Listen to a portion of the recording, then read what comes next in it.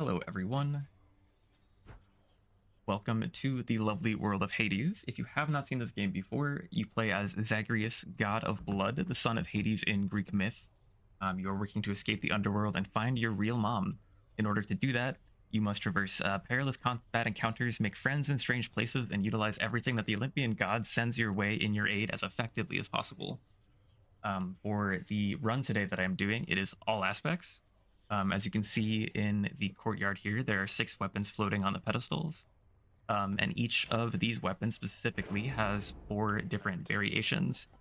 Um, and basically, the run goes as completing a full escape from the underworld with each weapon consecutively. Um, the exact order does not matter, but I will be doing each weapon one at a time just for a little bit more cohesion in the viewing experience. Um, let's see. And also to accommodate this run, I do have a speedrunning mod pack, which has been built by and sanctioned by the community for leaderboard legal runs. It just helps with a little bit of RNG mitigation, so that way runs are not egregiously swingy. It's a little bit better for marathon safety. And I think that is it.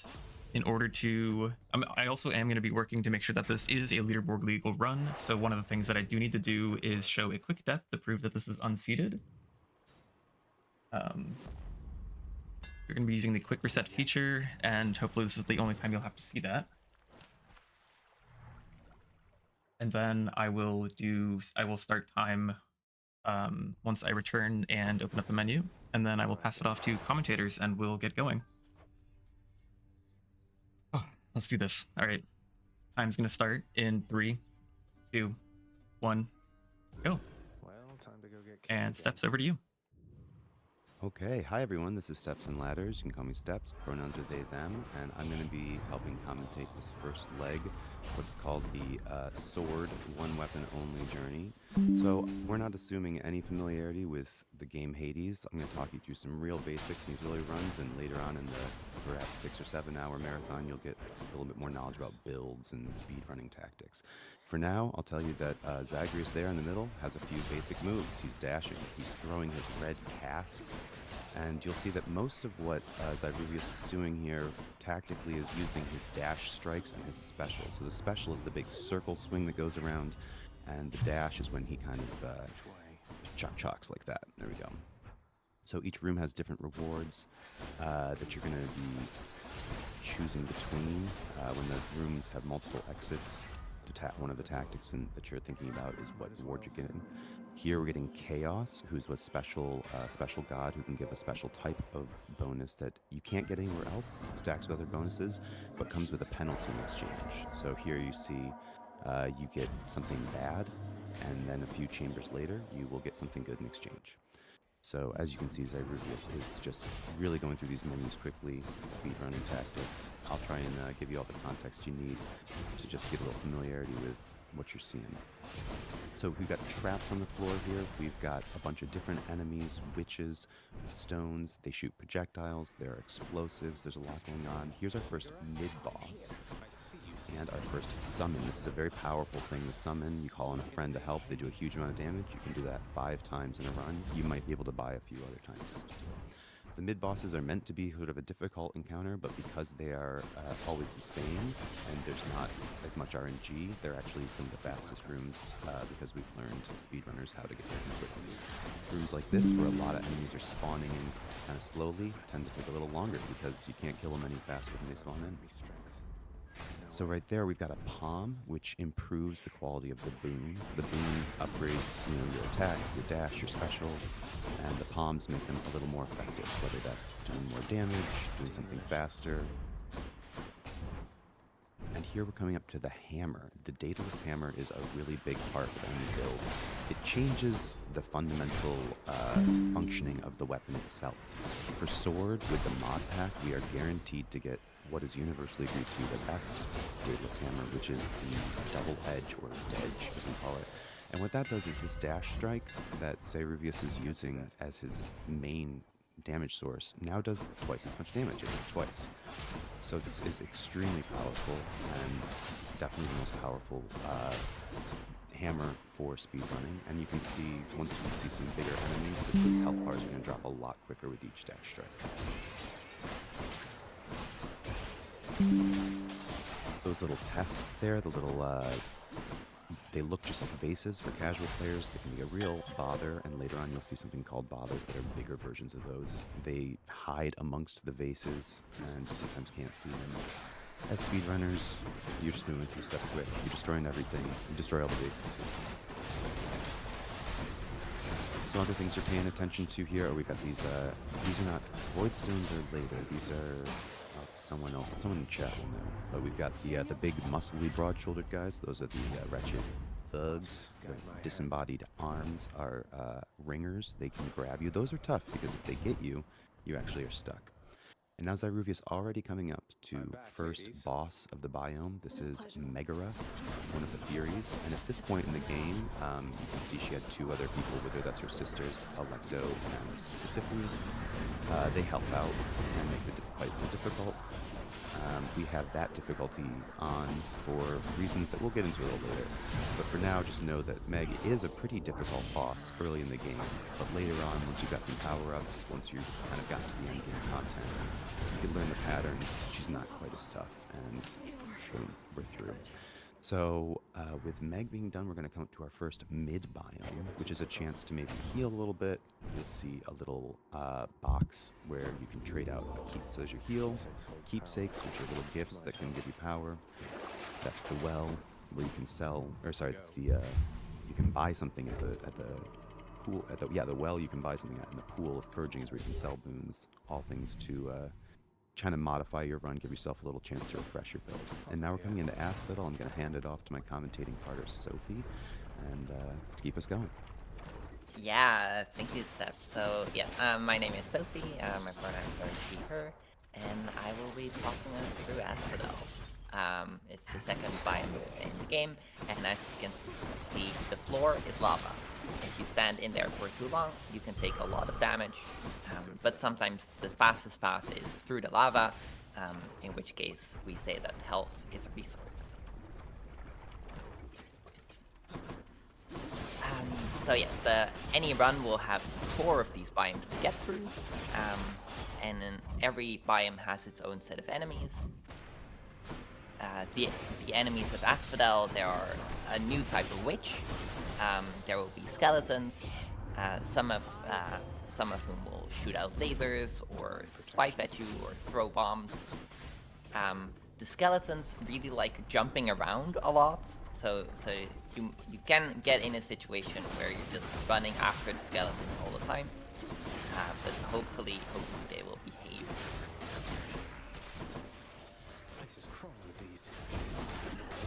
Now, one of the nice boons that we picked up is an upgrade to our special. It's the special boon of the goddess Athena, and this boon makes us able to deflect projectiles, send them back at the enemies. Which, if you're facing enemies that throw bombs or shoot lasers, that is really beneficial. Now, in every biome, we can see the shop of Charon up to 2 times. We like seeing the shop, mostly because there are no enemies, which means that every biome has a set number of chambers to get through, and if you get a faster chamber, then you are running the game faster. This is another one of our favorite rooms where we meet one of our many friends who will give us a little snack to eat and then send us off on our way.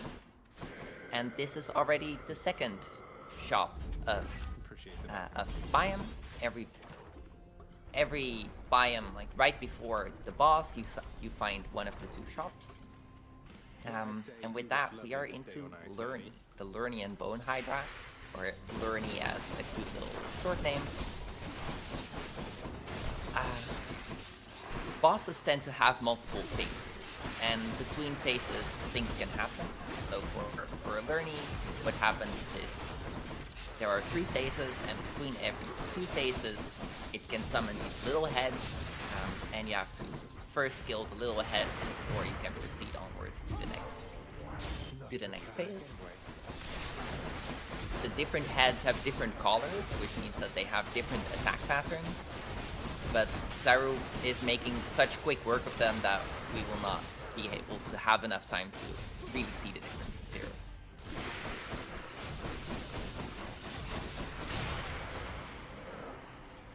So we lost in this fight, we lost enough health that we lost what's called a Death Defiance. We have 3 of those, or I guess already 2 of them have run out. Every time you lose a Death Defiance, your health gets restored back to full, or to like a good way up. But we can only do that so many times. So Zyru might be playing a bit more careful. So yeah, so that was our second mid biome, and as we're going into the third biome of the game, I'm gonna hand you back to Steps. Thank you, Sophie. So coming into Elysium, we are seeing another Chaos Gate, where you can get another advantage for a cost. The costs usually are not that big. In Elysium, some of the things we're going to see are these are flame wheels, the little guys that just blow up, that just run into you. Most of what we're going to see is what we call the Blue Man group, a variety of different enemies who look pretty similar, but I'm very proud for taking the time to learn the different names of. You'll see the bright swords, long spears, strong bows, and great shields, and they all wield those different weapons. And the thing you'll notice about them is that when one of them dies, that boon right there, Merciful End, is kind of the key to this build, and you're going to see things go quite a bit faster now in terms of health. There you go. There goes that mid-boss. But what you'll see in a lot of from the blue enemies here is when they die, they sort of release the little eyeball. Oh, we're not seeing blue enemies, we're seeing chariots, which we love to see because they are big enemies who die pretty quickly with this build. And there are fewer of them that are summoned when they come, which means this is a fast build. This is actually, I'd say, pretty decent Elysium RNG. The curse of chaos has been lifted. That was a precarious selection of hammers. The sword's second hammer is known for sometimes being wonky, in that some of the hammers can change the sword in a way that makes it kind of worse, or at least less fast. And so Zyruvias had to consider for a second there which one of those was going to be the least impactful or harmful to the build. So here's what I was talking about with all of the little blue men. I can't tell exactly which ones are which, but as you can see, each time they die, they have an eye. If you don't kill that eye within a certain amount of time, it will respawn the enemy once again. So now Zyruvias has lost 3 Death Defiances, which means that this run could actually end if he dies again. So that's why in the previous one, I picked up that Eye of Lamia, which said that enemies might drop food. Food gives you a little bit of healing. That's a cautionary move. It took some time to buy it. That means everybody's feeling like, I need to make sure that I don't die. Picking up the heart for some extra health, and going to another heart room to make sure that the run doesn't end. And this heart room is also a fountain room. Going to the end shop to maybe look for more heart, keeping the run very safe. And heading to our third biome boss, which is the twin fight of the twins, the heroes of Theseus and Asterius. They work together, have complementary move patterns. Asterius has really big, wide swings. Theseus has some of the patterns from the blue men earlier. But as you can see, now that Zyruvias got that Merciful End boon, the damage is pretty out of control, and they are quickly dispatched. And hopefully that's, what the boss fights look like when they're switching to a very safe keepsake, ignoring the pool and the well, just moving on because speed is still front of mind. And so I will turn it back over to Sophie for the final biome of this first run. So we are about to enter the biome of Styx. It is the last part of the underworld that we need to get through. Previously, we had one reward for every room. Styx works a bit different. We will see. We'll see that we can pass through different tunnels, and we need to get to the end of 2 tunnels in order to get a little snack. that we can use to bribe our favorite dog in the game. Um, the first tunnel that we pick is always one that has a mini boss room at the end, because once again the mini bosses are some of the fastest rooms that you can find. So this got us another big heart for a lot of extra health. So at this point we're really pretty safe. In Styx there is a lot of enemies dealing poison, so like these guys that we saw just now, they throw out poison darts, but Zyru tends to like have them dealt with before they can really do anything. So here we find the fountain room, where we get one more reward, getting us one of our death defiances back as one of the boons of Athena. That was very good. And now we can bribe the dog, and we can finally leave the underworld and enter Greece. But there is one last challenge on our path, who is our dad, Hades, and we need to defeat him as the last bit of the run. Hades just to address has a pretty... If I could just address a comment, chat. We're starting from a max save file for all of these runs. Yeah. Yes, no, that is indeed. For most of the speedrunning categories in the game, we start from a save file that has everything unlocked already, which means that we are more powerful than you would be for most of your own playing of the game if you've done that. There are also other speedrun categories where this is not the case, but for the most popular ones, they all happen in the post game. So yes, Hades has a lot of big chunky moves. You can, if you're not careful, you can eat up 100 or 200 health in a moment. He has a dash. No, like he can cast. He can send lasers. He has this big spear. But as you can see, if you've got a good build, then he can be gone very, very quickly. So that was the end of our first run with the sword of Zagreus. And now we just do this 23 more times with all the different aspects of all the weapons, which sort of like this is... There are not a lot of people who know how to use all of the aspects well, and that is really sort of... Zyru is a very versatile player, and that is really what we're going to be able to see today. Yeah, I would say if you aren't familiar with the game Hades, you are in really good hands with zyruvias. One of the things about this category, the all aspects, is that it's a really, really long category, meaning once you're in it, you kind of just have to keep going. So it requires a certain amount of flexibility, because you can't just reset, can't try again. You've got 24 runs, and Zyruvias is one of the few players that not only can complete this category and get 24 clears in right in a row at a quick pace, but can actually like be adaptable and flexible and be aware of what the circumstances are. Like you saw in that first run, they saw that they were hurting for health, and they started prioritizing the health rooms because, you know, if you die, that's a huge time loss. Meanwhile, in this run, we're seeing a little bit of a different approach than we saw with Zag's sword. Zyruvias was looking for the boons of Ares and Athena to make that combination boon Merciful End that I made a note about in Elysium that suddenly made damage go kind of bonkers at the bosses. Here, Zyruvias has started with a boon of Poseidon, Tidal Dash, what we affectionately call Splash Dash. And what that does is knocks the enemies back, but also just does a lot of AoE damage, hitting a lot of enemies. So the build that Zyruvias is going for with this sword, actually, you know, Sophie, do you want to talk a little bit about the aspect of Nemesis and how it's a little different than the aspect of Zagreus? Oh, yes, of course. So, yes, like the different weapons all have different aspects. So our first aspect, the aspect of Zagreus, had us be able to move faster.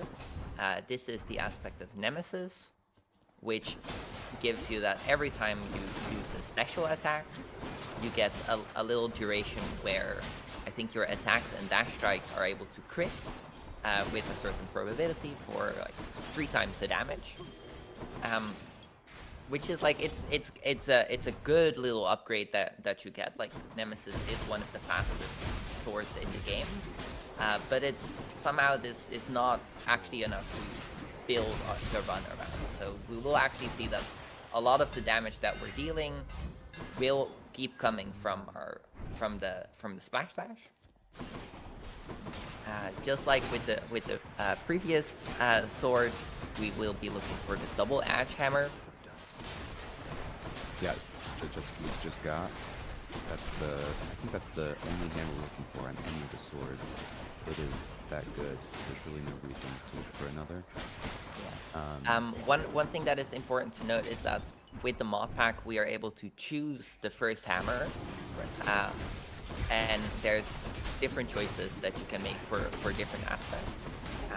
But it's really like it's an important bit of RNG that we've taken out of the game with this, just because there is such a large difference between the best hammer and the second best hammer, and because they play differently, you really just want to be able to play with the best one and get actual practice with the best one. Yeah. So I'm going to say a little bit about Hermes, who is one of the Olympian gods in this game, who gives you boons, but it's a little bit different than the others. The game sort of limits you to never having more than, well, you can occasionally have 3 of his boons, but really usually you only have 2. And we are looking consistently for a few different boons from Hermes. He can give you extra dashes, which is what Zyruvias got here. And because, as we were just saying, in this build, a lot of the damage is coming from the dash, getting an extra dash is just getting extra damage and extra mobility. When you're dashing in Hades, if you are not also attacking, you actually have iframes, you're invulnerable while dashing. So if you do what we call empty dashes, like that, where you're not attacking or doing anything else at the same time, you have invulnerability. So getting extra dashes gives you some mobility, it gives you some defense, and it gives you more damage when you're building around this splash dash. Hermes also has one of the most powerful boons in the game for speedrunning reasons, and probably for all reasons, called Rush Delivery, that gives you bonus damage based on any bonus speed you have. However, that one requires that you have ways to get bonus speed, and it can be a little RNG heavy. So for an RTA category where there's not a lot of resets, Zyruvias is going to be mostly looking, at least with swords, for dashes, because that's just going to be easier to find. You have 2 chances to get it, sometimes 3, and the benefits are pretty clear. Do you have anything to say about this flat damage soup build, Sophie? Anything to add about that? Yeah, so I guess sort of like the thing that we're doing here on this build is we're trying to, like, there's a different number of types of build that you can have in the game, and here what we're gonna try to do is to just collect a large number of different damage sources that will each do like a flat amount, which hopefully will end up stacking together to be a big number.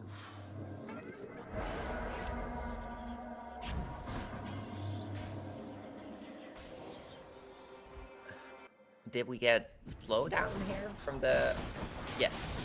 So we just saw Zyru go into the domain of chaos to get one of those cheeky little free rooms, where we made one temporary sacrifice in order to, in the long run, get something good out of it. And I believe that what we picked here is that we are moving slower, like the walking speed of Zagreus has gone down temporarily, which is not ideal for speed, of course, but we're getting something in exchange, which I believe will be an extra stone for our cast. I think it was cast Did I damage. see that? Oh, cast damage. Okay, I don't remember. yes, that. And it's thing is about this game and speedrunning this game is that the speed slowdown curse it does impact things, but as you can see, especially with the bonus dashes, most of the mobility is coming from just dashing around. There is a cooldown after dashes that leaves you vulnerable. It's 0.5 seconds, I think, 0.55 seconds. So that's sort of one of the challenges, but you can see that with bonus dashes, you can barely tell that Zagreus' move speed has been reduced. And this is another sign of familiarity with the game, knowing those dash distances, where you can move to, how many dashes it takes to get to these things. Speedrunning Hades is very much just about playing the game very well. That's something that I think is really cool about the speedrunning community of Hades, is that it's not a big... you're not doing really many exploits or glitches or anything like that. It's mostly just playing the game really fast. And so there's a lot of mastery going on here that might not be apparent to people who aren't that familiar with the game. But these types of like calculated risks about which boons are being taken and how gameplay is adjusted based on, for example, this reduced speed.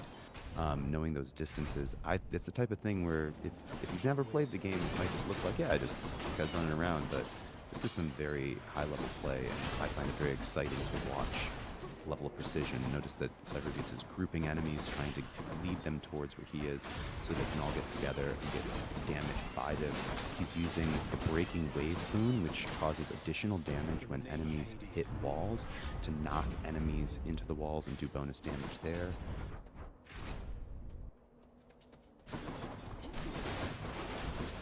Yeah, sort of like what you said. It's one of the exciting things about this game, especially like these real-time categories where we're just playing according to time as measured by the clock.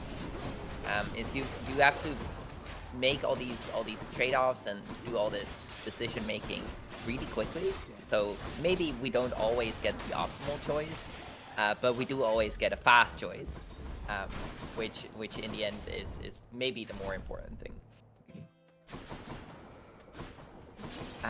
And so similarly, like a lot of these dialogues will go by and they will be too fast even for the commentators to properly read at times.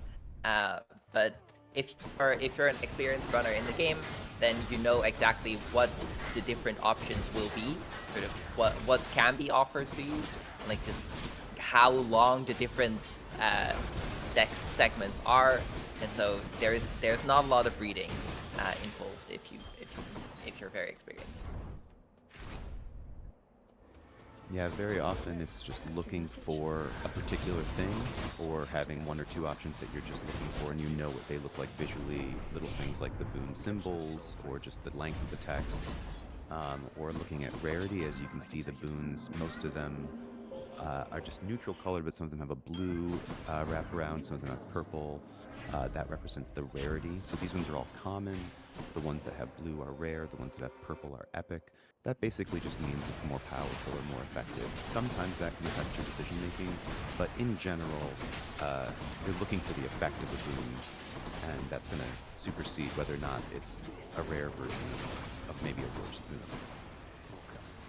And all these explosions that we see, like these little bombs that explode every time Zyru kills an enemy, that is another one of the curses of chaos. One that can be very risky, because as you see, there's a lot of bombs flying around. One of the interesting things that I've thought about speedrunning Hades is the difference between big and small enemies. It makes a really big difference to things like that Inferno Bomb curse. If you get 3 chariots, it's not a big deal, but if you get a room full of flame wheels and witches like Zyruvias just did, it's a lot riskier.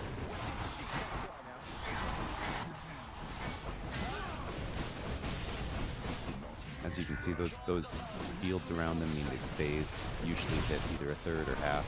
For the heroes, they phase at half hit points, half health. And you can see that Theseus really kind of a pain in the butt, because he has that shield, and it's I don't know, it's confusing sometimes what can hit the shield, what goes behind it, where it's actually blocking. Some AoE Oh, stuff. look at that! Did you see Zyru flexing here, like giving a little greeting to the shade? I going for the shade in RTA category. There is in the fight with the heroes. There's this whole crowd of onlookers, and most of them are fans of Theseus and the Minotaur, but one of them is a fan of Zagreus, and so every time he's cheering us on, and it's like, and you can go say hi, which if you're running an RTA category is kind of a flex because technically it's time loss, but I mean sometimes you just gotta say hi to your fan. Well, you know, it's like I learned from an episode of Bluey recently. It's like you were making good time, but now you're making good times. You know? I love that. I love Bluey so much. Bluey's so good. Truly. Model parents. Razor Shoals, that's a great boon that does damage over time to any enemy that's struck by one of the splash boons that knock enemies back. So every time Zagreus hits an enemy with a dash now, they're also going to get damage over time, which just helps sometimes to clean up, you know, if you're dashing around a room and someone has a tenth of a health left, of their health bar left. You don't have to worry about it because there you go. Well, it's sad getting it this late in the run, but what can you do?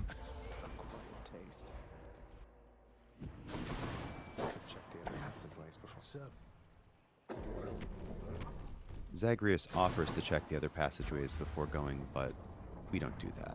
We're in a hurry. Yeah, so one of the things is that in the base game, you might have to go into 2 tunnels, or maybe 3, or maybe 4, or if you're very unlucky, you might have to check all 5 tunnels before you get the snack to bribe the dog with. This is one of the bits that where we've removed some RNG with the mod pack, just to make sure that it's always the fastest, always just the second tunnel that gives you the snack. Because mostly just because it's very annoying if you're on a good pace and then you lose the coin flip, and with the coin flip you lose like another minute. Especially because that RNG comes at the very end of the run. Yeah, so it's just not a fun bit of RNG.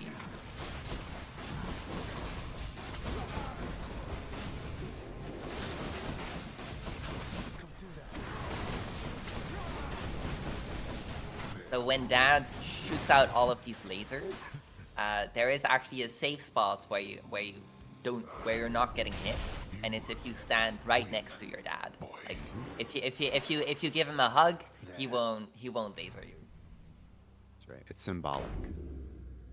It's a game about reconciling with family.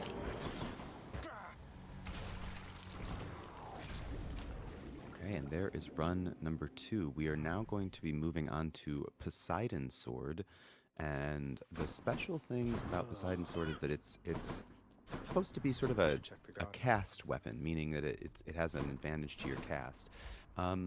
You can play it that way. I think that's actually what zyruvias is planning to do. If you're going for one of the in-game time categories where you can do a lot of resets, people often just go for a faster straight sword build like the Zag Sword or Nemesis. Because it's RTA and there are options that make the cast faster. Zyruvias is starting with Phalanx Shot. That's the Athena cast, which is a pretty chunky one, meaning it just adds a lot of raw damage. And is going to be trying to build around that and look for just some more of that type of splash, flat damage soup that we saw with Nemesis as well.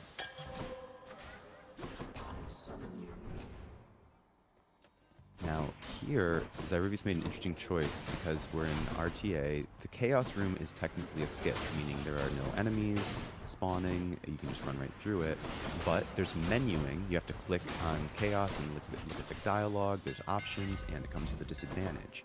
Whereas the room that came up in Chamber 3 was that Daedalus Hammer, which doubles the damage of the dash strike, which is a really crucial element of any sword build. And we know as speedrunners that if you miss that hammer in Chamber 3, it might show up again in Tartarus.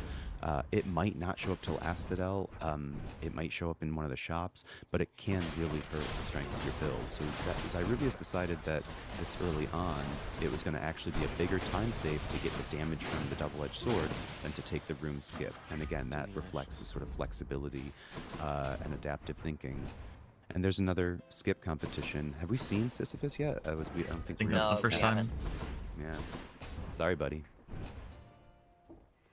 Yeah, and so sort of like with this hammer being offered to us very early, there's like two factors that come into consideration here. One is about having to play all of the rest of Tartarus without the hammer, and the other side of this is that the rooms get longer and longer as time goes on. Every room has, it's called, I think, point value, and then every enemy is worth a number of points. And as we get deeper and deeper into the run, there will be more points worth of enemies. So, but in Chamber 3, there is not a lot of points yet, so meaning that Chamber 3 is likely to be fast anyway. So it's not as bad if you don't get to skip there.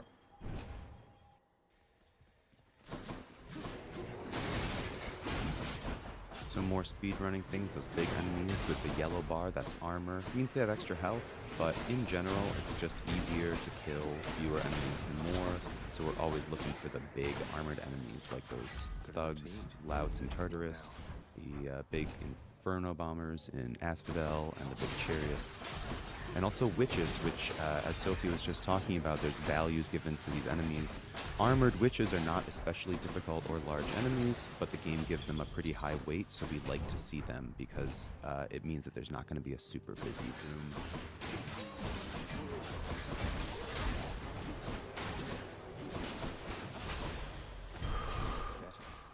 That was a really cool thing that was going on there, where Zyru was first baiting one of these hands further into the room before killing it, which I think has to do with manipulating the spawns. Like, you want all the spawns to happen on kind of the same side of the room. And that is a lot of movement that Zyru is doing is based around making the enemies spawn in an advantageous position. So this Tartarus boss is Tisiphone, who is the time lossiest of the three options because, as you can see, she kind of shifts the arena into a smaller form, and you get stuck just waiting for that to load. But still making short work. She only has 3 phases instead of 4, so that's it's not the worst time loss, but still slower.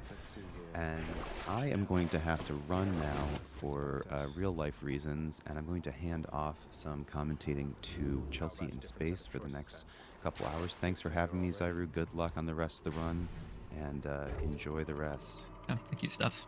Thank you so much for commentating. Appreciate it. And with that, we are back into Asphodel. We took the keepsake of Artemis with us, so hopefully we will meet Artemis again. In the meantime, Chelsea has joined us. Say hi, Chelsea. Hi, Chelsea.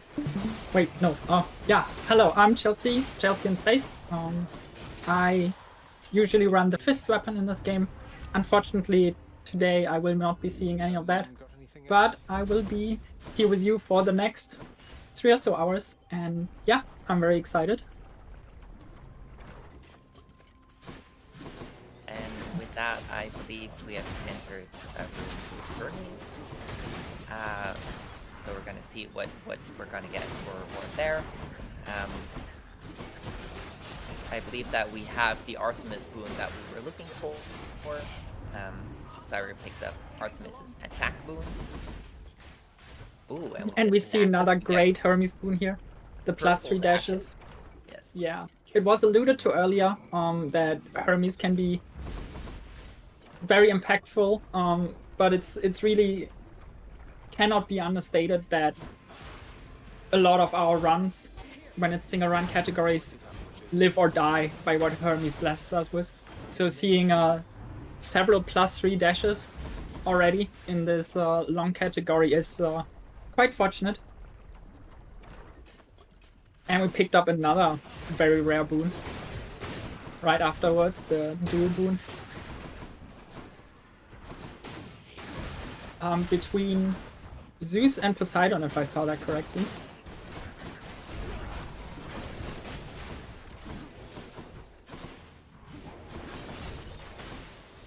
And all in all, this build is coming together quite nicely. Here we get another fountain room. They were talked about before. I'm not entirely sure if it was mentioned that it's one of the features of the mod pack we use, that we can see on the door that's ahead of us if there will be a fountain waiting for us or not. Just because it's somewhat difficult to really like value the RNG of fountain rooms in the unmodded categories when you don't even know where one would have shown up afterwards, and this just lets us make more informed decisions.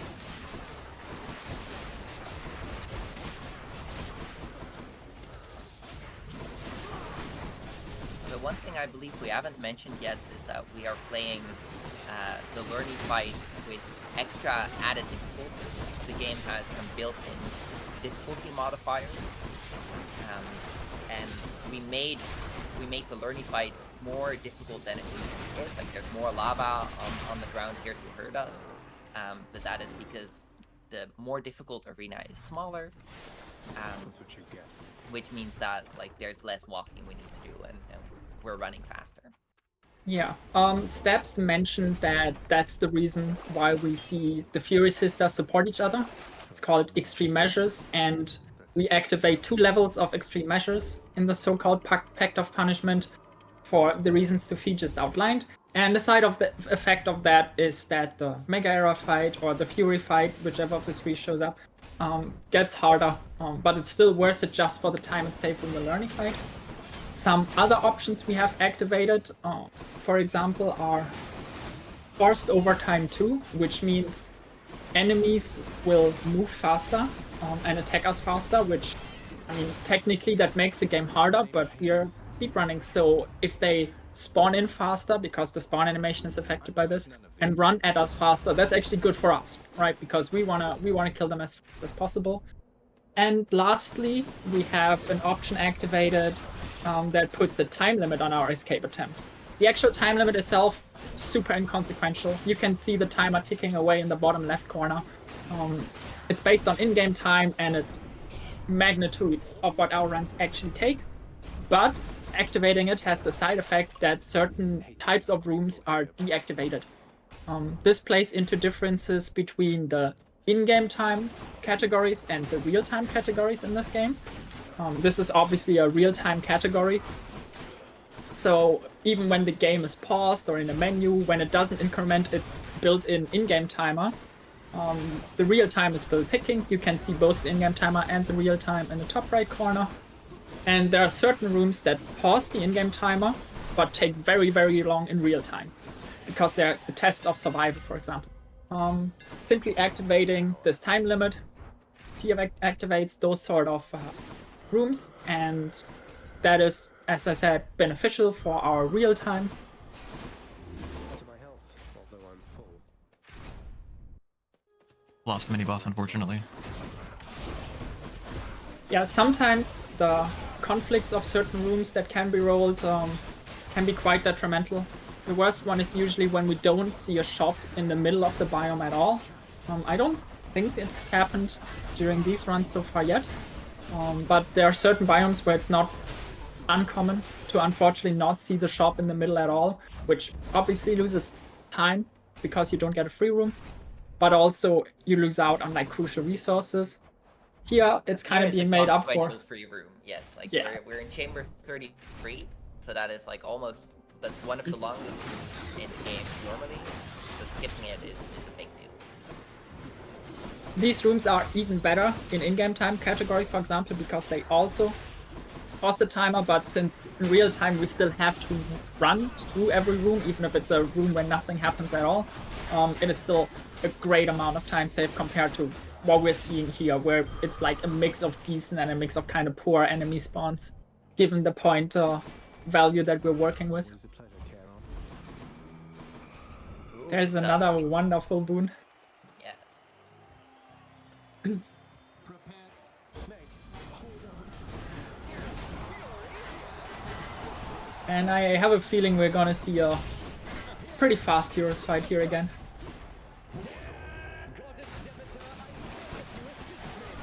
Especially the Zeus 8 is wonderful complementary damage. What happens is that the gods can give us a boon that lets us call for the 8. And in the case of Zeus, his 8 is he's raining down thunderbolts from the sky. So it's not tied to any of your actual moves like the attack or special, like most other boons we picked up so far.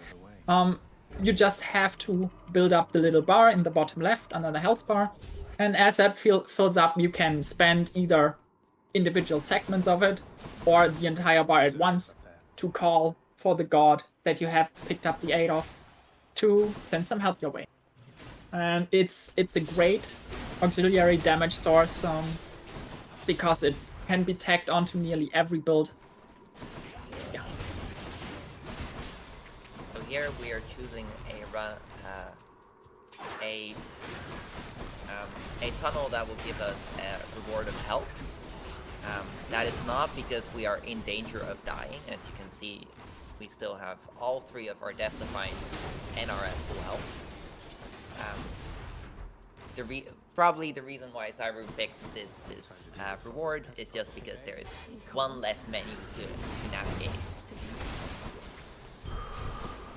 And over a long run such as this, saving like an individual second or 2 every time, it adds up. Yeah, similar argument could be made for picking up money here. Obviously money and health you just interact with and they get added to your inventory, whereas with all the other boons you have to like go through the selection screen, and as Sophie said, that is time loss. We don't do that here.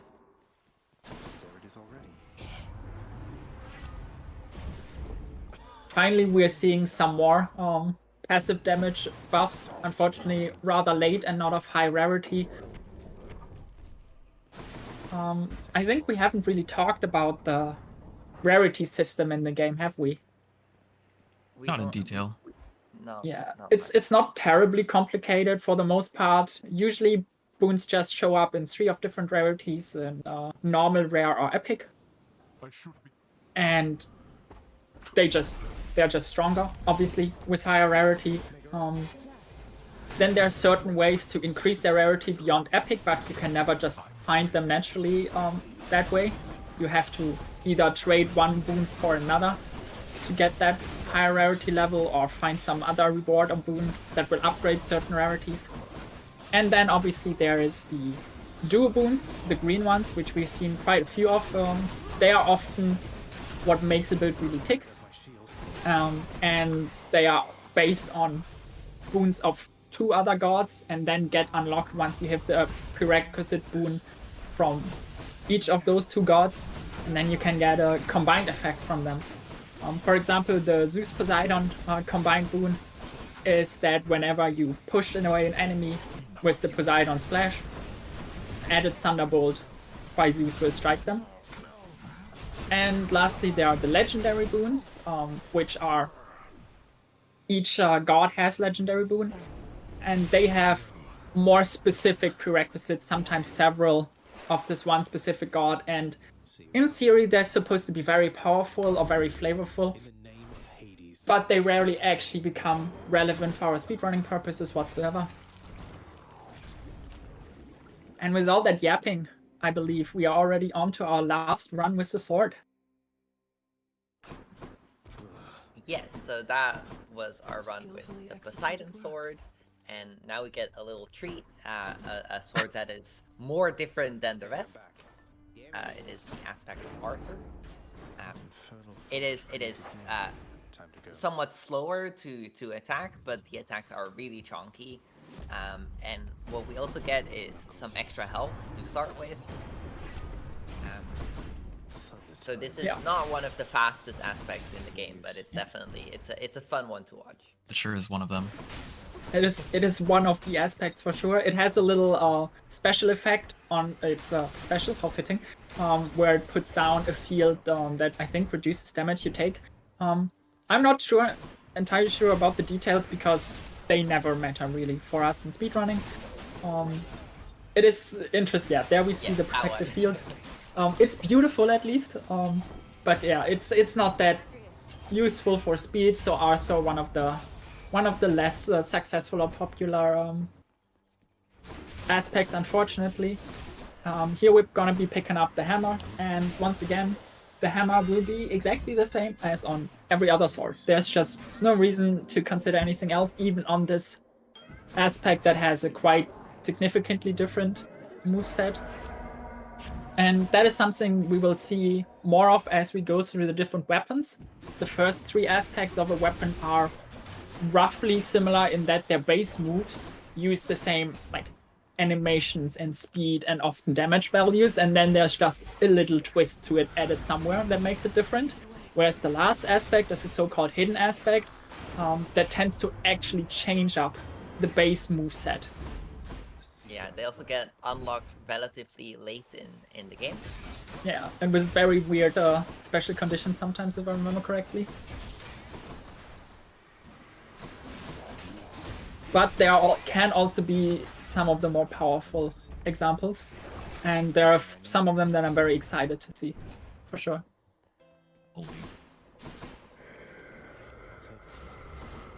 Looks like we are getting deeper into the crit damage approach with our build here on this sword.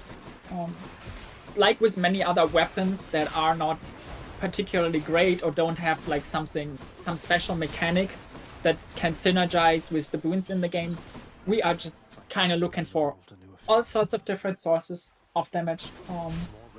We tend to call them damage soups or flat damage soups, these types of builds.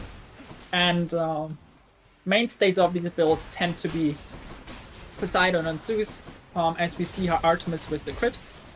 Aphrodite can also provide some relatively strong added base values to your attacks, but kind of we just make do with whatever we find.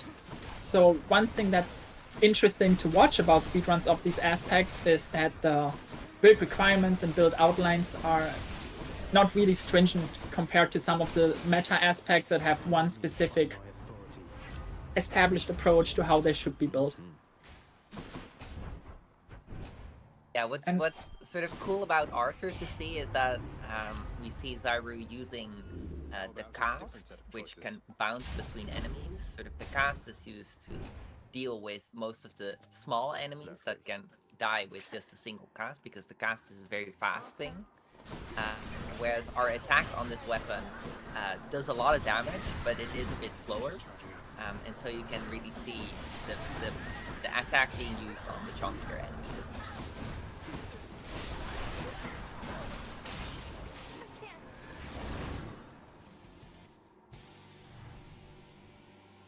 She wasn't very nice. I think we've seen all three of the Fury sisters at this point. I think it was pointed out earlier that Persephone is the slowest, and Which one? I think Electo and Megaera, between them, it can be a bit of a toss-up because like they have different options to move around, and they also have like very slightly different health values. But in the grand scheme of things, we don't super care usually if we see Megaera or Electo, because they both have the health bar segmented into 4 parts as opposed to Sisypheus 3 parts, and they have comparable HP values in total. So and the only one that's Zyru pick trap damage in exchange for backstabbing. First hit. First hit, okay. So yeah, like so the punishment here from Chaos is extra trap damage, which in Asphodel will likely hurt. yeah, but the lava is getting- considered a trap. Yes, but if we do get the extra bonus damage on like the first hit on an enemy, with our super chunky attack, that can really do a lot of work for us. Another thing about our build that you may have noticed here as we went through this room is that sometimes some enemies get a little targeting icon on them that's green, and that indicates that Zyru hit another enemy with a critical strike, and he picked up a boon that makes it so that whenever that happens, another enemy in the room will be marked, and when he hits that marked enemy, he will once again have increased damage to hit a crit against them. And so you I can believe kind of chain we're that searching together. For a rod here, by the way. Yeah, we're unlucky. not getting very lucky with it. But we are picking up as many Artemis and Zeus boons as possible to once again get the lightning rod boon that I think we also had in the previous run. Yeah, the lightning rod boon makes it so that Why must we always fight like the this, Ernie? casts you lay down, like after you throw your cast, it will eventually pop out of the enemy and just lie around till you pick it up again. And with the look, we're boon seeing they some were actual describing, tech here. We are seeing tech, like when the little zone of influence made by the special. It also means that on that place, the lava doesn't hurt us.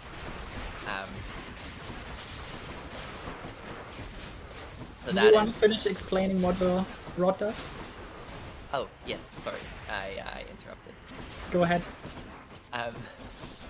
Yeah, so the lightning rod is whenever one of our cast stones, the little red parallelepipeds is on the ground. Once every while, there's a lightning bolt striking in its area. So I guess it kind of does the opposite thing of a lightning rod because the lightning is Hardwood, then. not hitting the rod itself. It's like a reverse lightning rod, yeah. Wait, that's just the taser gun, basically. Incredible discoveries in the Hades community. Yeah, we are pushing the meta here with our discoveries, I think. But yeah, there will come a point in the Hades runs that string together several runs where you kind of have started covering all the basics of the game, how the game works. Then you kind of just talk a bit about what the weapon individually does, and then if nothing specifically interesting is happening room to room, you just kind of have to fill the time with some amount of yapping. So did we just pick up warding slash? I think so. Yeah. Yeah, it's one of the funniest hammers in the game for sure. I love it. Yeah, so what this hammer does is it makes us deal extra damage if we have a lot of money. Yes. I don't think that this is actually a substantial amount of money. It's 5% It's per gold, I think, right? Okay. 5% of the gold, sorry. Yes. So it's really not a lot of extra damage that we're getting out of it. But what's nice is that like it's also relatively harmless. There's the rod. It Wonderful. doesn't hurt our muscle memory. Yeah, so we are picking up rod. We get a skip on chamber 31. Ooh, And a another skip on chamber 32. 32. Which is, that's not obviously not bad, but you are kind of sad to see it on 32 instead of 33 or 34. But yeah, I think the thing I like the most about Hoarding Slash is just the visual. Like, is he just hitting them with his wallet? Like, does he have a little like purse that he like attaches to his sword so it hits them harder? It has to be something like that, I'm sure. That is a very cute idea. Not a skip, but still a relatively friendly chamber 33, I want to say. 34 looking not so kind. As it was talked about earlier, it comes down to the point pools that the later rooms have and what enemies the game picks to fill these points with. And the armored enemies, the ones with the yellow extra health bar, just have, relatively speaking, are worth many more points, then they take longer to kill, so it's just always so much more efficient to see them. Throwing a little Athena in there, nothing interesting, just filling up another core boon. Gentlemen, I'm back. I think what this build is lacking the most at this point is a good damage call.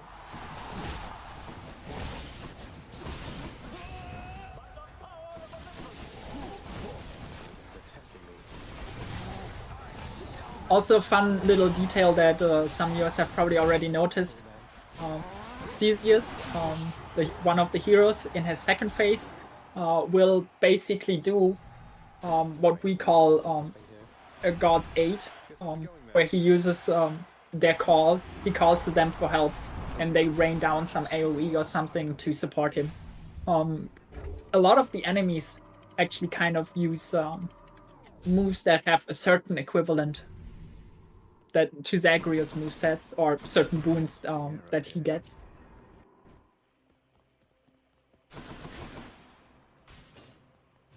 Like, you're off to Styx again. First taking a reward without menuing. Sorry? I feared that I took a non-mini boss tunnel and started panicking. No, it was a mini boss, but it was gold. I was wondering if you were gonna look for Zeus call, but then I realized you already picked up the call with the keepsake. In this case, it's the Hades call. So basically, we're calling our own father for help, which is unlocked late in the game for story reasons usually. So it's a bit weird that we get to actually do that in these runs. But yeah, we use our father's aid to fight against him. This call has a few very weird properties. It makes you faster and stronger, but it does not really properly communicate that in the game. And it has a very specific quirk that makes it very useful for us, the speedrunners, because when you activate it, you force every enemy on screen to repeat their previous move or action. And Hades has certain moves that let us damage him very freely, and other moves that we don't like to see. For example, when he goes invisible. So this call is like a very, very, very important tool to prevent him from going invisible by forcing him to do doing one of the attacks that we can freely damage him throughout. And on most aspects, once they have their build and go into the last biome, picking the Hades keepsake that unlocks his call for us is kind of the standard option if you don't have a call already in it.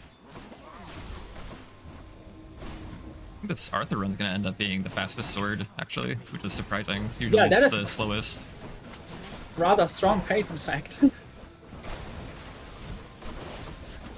It's really amazing seeing, like, whenever you dash strike someone, just how the health bar just evaporates. Like it Yeah, does this so is many big numbers. so many damage with every single dash strike. Oh, that was very unfortunate that he decided to go invisible with just a sliver of health left. And that is exactly what we use the call for, to manipulate him into not doing. In his phase 2, he doesn't actually ever go invisible, so now we just charge the call up fully for the maximum damage boost here.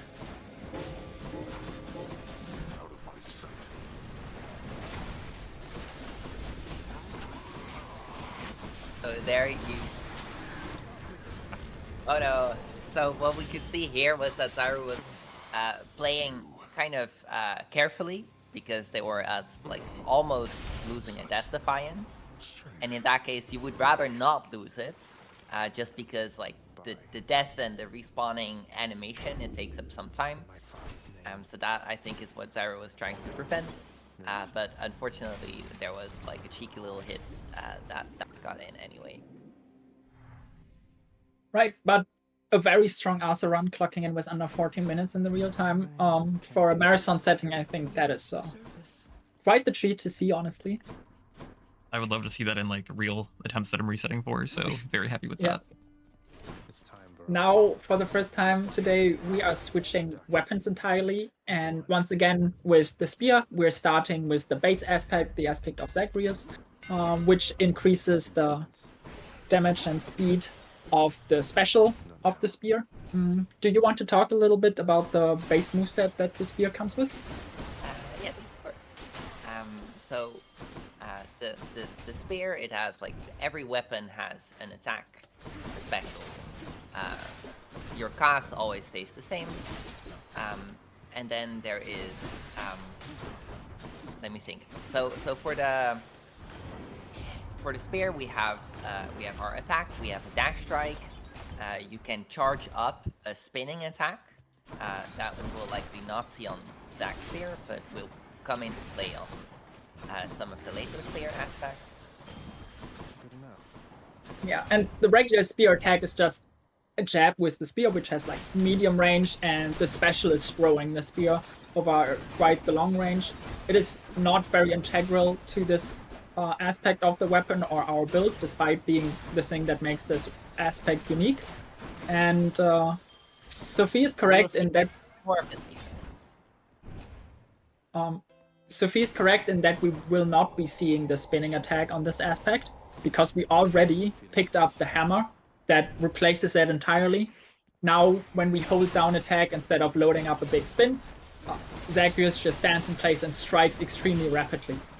And that is kind of just the best approach for most spears to pump out a lot of damage very quickly, as opposed to a weapon like the sword, which you could see heavily centered around dash strikes, so attacking and specialing combined with your dashes. The spear actually tries to get out damage with its dashes. Again, Poseidon dash for the big AoEs, and then while the dashes are on cooldown, you will just try to rapidly strike with your weapon to kind of fill out your DPS even more. And that is a bit of a stylistic difference from a weapon like the sword as we just saw it. Power of Olympus. Once again, build is going into a sort of damage soup direction with the Poseidon's Flash Start. It's so universally useful on weapons that don't really have anything more specific that they'd like to do.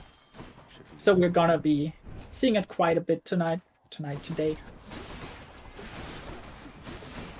It is evening somewhere.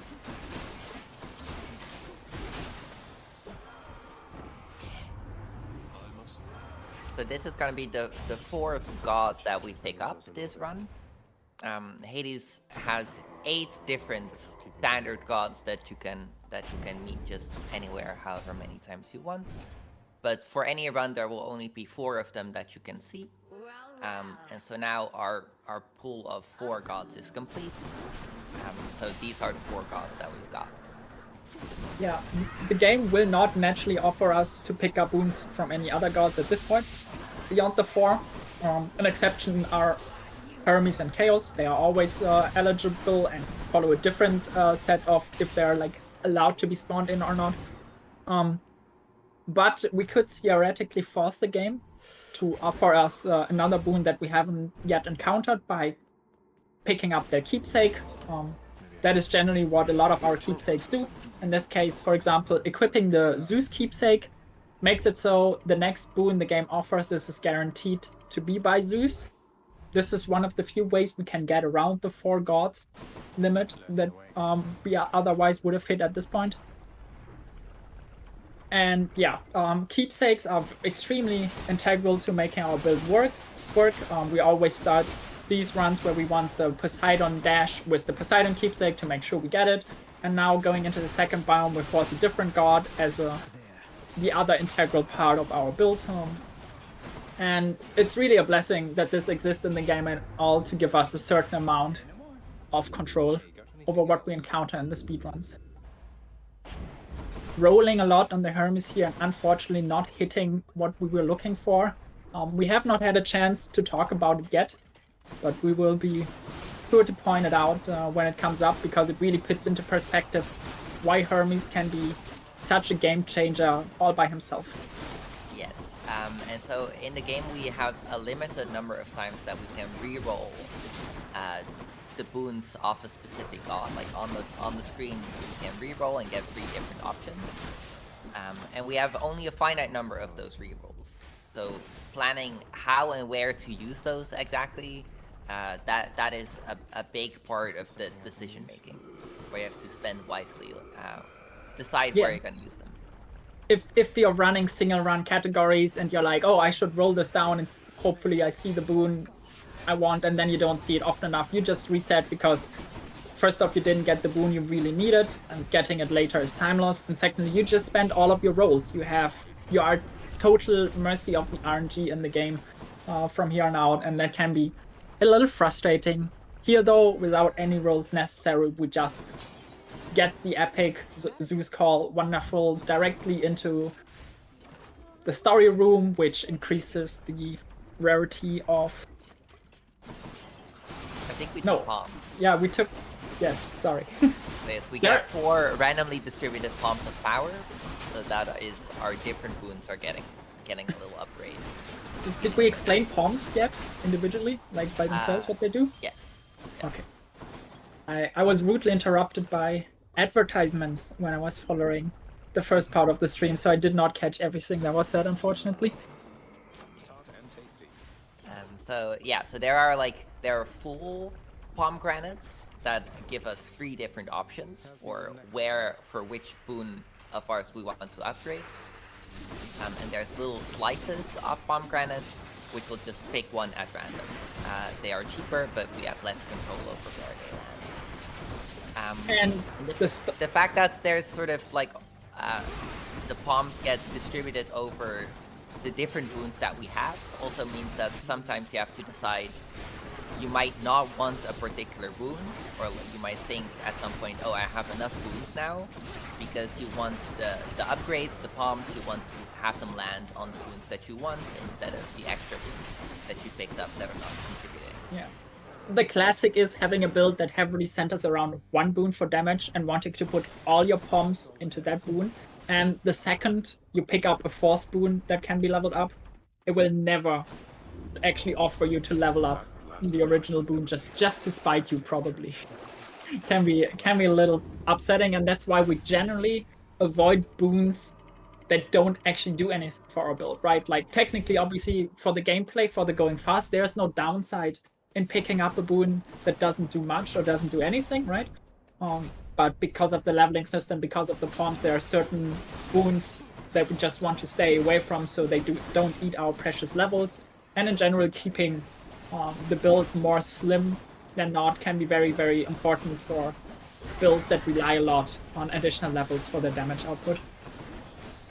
Also, higher rarity boons scale with levels better, if I remember correctly. Yeah, and we do have a very rare boon on the special right now. So when we hit special, we throw this projectile, and there is a red boon on there, which is like one of the special rarities that you can only get under certain circumstances. And the boon is making like a little sword hang over an enemy's head, and after a second or so, the sword falls down and deals a lot of damage. Yeah. It's one of the boons that benefits a lot from rarity. So it's cool to see that be at red. Yeah. Also, one of the boons that really benefits from levels, so also very nice to see we already got 3 levels in it. And this is in fact a build where spreading out the levels is actually quite important, because obviously there's diminishing returns to this, where the higher the level goes, the lower the individual point or percentage of damage increase will be. And we picked up Jolted there, which is a nice little bit of additional damage coming from our Zeus Call. Now we picked up Wait, Jolted. what did we pick up? Oh, I think we Double picked strikes up and Jolted. chance to hit a second time with a Thunder Strike, right? Okay.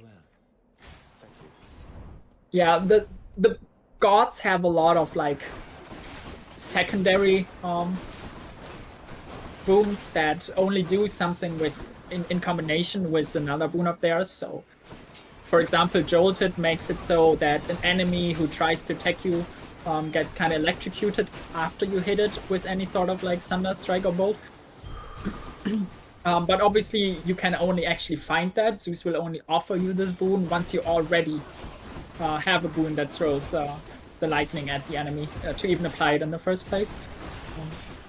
And so certain gods you need to see several times to really get the most out of it, and certain gods and certain boons are relatively self-sufficient in comparison.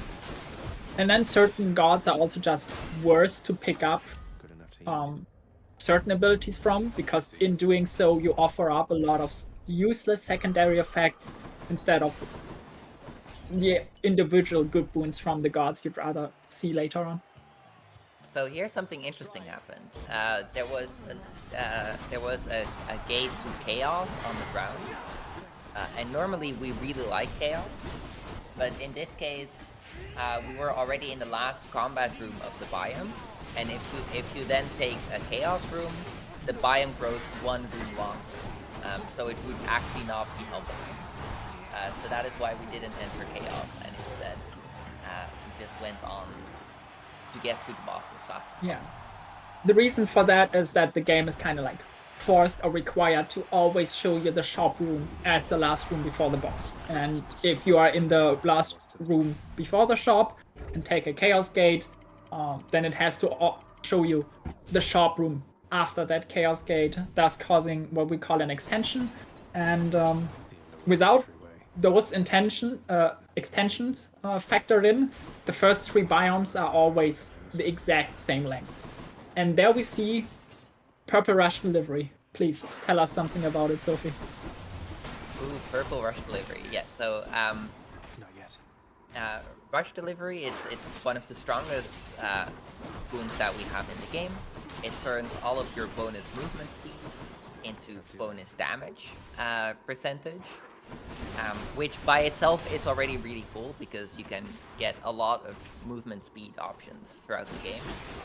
But another like really funny thing about it is that normally additional damage, sort of if you get like plus 50% and another plus 50% of damage, then those will add up to plus 100%. But movement speed scales differently. Movement speed actually grows exponentially. If you get plus 50% movement speed and another plus 50% movement speed, then those add up to a bonus 9/4 movement speed, which is a very big number. So in especially in the shorter runs, getting Rush Delivery and a lot of sort of different sources of bonus movement speed can be a big source, can sort of be a big game changer in how fast your run is. I do love that you resorted to fractions there, Sophie. It's 125%. Like it totals up to 225 instead of 200, right? Yes. Another big thing about Hermes here is that, like, first off, the damage increase is global, meaning it applies to every sort of damage we do. A lot of other damage buffs in this game only apply to your attack specifically, or like all your strikes or stuff like that. Whereas global means like any damage source is positively impacted by this. That is relatively hard to come by, and just kind of really like amps up the damage really quickly. Another thing to note is that another Hermes boon we already picked up this run is Hyper Sprint, which makes it so that for a certain time after we dash, we will take less damage and move 100% faster.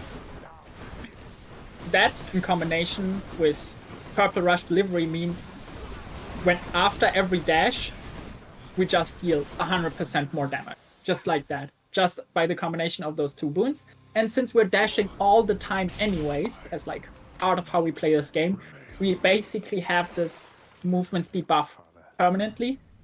And that means we permanently just have 100% more damage of the combination of those 2 Hermes boons, which, like, if you're speedrunning the game and you saw how quick work we made of bosses and enemies in the previous runs, and then you imagine any build like that, but all the damage is just doubled, just of those 2 Hermes boons. Yes, but if the fact that it applies It's to insane. every source of damage, that's huge. Sort of like because we had Splash Dash, for example, which normally already deals a good chunk of damage, but then Splash Dash with double damage, that's just big. And I did actually get a gold split on the Zag Spear fight at the end there, so that just kind of speaks to how crazy it is. Wow, yeah. I have a lot of time in this category.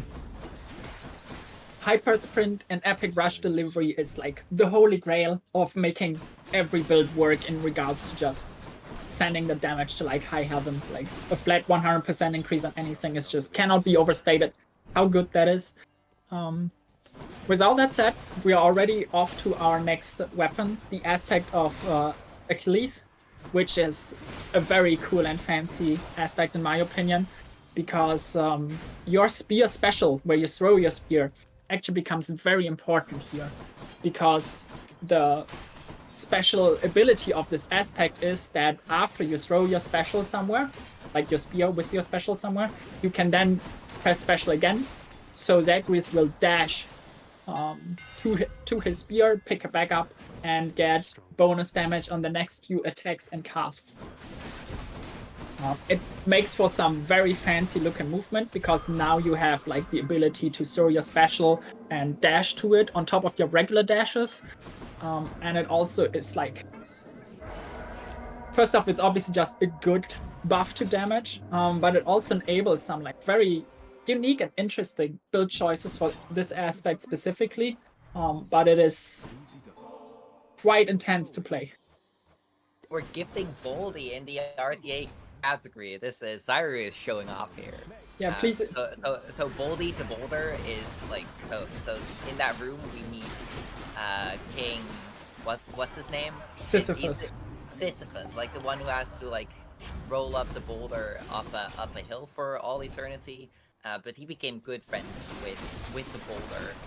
He spoke Boldy and he gave him little gifts in exchange for very, very minor upgrades to your damage. Yeah, this is time loss, right? Like gifting Boldy is time loss, but you should is still close do it. to our hearts. He is special Yes. to us.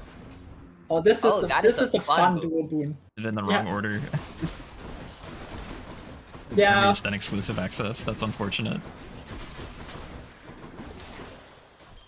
Yes, Well. so what the duo boon does is it makes sure that every boon that we find is from now on epic rarity, so it's purple.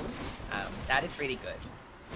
Of course, but like the unfortunate thing is that we would the thing we would want most is for our Hermes to be purple, but we picked up Hermes before we picked up the duo boon that makes everything purple. I'll take this one. Oh, purple do? More bloodshed. For now, I guess.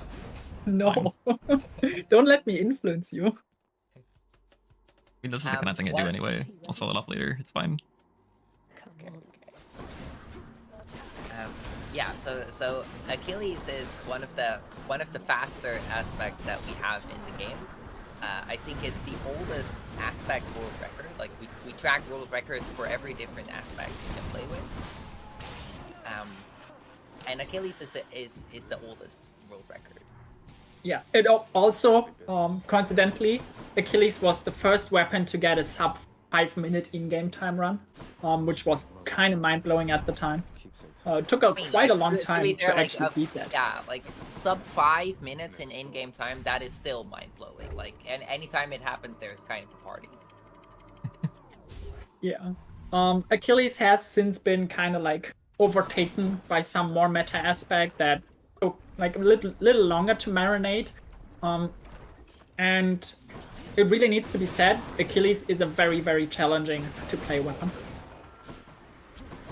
And part of the reason why this world record was set and why it was so impressive, because a large aspect of it was just the person playing it at the time being like very, very, very good on this weapon that has both a pretty high skill floor and skill ceiling. Also proving us right in talking about it being like one of the faster aspects. I believe this is the first time today we saw Zagreus entering Asphodel in under 2 minutes of in-game time. The witches fight is so beautiful to see. Sort of like there's like the witches fight can be very annoying since you've got so many different witches who are all doing their own thing. But Zyru knows the right setup to hit all of them at once with one call to Meg to help, which makes it into a very fast fight. But that is a very real show of skill there.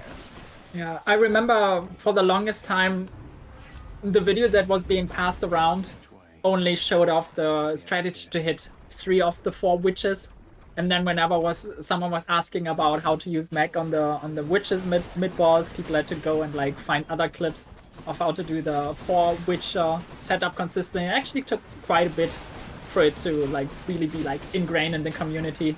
as the new standard around the time when I was running, if I remember correctly. And also shout out to Risk13 for being the first person to discover the Zero Witch tech, which is really cool in my opinion. I don't know what that is, I'll be honest. It's completely whipping.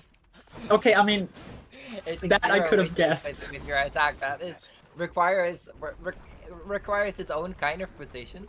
Like, it requires intention See, you regrew your and determination. Just brilliant.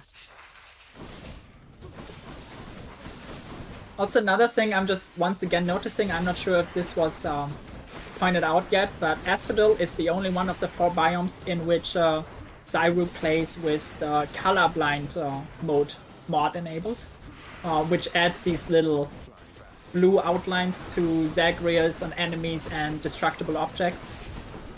Unfortunately, there is no native colorblind mode included in Hades, so we added a mod that handles that, and that is the only mod that is actually legal on all leaderboards, even the unmodded categories, because you know, we hold the firm belief that accessibility should be a priority within video game spaces, and for speedruns even more so.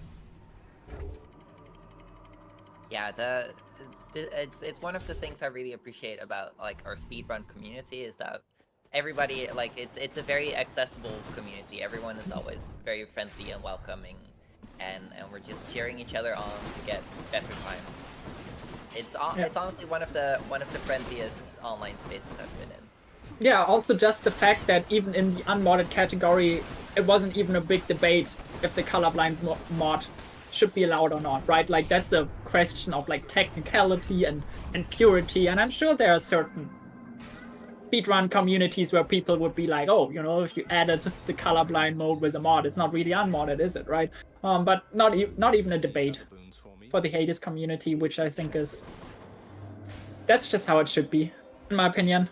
Also, Hades speedrun community... the chaos there, by the way, which I guess means that all the different curse options on offer were kind of too harsh. Normally, chaos is not something that you really roll for on this weapon, I believe. Yeah, it's just... what else are you gonna use most of the rolls for at this point in the run, I guess, is like one argument. Zyru rolling immediately the next boon, showing me this is, for example, where you would do that. Thank you.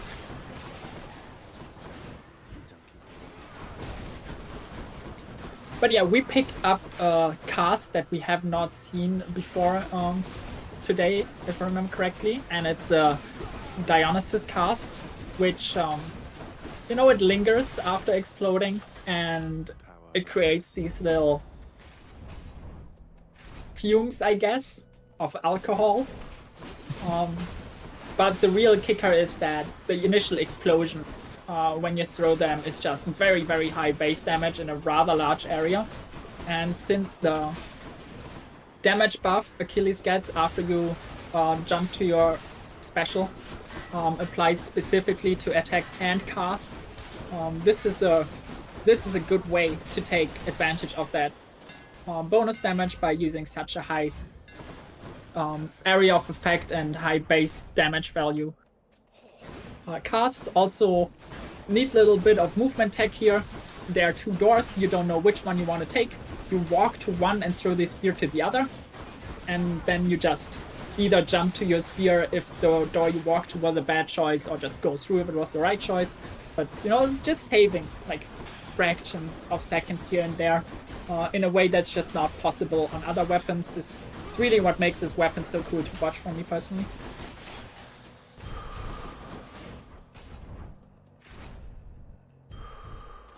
Right, just looking for health here, skipping any potential buys or menus on the end shop.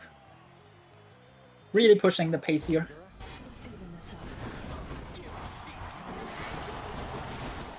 Also, the heroes have their own meg setup to make sure that you hit both.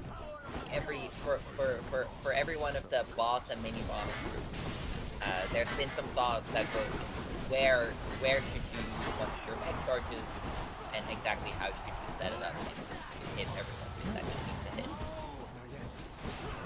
this was a bit of an unfortunate heroes fight in regards to positioning and which sort of hits were blocked by Theseus with his shield. But also, Achilles is a very fast weapon, but it does sometimes struggle a bit towards the later game with keeping up the pace. Like, it has potential for some really extraordinary early and mid games, but falls off a little bit more on most builds you will see in a marathon setting. Let's see what's in here. I just gotta say, I love the little bits of dialogue, the little comments Zagreus always throws in. It's part of what makes this game so incredibly charming. Like, when I speedrun this game and he enters a door and says, "Let's see what's in there," I find myself just repeating it after him, going like, yeah, Dad, you're right. Let's see what's in here. It's beautiful. I love it a lot. There's Zagreus, when you walk into the dad fight, he sometimes says to himself like, I can do this, which is just so encouraging. Yeah, like, it's not an overstatement to say that has like genuinely calm effects on me, the runner, when the character in the game does that. That's just awesome. Yeah, Supergiants put so much like attention to detail and just even the minor things, and it really shows. Like, there's so much we can talk about in this speedrun, like so much interesting tech, build choices, little mechanics in the game, little things that we do specifically for speedruns. You know, the way the meta developed, the way we designed the mod pack to make the game less frustrating to play. But really, even if you're not a speedrunner, Hades is just a beautiful, beautiful work of art that this speedrun, obviously, we skip through a lot of that. You don't hear a lot of the dialogue, you skip all the like story beats. Obviously, we don't see any character introductions, for example, because we're on a cleared save file. But all of these things make this game so worth playing casually that, you know, I encourage you to give it a shot if you haven't yet and this gameplay looks fun. It's really it's the full package. No other way to put it. Had to just chill for a sec. We can really see the cast putting in a lot of work here, just with big chunks of damage. Yeah, that was unfortunate how it bounced off the wall in a bad angle. And yeah, the fact that it actually lingers for a while there is actually kind of disadvantageous, because if you could pick them up immediately to throw them again immediately, that would just be more DPS and faster. But the drawback of this sort of build is that you actually have to like wait for them to be able to pick them back up again.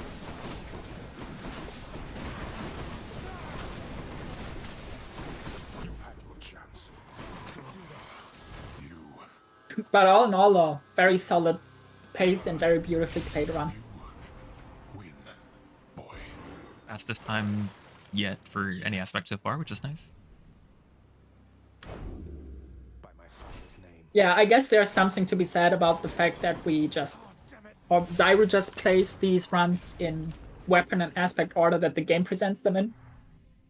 That is not the actual meta for these runs.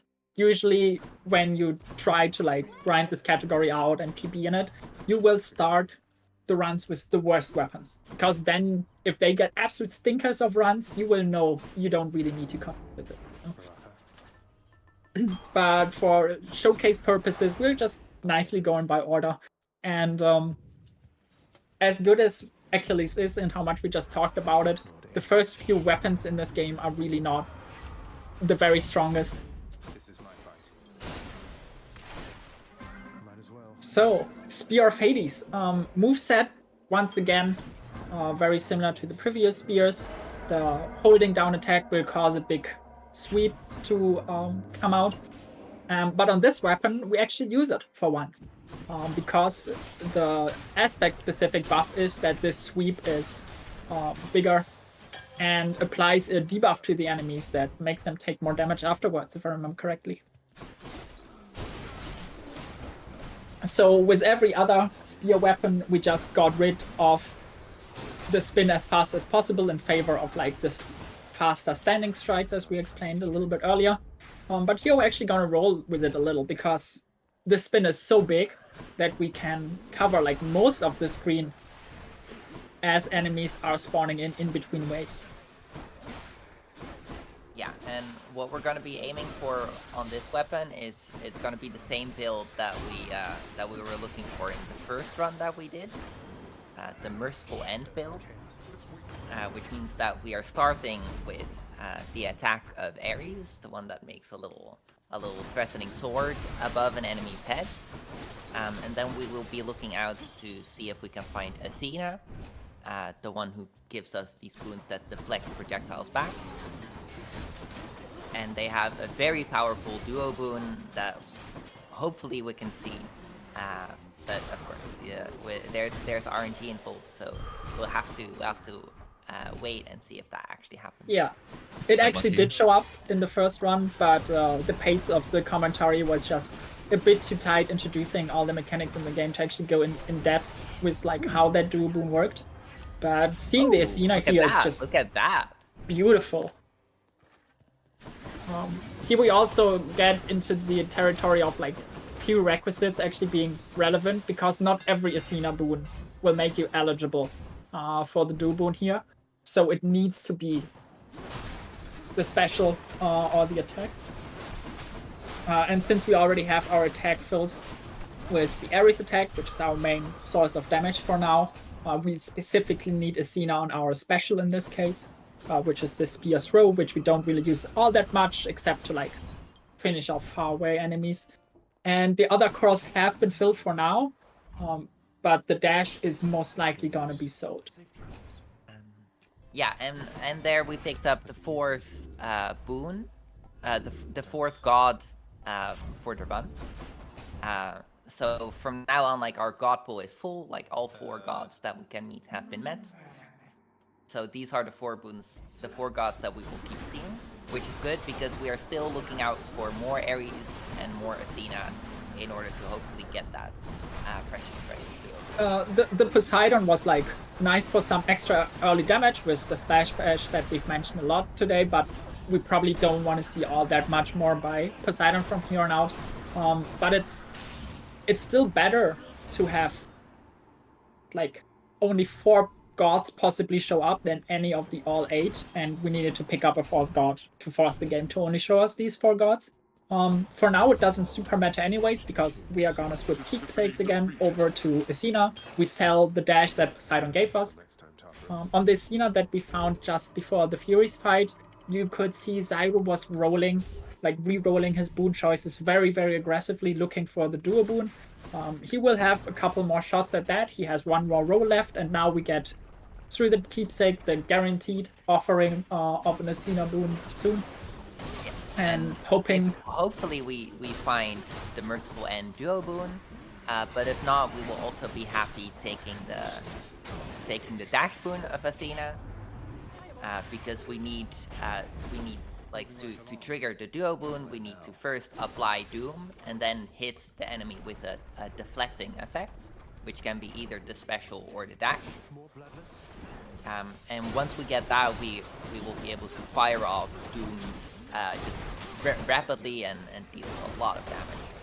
Yeah, because like the dash is not technically required for the sort of build, but obviously when you have to hit an enemy with an attack and then hit them with your special, that is slower than like dashing towards an enemy while you're in the dash, hit them with your dash attack, and then hit them with the dash itself within the same move, right? So you can apply and trigger the Doom.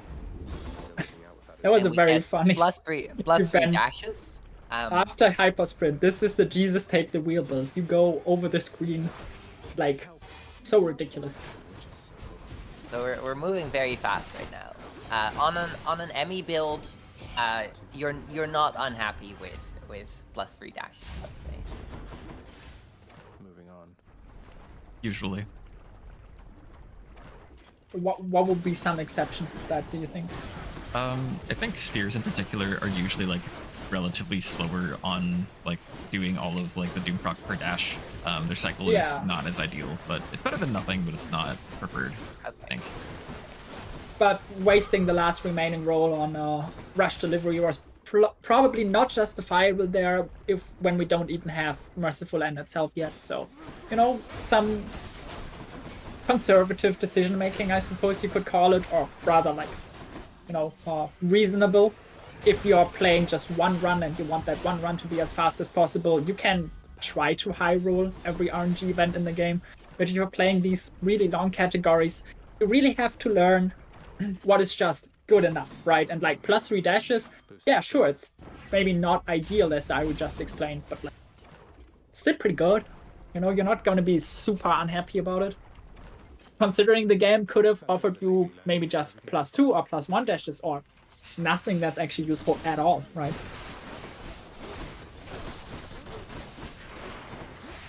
So this build has the potential to give even weaker weapons quite significant like damage potential into the late game. But right now we are at a point in the run where it kind of falls off because it has no good way of proccing the Doom it applies yet, so we always have to wait for it to like automatically trigger after being applied, which it does by itself after just a little delay. So this is the point in the run where the build probably feels like the roughest. And we're really hoping to kind of see ME before it is too late, before we bleed too much time due to the relative fall off in damage. Lovely chatting with you, Lerny dear.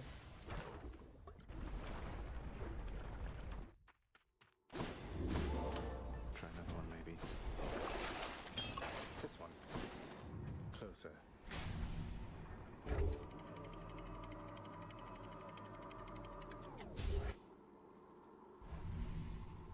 So there we took the wallet keepsake, which is given to us by the sleepy boy. I forget his name.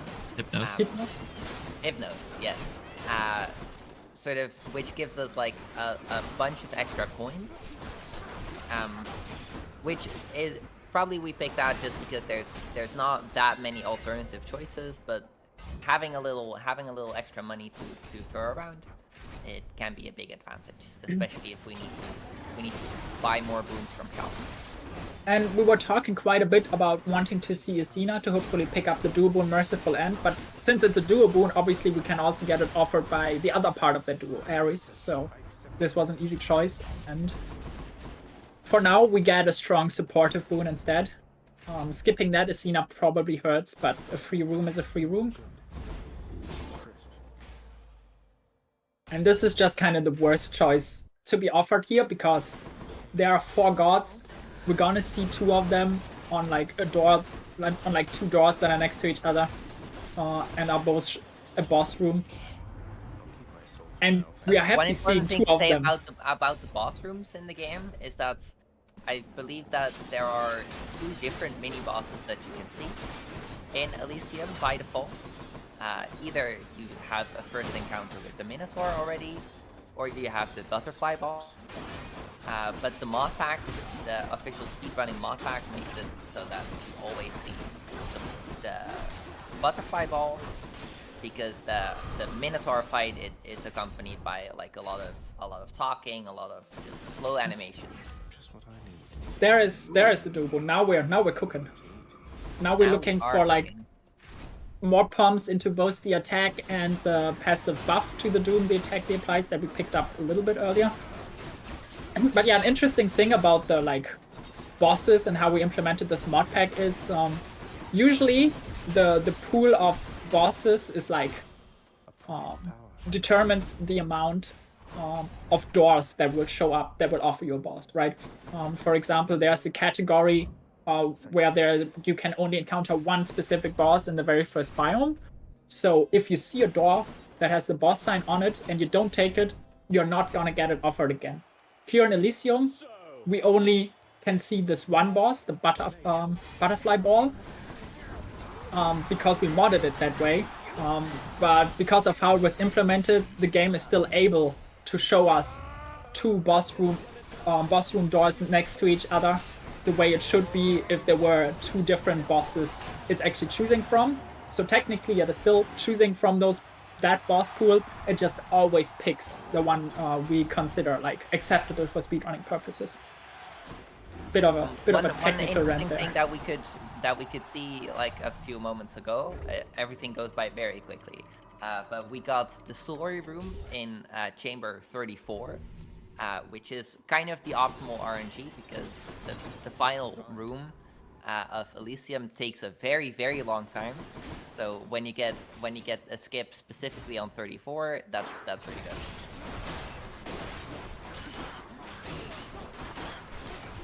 Yeah, it's very easy to like find a thing that's interesting to talk about, and then by the time you're done talking about it, 3 other rooms have happened, and you don't really have control over if anything interesting is gonna happen within those next 3 rooms or not. Like in a late game situation like this, where most of the build is sort of established, it's more likely than not that there's not that much to talk about. But yeah, sometimes you then kind of just have to stop yourself and go back to like talking about the immediate action. So similarly to how we removed the Minotaur fights, in Styx, there is one mini boss that is no longer eligible. In the base game, you can meet the tiny vermin, affectionately called Tony in the speedrunning community. The tiny vermin fight cannot show up because once again, it is such an outlier in terms of speed. That we felt it was just a better experience for everyone if we remove that. Yeah, there are still differences between the bosses that can show up in like the speed and the safety. The one we just saw, the big stone, is one of the 2 better ones in my opinion. But these differences are like much more in the detail. Like we're talking about 2 or 3 seconds, maybe 5. And with other boss fights, we're talking like upwards of 10 seconds, which really make like a massive difference in like categories as short as the ones we are seeing here. Well, not this category specifically, but the individual run that is relatively short. Yeah. So there we saw something that we are not seeing often. Like Zyra went to go shopping in Styx. Normally, they skip that because it's extra time to walk there, extra time to do like to open a menu. But when it comes to buying the exceptional like 3rd Hermes boon, that can be really worth the effort.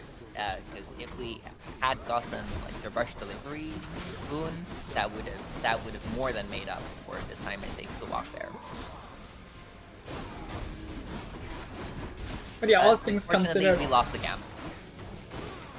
All things considered, we are getting at least a good demonstration of how like quickly the Doom can be applied and procced and how much damage it deals in the late game, especially with the plus dashes. Again, not as good on spears because the dash strikes feel a little clunky, I suppose. Yeah, but still like we're seeing very fast proc from an effect that is usually damage over time. But now it's just damage all at once. Whenever you see the big sword that flashes red and white in the middle of the enemy instead of just a small sword over the head, that means you immediately procced it with your dual boon instead of like waiting until it activates by itself. And as you saw, it was basically there the whole time. We were just constantly activating our Doom. By my father's name. Very solid Hades spear run, I think, all things considered.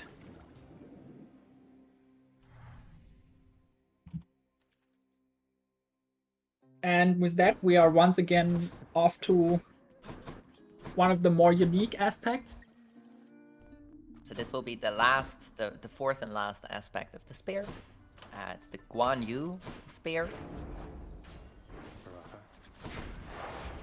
No turning. Yeah. Tell us a bit about what it does. Yeah, I was gonna. Sorry. It's funny because like I brought it up and then left a pause for you to maybe talk about it. Then you talked about it for like a sentence or 2 and left a pause, waiting for me to say something.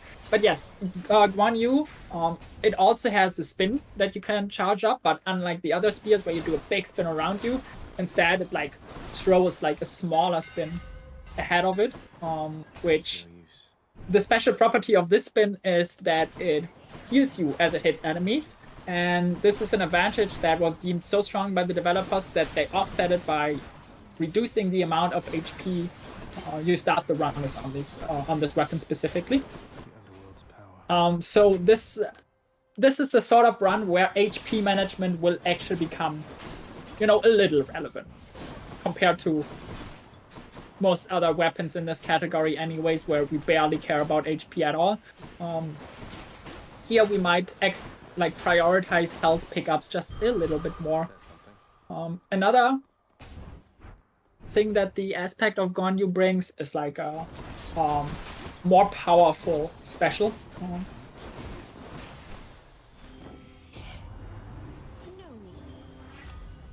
But really, like,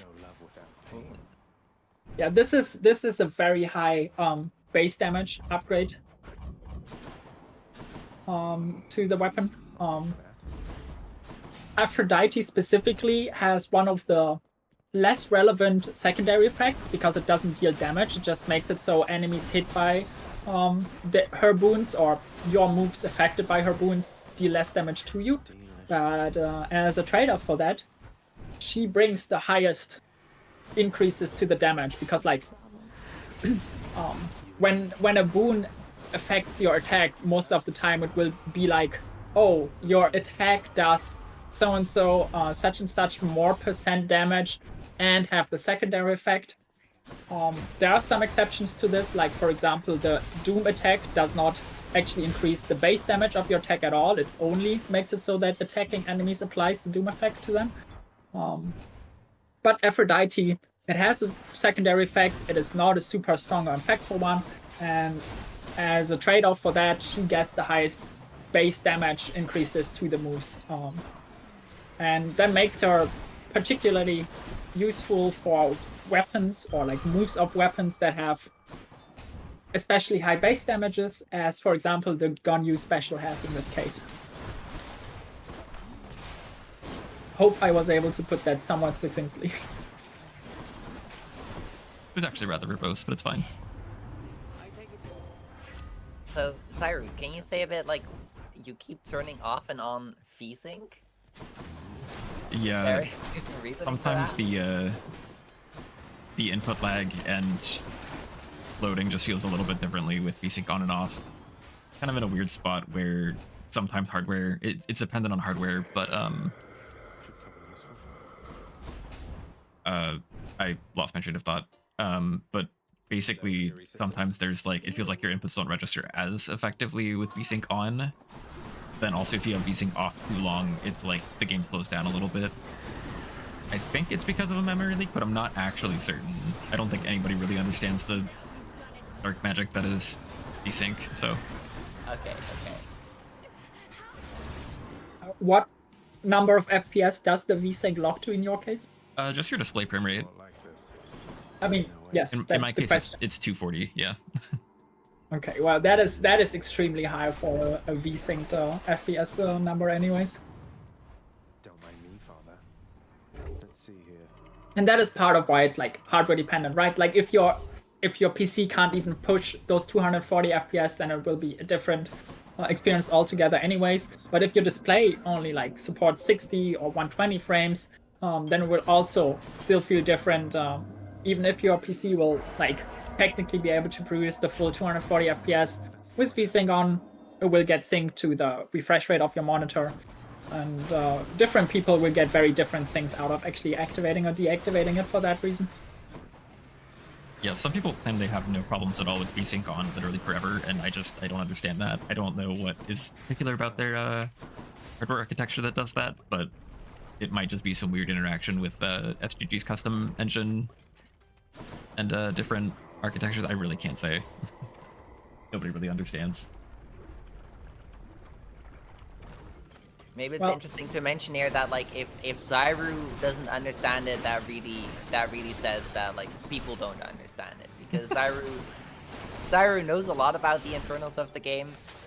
They've made their own like very large mod for it that makes Hades into like this incremental game where you keep getting more and more fancy strong upgrades. Zyru knows about the internals. I love how you describe that mod, because the way you describe that mod mostly also describes Hades the game itself even without the mod. But yeah, so we were just talking about like FPS cursedness. This mini boss fight is actually one of the things that is very frame rate dependent, because the big Gorgon head, how fast it moves, goes up as your frame rate goes up, which means that depending on like how fast you want this enemy to move, it can actually be better for you if your FPS is lower in the game. Yeah, we saw here, we actually got killed by a chaos curse. The curse was that enemies that die drop a bomb on their desk, and we actually took a death from that in one of the previous chambers. There are situations where you kind of roll chaos curses just because any option offered would have like a relatively high likelihood of like killing you, taking away one of your respawns, and that alone already makes it not worth it to take, because there are a lot of weapons that can't really make good use of most of the chaos buffs anyways. We will encounter one in a little bit later in this run where that's not the case, and I'm sure we'll talk about it extensively.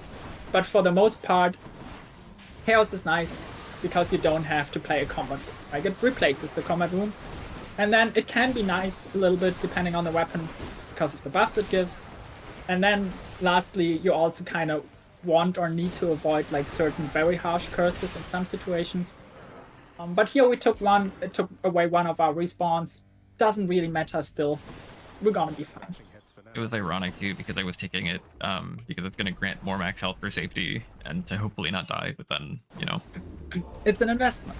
Go on and try. well, the investment failed because I still lost a Death Defiance because of it. I was surprised to not see you check the well to maybe replenish one of them, but I guess we do have a Cena in the pool, which can always come in clutch with just a couple refills here and there. I also can't say I'm making the best decision at any given time. Yeah. Right. I just kind of press the it's buttons. it's a long run, and going forward is more important than every single decision being perfect in the moment.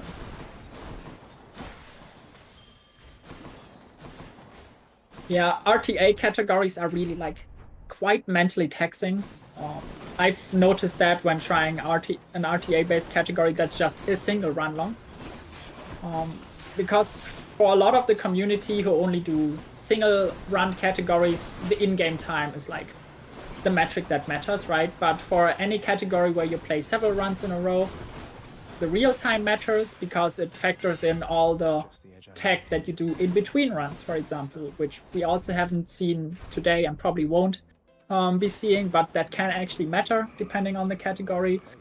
There's also technically a rule against dying, so in certain categories it might actually be beneficial to start a run, unlock some stuff, die, and then do another run with those added unlocks.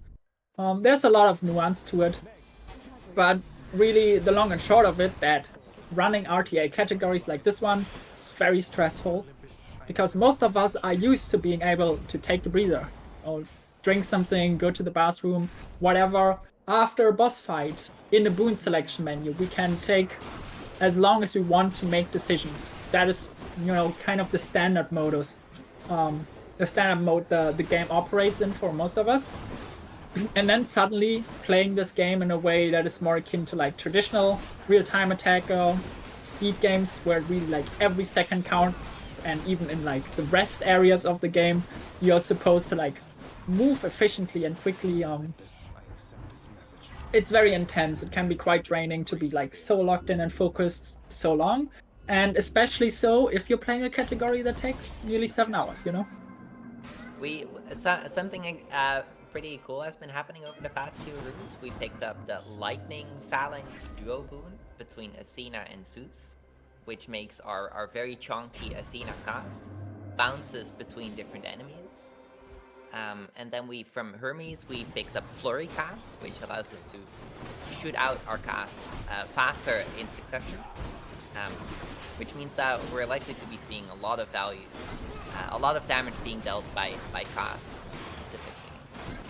We picked up another very punishing Chaos Curse here, where we take damage whenever we use a certain move. This is And so you bad, can actually. see We were on 1 really HP for also the picked longest this time. one up because it would reward us with health at the end. It might have not been the best idea. I really need to play safe or we have to redo this one again.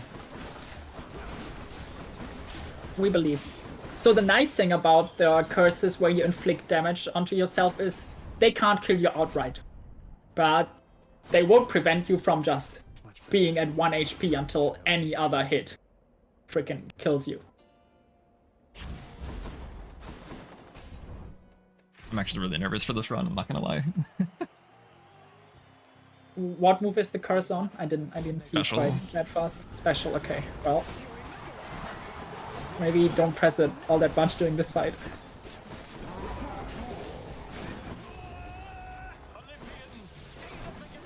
There's like a special little sound effect that triggers every time.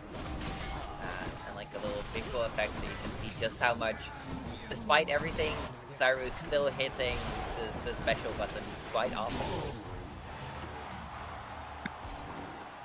Well, he lived through this. That's a good start. The curse is now relatively inconsequential because it only needs to go through 2 more rooms, and each segment of a tunnel and stick counts as its individual room. Oh, are we gonna sell something? And can we? I can't. No, it's unfortunate. There's That is- Death Defiant on sale here. So yes, we picked up the wallets to give us a bit more coins so that we could afford 1 more Death Defiance. So we're a whole lot safer now. Yeah, safety first, in long categories at least. No more debt to deal with at least. Mental But yeah, fatigue this on is- decision making is kind of very demonstrable.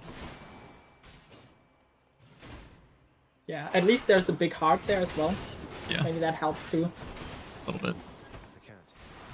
But there also is that 50% health max health multiplier too because of it's Guan Yu, so it's Yeah. not as effective. Yeah, and sort of so like Guan Yu is really punishing in that way because even though we're already like near the end of the run, we still only have like 110 max HP. And that is with 2 chaos boons that give us more XP, more HP. So you can really see just how punishing that can be. Yeah, and it's kind of interesting how like HP really went from like barely ever mattering at all to actually being somewhat of a concern in this run specifically. And in my opinion, it does kind of show off that really Guan Yu, the downsides don't necessarily fully, justify the upsides on this weapon. But of course, as speedrunners, we don't spend a lot of time using our special to passively regenerate our health compared to a casual runner who can just sit in a room. Are we gonna get rewarded? Yes. Wonderful. That So should feel Athena gave us relatively one safe. more Death Defiance back, so we now have 2 Death Defiances, which is a much more comfortable position to be in. I owe you one, boy. Unfortunately, no acorn because we had to spend the money, but I believe. We'll be fine. I'm We just have gonna mostly play Hyper Sprint too, right? Yeah. Damage reduction Yeah, is there's- pretty good for this. Okay. Cold air. Yeah, generally a very not so useful perk in the game overall, the damage reduction, like for speedrunners. But in this case, very happy to have it just for the extra bit of safety. I often forget that Hyper Sprint also comes with damage reduction because, as we explained earlier, we care about the movement speed because of the very cool Hermes combo it enables. So the one thing nice about charging up the special is that it's easy to do empty dashes in the rotation, so it's even safer than most aspects in this case. Oh yeah, and we are actually seeing Zyru play very safe, but he's like actually dodging attacks. In many cases, not every one of them, but Not even really definitely. compromising damage either, which is kind of nice. Yeah. Ow. You had to jinx it, you know? I got the visual bug where the ring didn't show up, so it's kind of hard to see. I mean, that's why we picked up the Death Defiances, Yeah. you know?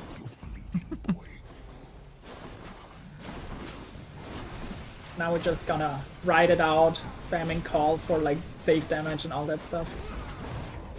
Oh, yikes. Those two Good could thing have that killed we me. got both those two death defiances. That ring plus spin would have been 60 damage, and I only had 55 health left. That was actually kind of scary. I would call this calculated. I think it worked out beautifully. It was a calculated risk, but man, I am bad at math. In the name of Hades. That's why we have mathematicians on the broadcast. No use. True. So yes, I believe that was our final spear run. I am going to be and taking we're a going break to at this move point. on. Oh yes. It is the 2-hour mark. Okay. I'm going to be like 5 minutes to stretch and get some water, but commentary can take over for now. Yeah, we'll keep yapping at least until you get back. Yeah. Okay. What should we yap about? Okay, so sort of let's explain this whole taking a break mechanic, because Right. this is a very long speed run, like the 6 hours if you're fast, or longer if you're not as fast. To keep it as accessible as possible, we do allow runners to take breaks. In the meantime, I believe that there is a certain budget for breaks, which 120 minutes total. yeah, so in this run, you're allowed 120 minutes of breaks. The breaks all have to be taken when you are between runs, so you're in the house and you need to pause the game. Exactly what we can see here. So that allows you to take little bathroom breaks, little take care of whatever real world scenarios you need to do, or just give your hands a rest, if we're being honest. Yeah. But it doesn't give you you're not able to abuse it to make decisions, right? You can't just pause the game on every door to think about the decision and then say, oh yeah, I'm just using my pause budget, right? That is not how this works actually. Yeah, so that is why we are taking the breaks in the house, because right now there is nothing interesting to see. There is nothing that you can really strategize around in terms of revealed RNG. And I think 120 minutes across a category of 6 hours is honestly also quite generous.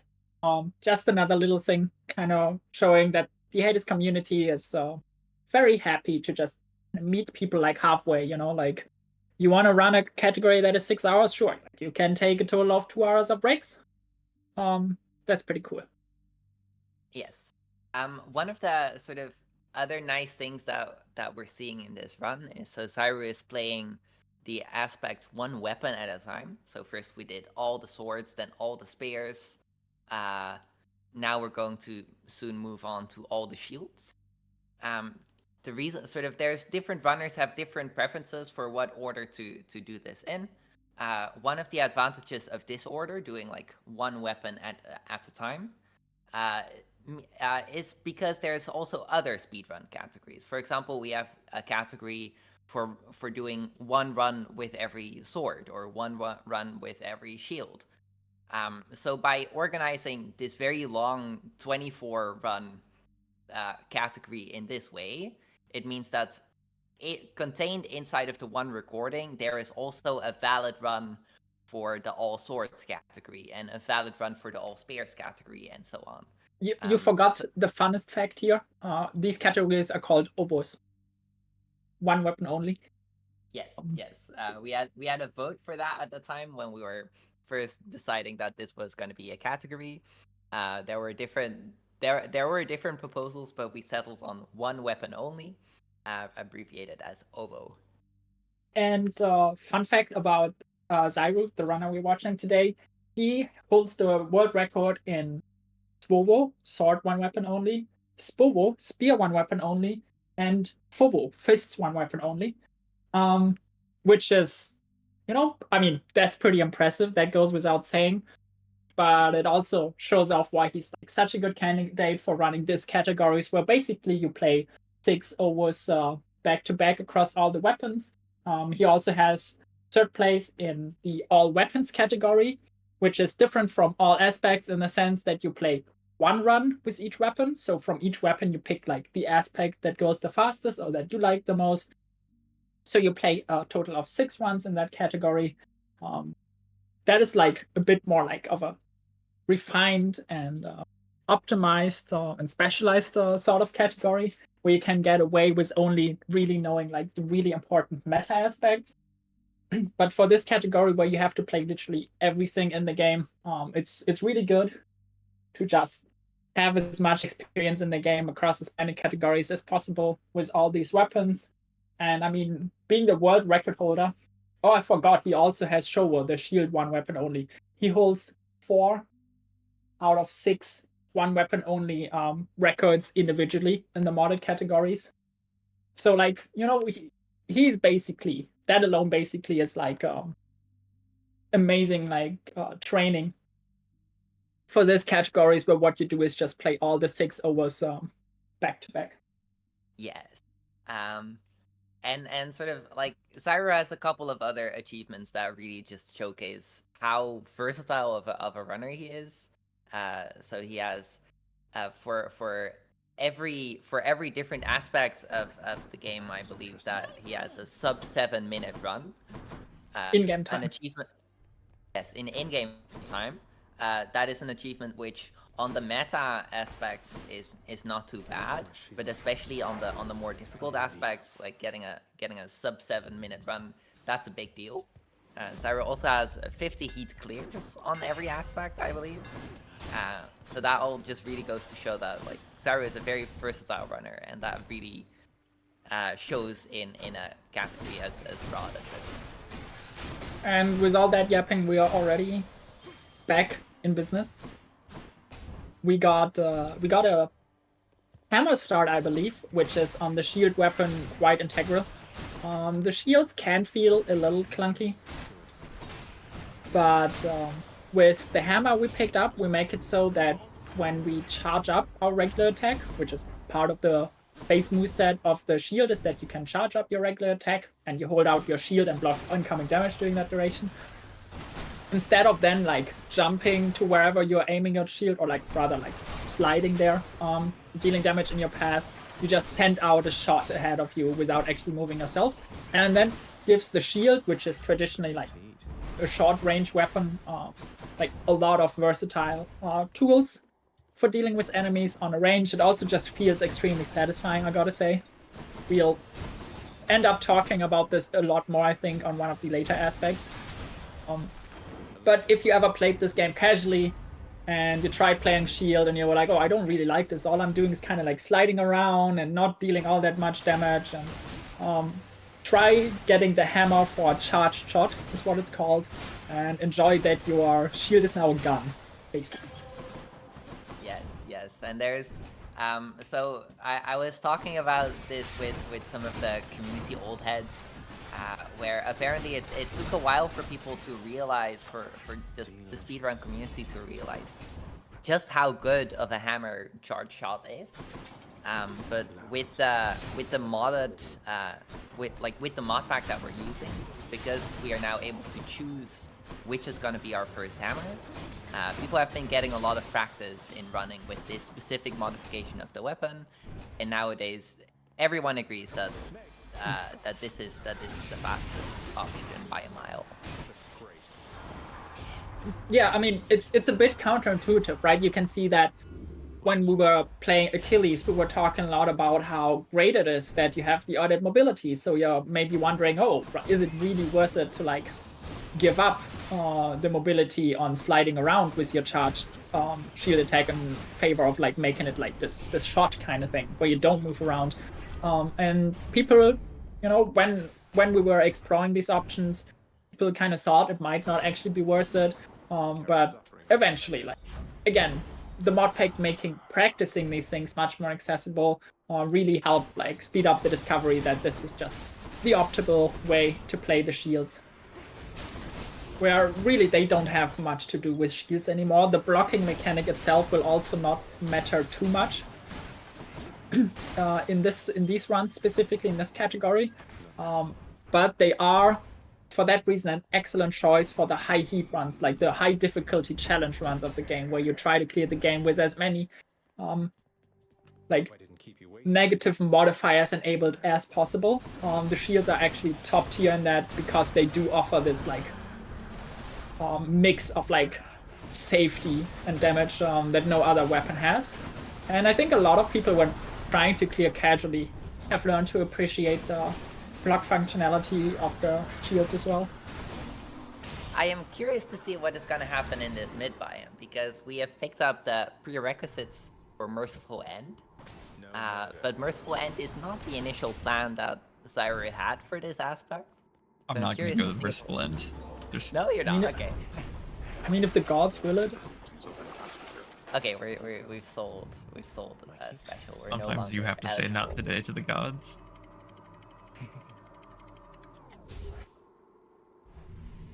Oh, this. Does this weapon not have the bounty? Like, does this save file not have the bounties cleared on this seed for the weapon? Because there were like question marks in the transition screen, right? Yeah, that is a small visual bug that is introduced in the mod pack that has like a high heat setting that lets you swap between like the hell mode file and back, and something about it just messes up the bounty depiction. But I'm pretty sure I've cleared all of mine. Oh, so this is your personal save file you're using? Yeah, like, we do have a fully cleared save file that we provide people with if they want to run the game. But a lot of us came into the game from like playing it casually and then also like spammed hundreds of hours of game time playing it in the speedrun settings. So some of us just took the save file that we originally cleared the game with and just kept speedrunning on it, and at some point you do have everything unlocked, even if it takes, I don't know, a few hundred hours in some cases.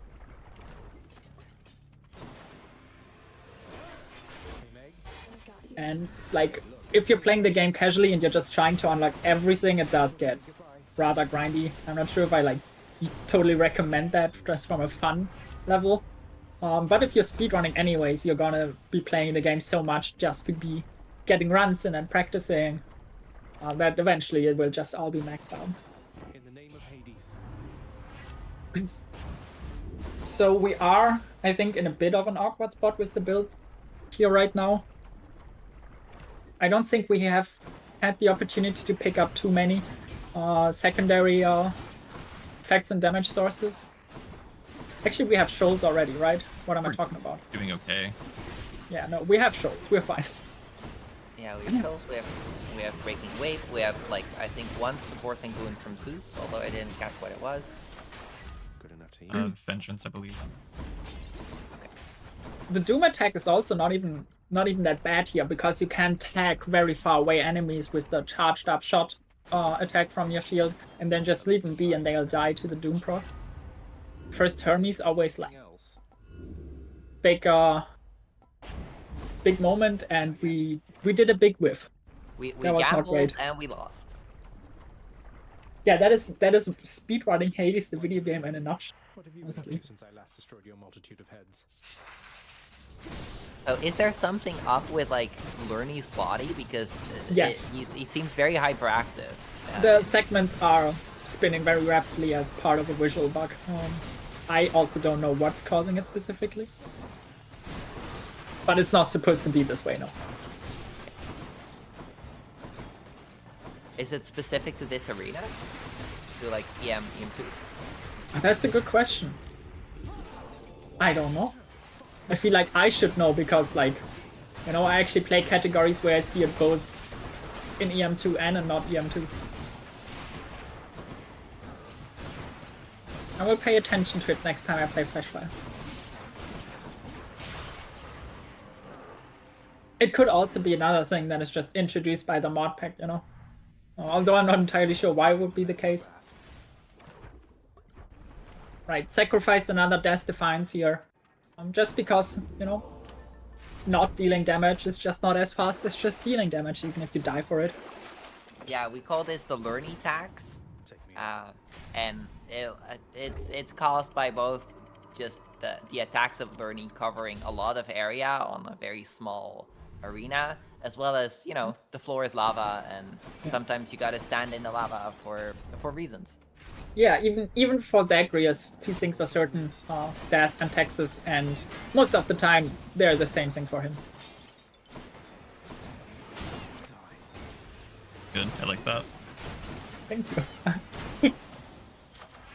power of Olympus.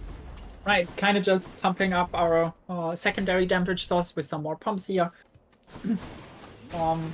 The Yarn of Ariadne is an interesting item that we picked up, which has, you know, certain niche use cases. Now it's gonna be hitting in Athena, which is, I assume, not exactly ideal, because it increases the rarity of the next boon you encounter, and sometimes you want that to like boost your likelihood of seeing an epic boon that gives you a lot of damage, or a duo boon, or legendary boon, but with the Athena here, it kind of just fizzled out, but Zyro had so much money anyways that why not, right?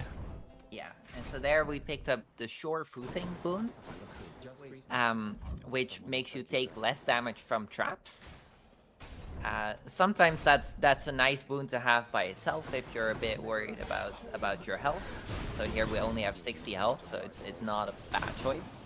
Yeah, Another nice thing about the Sure Footing boon is that it cannot receive palms of power, like the upgrades that we get from the palms. They cannot land on Sure Footing, which means that it's more likely that your palms will land on boons that you do want to upgrade. So sometimes you make choices about boons not because of what they do, but simply because they are not eligible for being palmed. Yeah, and the thing about we talked about earlier, where it's like you don't really want to see boons that don't really do anything for you if they're palmable. Like the inverse applies, right? Like why not take this? Because you are literally not sacrificing anything by picking it up, because you cannot waste your levels on it. So another interesting thing that happened here is that we saw our second hammer for this run, and Zyru picked Sudden Rush, which makes the projectile sort of it makes it charge up faster, which takes real practice to get used to, because like to just like still accurately play. On this aspect specifically, it's not that big of a deal, but on like one of the later aspects, it can really bite you in the back if you're not very practiced with it. Really funny how much we keep like alluding to some mysterious later aspects. And everyone who plays like Hades in the chat is like, oh yeah, obviously they're talking about that, and everyone else is gonna be like, why do they keep talking about this? But I'm very excited for when we get to that aspect and we can talk about like some of the great heights of Hades speedrunning. But that is the fun. Yes, yeah. We're already about to enter the heroes fight once more. Picked up a little heart. But that is the fun of like the depths of Hades speedrunning, right? That like there's a category where you have to play every single weapon, so you have reasons to like talk and discuss and practice every single weapon, even if like individually nothing really makes them all that interesting or make them stand apart. It's still part of the game that we love and play. So we still gotta play it. What happened here? This looked a bit glitchy. Blocking in this game is generally not a reliable mechanic, is it? Like there was like Death Defiance. Yeah. Oh. At the same time as a Death Defiance, and the game only really supports like one like slowdown speed at a time. Like it usually the game like does a slowdown effect to like really emphasize like major events like a Death Defiance or boss dying, and those can't really overlap. So you get these weird effects where like one takes priority over the other, and it's weird. Can this also happen for like crit lag? Is that a thing as well? Yep. I guess firing off a crit at the same time as you die might be a bit difficult. Wow. I mean, not necessarily that, but I think some really advanced tech you can do is if you have a weapon that crits, you could try to time your attacks such that it crits when Theseus is doing the like start of the God Call animation, and then you kind of save that like multi-second slowdown. But it's that's kind of like way out there for only like a couple of seconds saved. So can't do that. Right, kind of rushing our way through sticks again. This was we're getting a lot of value out of the Breaking Wave boon, one of the supporting boons of Poseidon. which makes it so that if you shove someone into the wall, there's like a little explosion and they get like shoved again. And in these cramped, narrow hallways of sticks, there's a lot of breakings of waves going on. Sticks ultimately is like very, very short in the modded category since we only ever go through 2 tunnels. But it can still be pretty swingy depending on the sort of enemies that spawn. We get like a lot of medium-sized enemies that die in 1 or 2 hits here, which is quite advantageous. What we really don't ever want to see are lots of small rats. They're small, they die fast, and they're not very threatening, but because of that, so many of them spawn in, and they often spawn in several waves. Okay, that was just pure styling. Yeah, we hate seeing small rats, but we are quite happy to see the bigger rats. Kind of exactly opposite to what it is in real life, you know? Wait, but like taking a second, like did Zyru just buy a diamond? Yes, just because he could. I had the money. I mean, yeah. Adding to my diamond collection.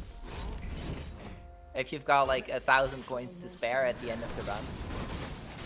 Prepare. You'd not have made it here without Olympus, boy. We do have a little bit of time for fun here. Oh, did we like I guess our first Hermes boon was coins, was it not? Yes. Is that why we're so rich? That was the second one. Oh, but yeah, we picked it up. That was when we so horribly whiffed on the rolling before learning. Oh, right? yes. Although that's only really responsible for about like what 400 gold or something. You asked for this. Sure. At most. You just got a lot of gold offerings. Not a lot of stuff worth buying. Yeah, I guess with the build like this, right, you have your core damage dealing boons, you have the secondary damage buffs for them that you want. That's kind of it, right? Like, why would you go out of the way to pick up more gods if it wastes valuable menuing time? Yeah, at some point the flat damage soup is done cooking. Ouch. Well, it keeps cooking till the end, but you know, you're done throwing in more ingredients. Yes. So yeah, that was the Zagreus shield, the first of 4. Yeah. And we're now going to move on to, honestly, a very similar weapon, the Chaos Shield, which I don't remember the difference. They play kind of. The difference is that your special, instead of just, I don't know if we saw the special used a single time in this run, so just for reference, the special of the shield is you throw the shield. It's like a smaller projectile than you'd think, but it's also relatively fast. It has its niche use cases, but the Chaos Shield, if I remember correctly, just shoots out several of those projectiles when you special. After you use the Ball Rush, then it shoots out 5 projectiles with your special instead of just the 1. And the Bull Rush is the name that the charged up attack of the shield has. And what do you know? We are playing Poseidon Dash on this weapon. Not yet. And as much as it pains me to say this, it's I feel like Zag Shield was the aspect that we had the least amount of like interesting things to actually say about the weapon itself. And it's probably one of the ones in the game with like the least amount of redeeming qualities for speed reasons. It's pretty And neat, though. unfortunately, like, if you get bonus damage on your attack, I think that's not bad. I mean, the weapon itself is just, it's not great for the speedrunning, and Chaos Shield, unfortunately, mostly continues that trend. But we have our trusty all-purpose build approaches here that will still get us through the game at a pace that would still be considered, you know, very fast by any normal person's standards, we're just of course. doing basically the same build philosophy as for the last run. Yeah, and like several of the spears and several of the swords, it really is like the all-star of Hades speedrunning splash dash.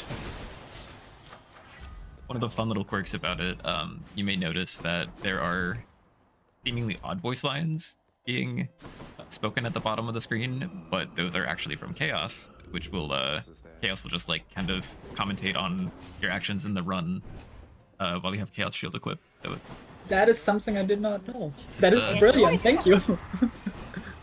Pretty fun. Amazing. I mean, it also has a very cool design. If we're talking about redeeming qualities, you know. Set of choices. I don't know. I like the spooky eye stuff in this game in general. But yeah, here you can see having a really early Hermes that gives you hyper sprint, the one where you move particularly fast after dashing. Actually saves a lot of time in the early rooms, simply based on the speed you navigate the rooms at, because like you're not actually spending Who that would've much guessed time that hitting. fast running speed makes you speed run faster. Let me That's let me amazing. finish talking and I'll explain why it matters so much here. Because most of these enemies are so weak, we spend a lot more time actually getting from enemy to enemy than actually hitting the enemy, right? So like even within the combat itself in a room, there's more relative walking time than actual fighting time compared to a later biome like Elysium. So that's where like you really being able to just zoom around from enemy to enemy like most strongly impacts how fast you're getting through. And then a similar effect also happens again once you're on sticks, for example, where we talked about, you know, oh, it's these small cramped rooms where once you hit something, it just like keeps bouncing around, hitting the walls and explodes. And obviously the earlier you get Hermes, the more you can make use of this across the entire run instead of just a portion of it. One thing that we hadn't talked about before, but sometimes a room reward, it will show that there are 2 gods in that room. I think we haven't talked about this yet. Not in detail. Okay. So yeah, so those are rooms where you have to like there are two gods and you have to like pick your favorites, and the other one will get mad at you. And will try to interfere with you for the duration of that room. We will like it's likely that we're not going to be seeing any of those rooms because they are slower. They have more points worth of enemies in them. Yeah, there are certain situations where you could possibly justify taking them. If so, it will always be extremely early in the run, when it's like, oh, I can pick up several core components of my build here from 2 gods at the same time, and it's so early in the run that, you know, the increased amount of enemies isn't, relatively speaking, as bad as it will be in the later stages of the game. Like trials in Elysium just take forever, but in Tartarus they can be like relatively manageable. So sometimes maybe some runs might take them, but it's, you know, if a run gets to the point where it's ideal to take the trial, that's kind of already not optimal. Also, Yeah. Another quirk of them is that you can't get a duo boon between the 2 gods that were offered to you, because obviously they're kind of mad at each other in the moment, right? I think you cannot get any duo boons, Yeah, no duo boons at all. because it would be confusing to have like a 3rd god show up in the same room. One more sort of little hidden detail about route choices, just besides just like what reward is going to be offered, is that sometimes a door will have like a little skull on it to demonstrate that it is an elite room. Those rooms will have a lot of armored enemies, and we like seeing armored enemies because they are worth more points. So a room with elite enemies can be faster. Yeah, basically, a skull means mid-boss, end-boss, or elite room.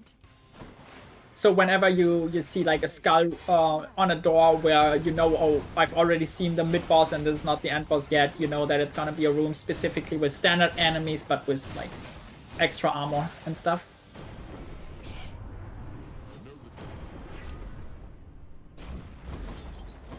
Those were some Oh, it's very good. juicy boons there.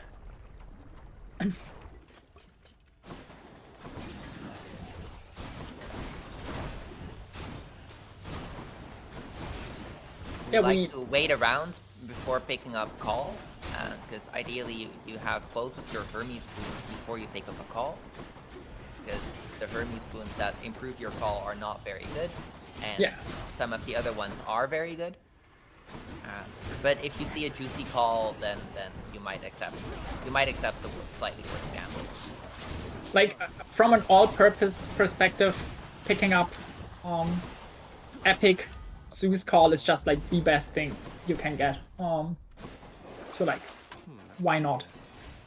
That was such a clutch Chaos Gate pickup there. So for the explanation is, checking the well there is not necessarily the most common thing to do in that situation. But it was like close to the exit anyway, so why not check it? And we picked up an item in the well that forces Chaos Gate to spawn at the next eligible room, which means a guaranteed free room. And since the first room of the next biome cannot ever be like a free room anyways, and still, unless the game happens to naturally spawn Chaos there, which is possible, but now it's guaranteed. So we are guaranteed to replace the first combat room of the next biome with the free room instead, where we get another Chaos Curse and eventually the boon. Once again, we don't care about the boon too much, but we don't have to fight, so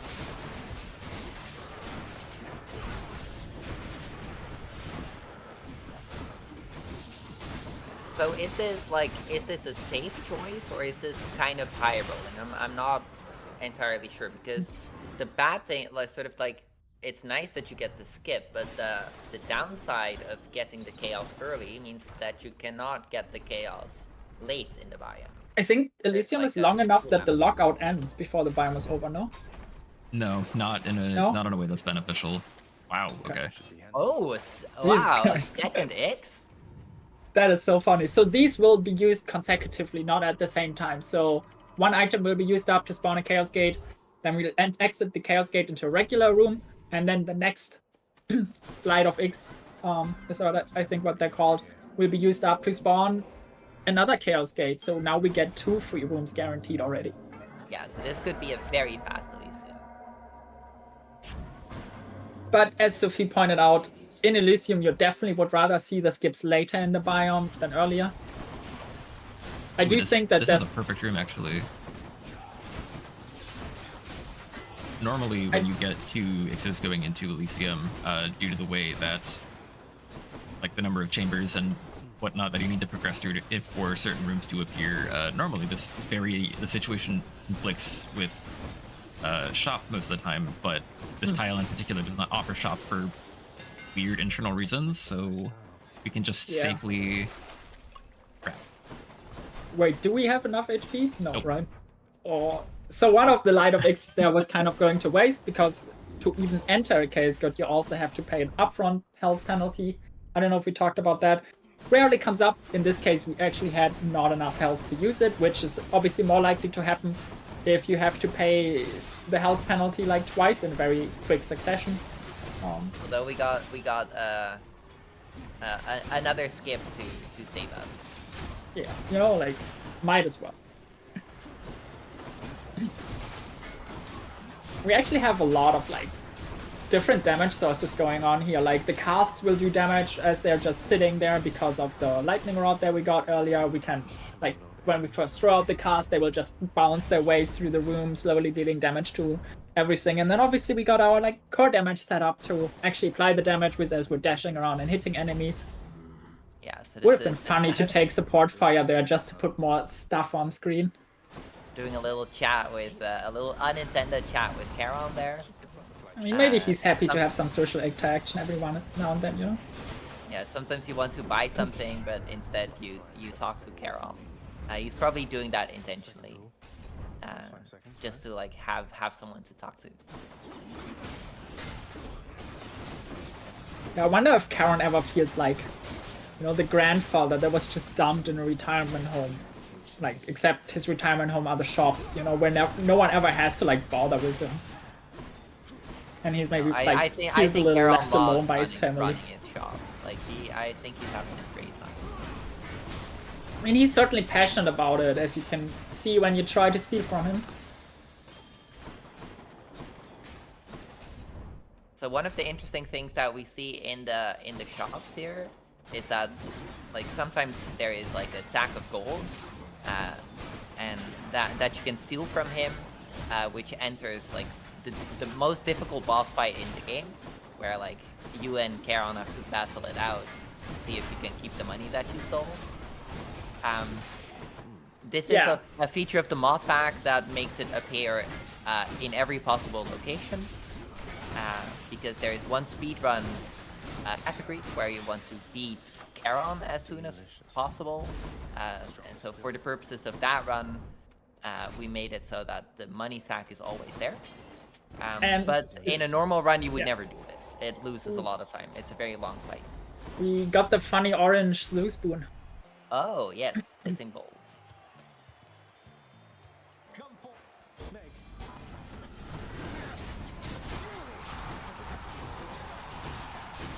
Yeah, we also picked up Hunter's Mark again, which is especially nice. Like, most boss fights don't actually have like several targets, so you can't really crit an enemy and then have that crit cause another enemy to be marked for higher crit chance.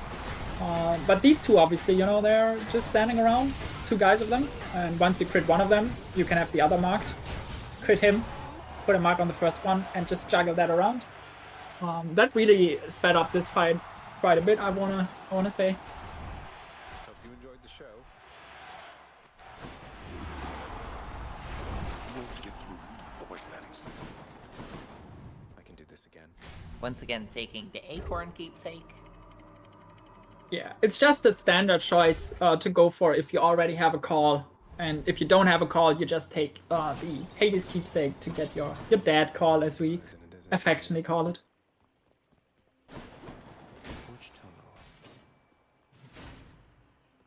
I also love that we had time to talk about, you know, Charon's sack of gold, which is like the furthest thing from relevant to this category that you could imagine, really. So, are we searching for any boon of Zeus at this moment still? Is there anything that we want to get? Vengeance would be fine. There's always billowing strength too for extra damage, especially since I'm pretty sure I missed on rush delivery. I did not even get my second. Yeah, I didn't get my second Hermes at all. It's really unfortunate, actually. Yeah. So billowing strength is a Zeus support boon that makes it so after you use your call, you deal global bonus damage. Olympus, I accept this message. There we go. Oh, jolted would have been good too. Speak of Oh, the well. devil. A moment's rest.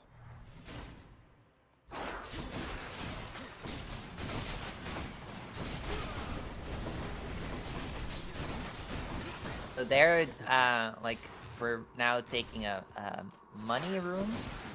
I'm not sure if Zyruvias is planning to buy another Hermes, or if we're just doing that to skip a menu. Probably we're just skipping a menu. Yeah, I was not able to parse fast enough if there was a Hermes in End Shop or not, because I was curious about that as well. But Yeah, There I is. didn't. Oh, I just don't think I'm gonna be able to get it. Yeah, I'm off by like Oh 40 yeah, gold, oh, we're 60. just take another tunnel. we need $500, but we do not have it. Always worth a shot though. Was worth the shot anyway. Yeah, exactly. Thanks, Vaughn.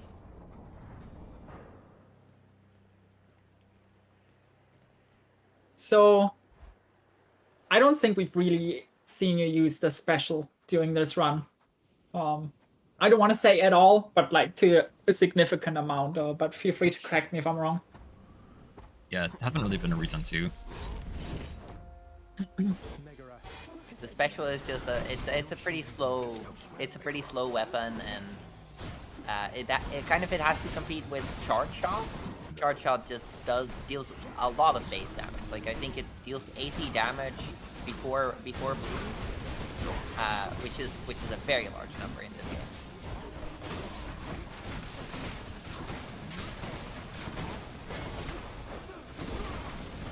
The dad fight, mechanically speaking, there's not really much more going on than just, you know, dashing around him. In this case, our Zeus call as well as our splash dash are actually our main damage sources.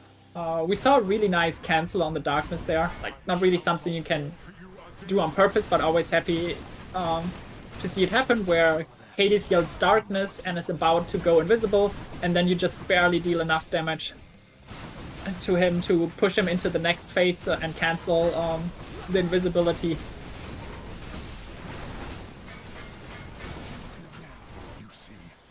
Yeah, and I don't know. We're probably just happy we're done with this one. Sorry, Chaos Shield. Yeah, those 2 shields run were good.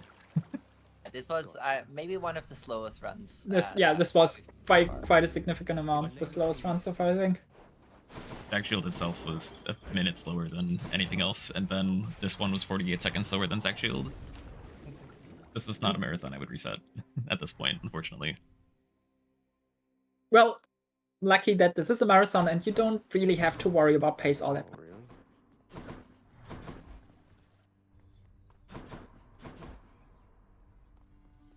What's new, Skelly? So now we are still going with shield, but it's actually going to be a bit more interesting. This is the aspect of Zeus. And the aspect of Zeus also has a modified special, if I remember correctly.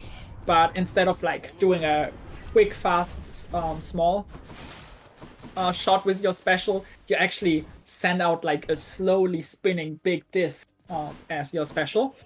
And it's very fitting that this is the aspect of Zeus, because we are also actually using Zeus as the starting boon, and we are applying it to the special.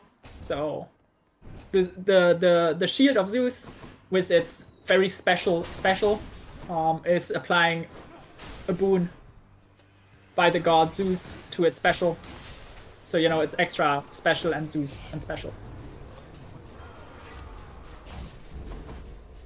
Beautiful description. Well, yeah, the thing about it is that you can also like polish back the shield to you after you throw it out. It's actually kind of hard to see what's going on here because it's happening so fast. A lot of the time, Zyru will just send it out and immediately grab it again, or send it out and just leave it there, doing some other things. But it's very funny how you can kind of you can throw out the shield and then keep using your regular attacks, right? Like even though the weapon is the shield and you're technically throwing out the shield, it doesn't stop you from like actually doing other stuff, right? So he's sending out the special and then he's running around the room, hitting other enemies, and the special tries to return to him, but it's moving very slowly, so it's just kind of curving all throughout the room and hitting all the enemies in between the shield and Zagreus on the way. And it's actually like an extremely nuanced mechanic that you can like optimize to like ridiculous degrees if you really know what you're doing. No, it's a bit of an art. Already picked up our Jolted, our most preferred Zeus secondary buff, as well as some global damage increase from the Dionysus. Yes, and we already picked up our first hammer. This is the shield where we have a different choice of first hammer. It's called Explosive Return, our preferred hammer of choice. And it makes it so that every time Zagreus picks up the shield out of the air, there's a big explosion, dealing a fair amount of damage. Yeah, like picks it up again after sending it out with its special. Yeah, and it's sort of like it's a pretty chunky hammer, but it's especially good because we use the special so much on this aspect.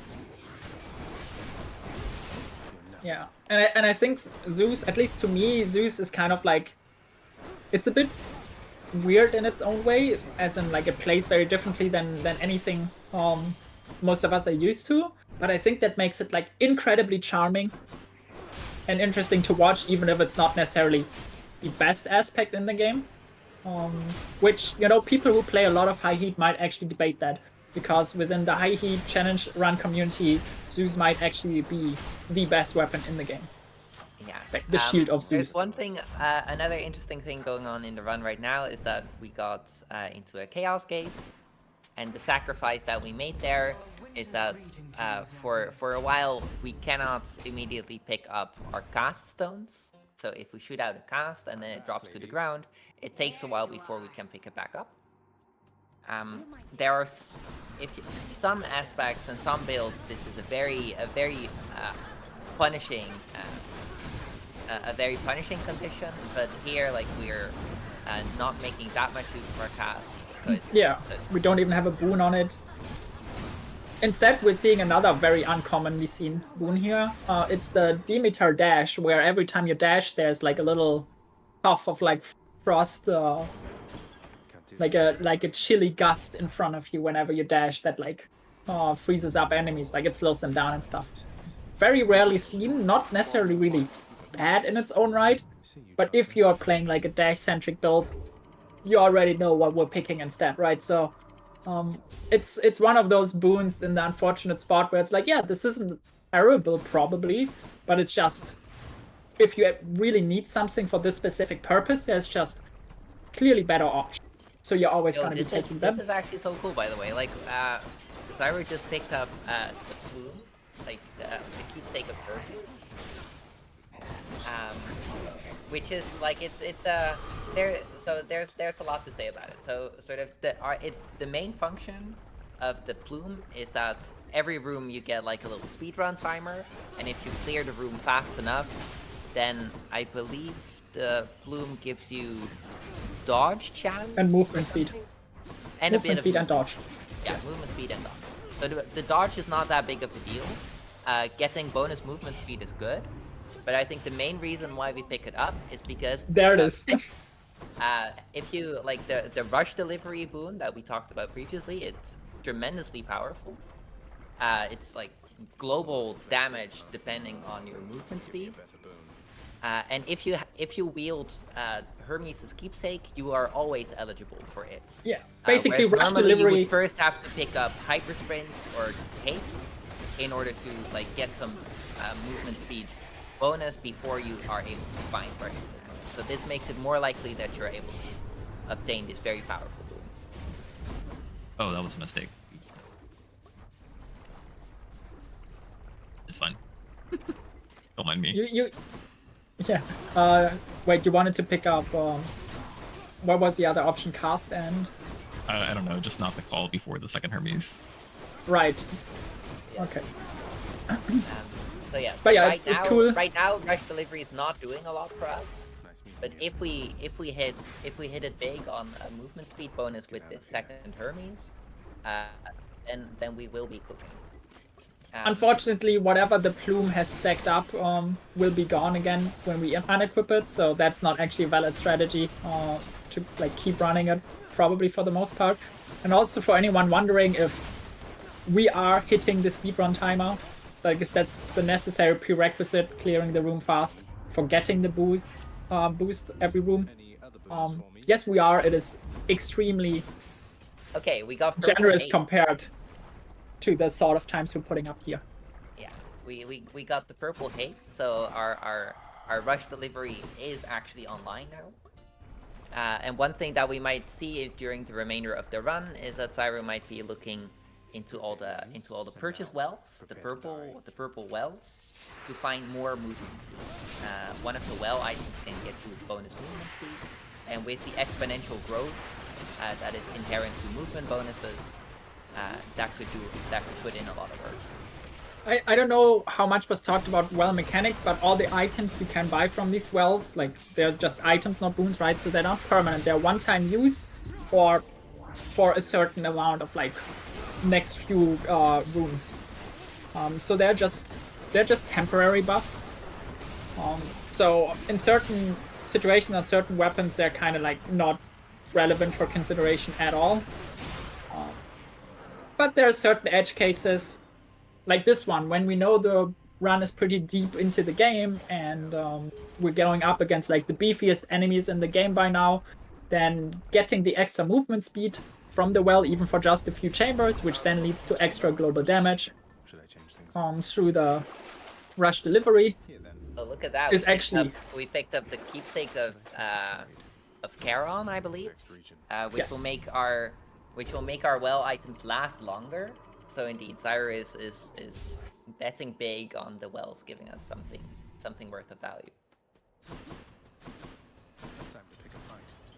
Yeah, and we'll definitely get to talk more about well mechanics and like the extension of the time the items last and all that in the next one probably.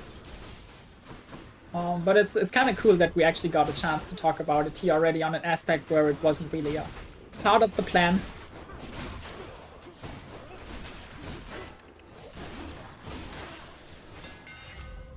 Some extra Oh, Sharp Shot was there. Shoot. Oh well. Yeah, we picked up Ferocious Guard here, which is in its own right not a bad upgrade for the shields. Like a lot of shields that start with C-Shot are relatively happy to get Ferocious Guard as their second hammer. What it does is whenever you block, like blocking, the shield will automatically block attacks coming in from in front of you while you are charging up its attack. Whenever you trigger a block like that, it will increase your damage globally by, I think, 20% for, what, 1.5 seconds? Something like that? 10 seconds. It's pretty 10? good. My god. Yeah, that explains why it's so good. It's actually quite solid, like in practice. You It's don't also want to 20% spend... move speed too, so it stacks with the rush delivery. Yeah, you don't want to like just stand there and charge up your attack for that long a lot of the time, because that means you're not attacking, so it can be a little difficult sometimes. Oh, to that, get, was, that like- was some nice tech though. Like there to get time to actually proc the trap. block, but you can do cute little things like that where in between the waves spawning in, you just run next to a trap and block it real quick to immediately trigger it and have the buff for the entire next wave of enemies already prepped.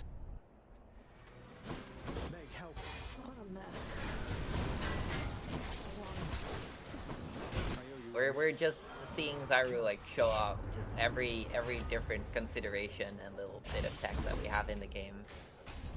Yeah, that's what makes this category so great, right? Like, we're not even halfway through, and we've already had so much fun stuff to talk about that we rarely ever get to bring up when talking about this game. Yes. So here, like in the story room of Elysium, there are 3 different choices that you can make for what temporary upgrade you can get.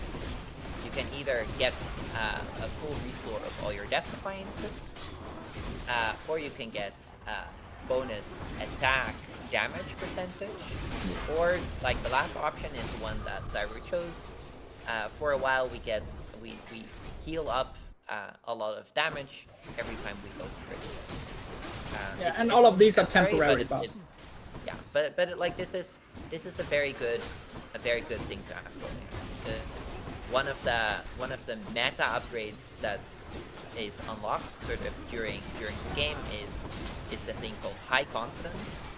It makes it so that if you are above 80%, I believe, of your total health, so if you have a lot of health compared to your total health, then you get bonus damage, sort of I think it's global bonus damage. So that is good to have. Yeah, like if you're not in the danger of dying, then whenever you see Zyru get out of his way to like restore HP and heal, that is always to regain that damage bonus that he gets from being above 80% health. We haven't really talked about the mirror beyond that at all so far, have we? Not at all. So there are a lot of like different upgrades you unlock between runs in the house. Like you may have seen the big mirror that is in Zagreus' bedroom that we pass through whenever we start a new run. We haven't interacted with it so far, but basically as you play through the game casually, you put points into different passive boni there, and then between runs you can swap out. Like every line of upgrades has like 2 choices to pick from, and you can swap them out between runs because some upgrades might fit one weapon or one strategy better than the other. As far as I'm aware, we're not gonna be seeing any adjustments to the mirror at all in this session, because there's pretty much only one run where it could even be considered to make sense. But ultimately it's just potentially not worth the time spent on it, because this is real-time attack, so that will be timed as well, even though it's not within the run, right? And B, there's always just like the hassle of like, oh, you have to remember to switch it back for the next one after that again and all that stuff. Yes. So kind of just one like let's maybe to like comment a little bit on what we're seeing right now.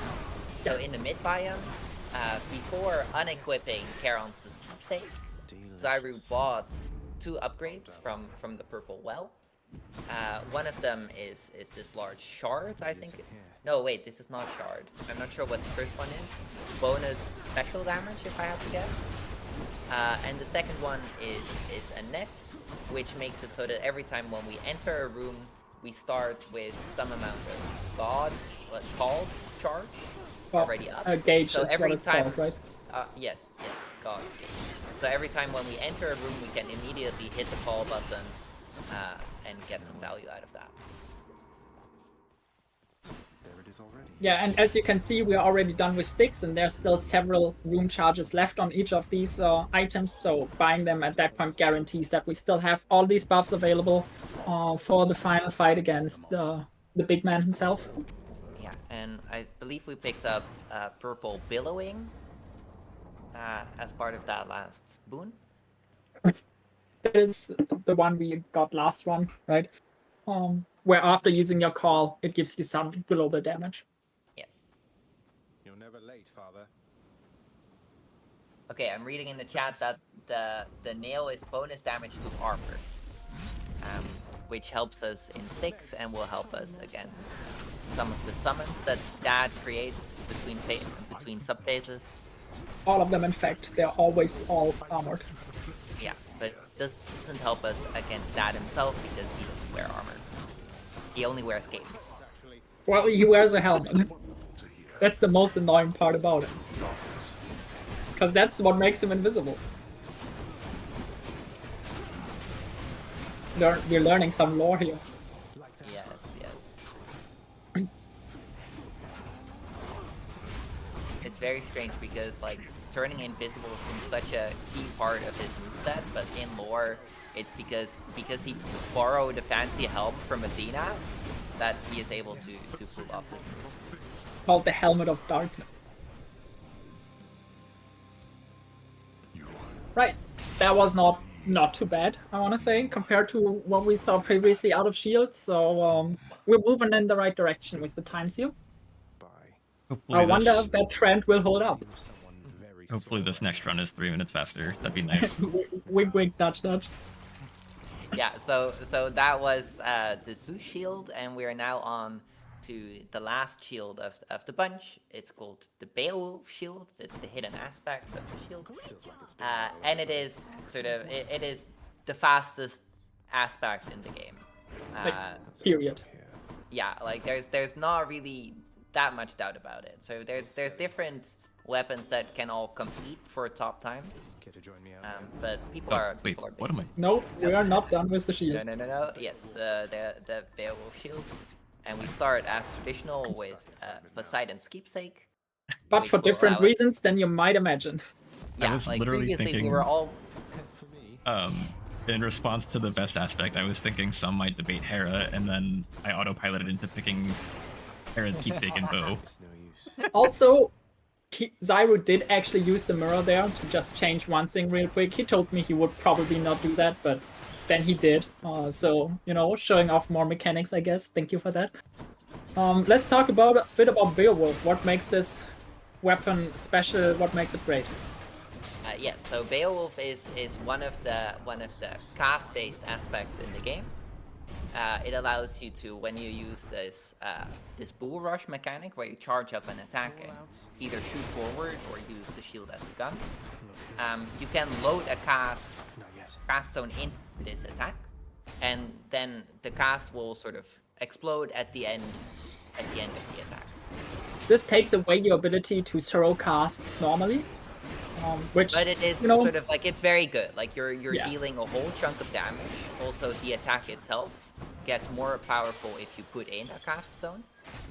But I think like another part of why it's so good is because loading in the cast zone doesn't take you extra time. Like sort of you have like a possibility to press an extra button without having to sit through another animation, which by itself already would be quite nice. Also, you load several of them at once. You don't have to like do one cast at a time, or per attack. You can trigger 3 casts with just one charged attack, and you can load all of them in while you're already charging the attack. Yeah, but I guess like maybe the more important thing is that like the cast both deals a whole chunk of attack and just has such a large radius of damage that it deals. Like we're hitting a very large space with every time that we throw out this empowered attack. We picked up a really interesting option for like some like bonus global damage here. It's called Ravenous Will, where whenever you don't have any casts, meaning the little counter in the bottom left corner says 0 out of 3, then you have like global bonus damage activated. One thing to note here is that as you load the cast into the weapons, that counter already goes down. So if you have all 3 casts loaded into the next shot from your weapon, you will apply that global damage to that attack that you're about to shoot out, which already kind of hits like a truck because, you know, it's a great attack. It's already buffed by the hammer that we picked up at this point in time as well. And then you obviously get all these cast bonus damage effects overlapping, and then you also get like global percentage damage from the Ravenous Will boon that we picked up. Yeah, there was. And you can it see seemed like a bit of a choice there because there was an option for Snowburst, which if we're lucky we will find another Demeter to get that Snowburst going. We don't need And it, as but you it'd be can- nice. As you can see, those phases are near instantaneous. There are definitely ways where this build at this point in the run can already like guarantee like an insta phase between all of the phases, and I think if you do that super precisely, you come out around like 7 seconds in-game time for the entire fight. Yeah. So here we sold 2 boons, probably just because we want to land more of our palms on the cast boon specifically. You say yes is criticizing my decision to roll the palm screen. I think it's worth it for level 3. Beowulf in Yeah, particular. no, that seemed like a solid choice. Yeah, so keepsake here is now Artemis. We don't really need Artemis herself all that much, but we need her as a prerequisite for some very fun stuff. Yeah, we will see a duo boon that is going to like just completely blow everything out of the water. Also interesting First, to we're seeing our note, second Hermes here. yeah, cast specs are special in how they interact with Hermes because some Hermes stuff applies to casts, and there's a number of boons that cannot show up from Hermes on this weapon, so the chances to see rush delivery are like significantly greater than on any let's other go. weapon really. And there it is, only common this time, so we only get 50% of our bonus movement speed converted.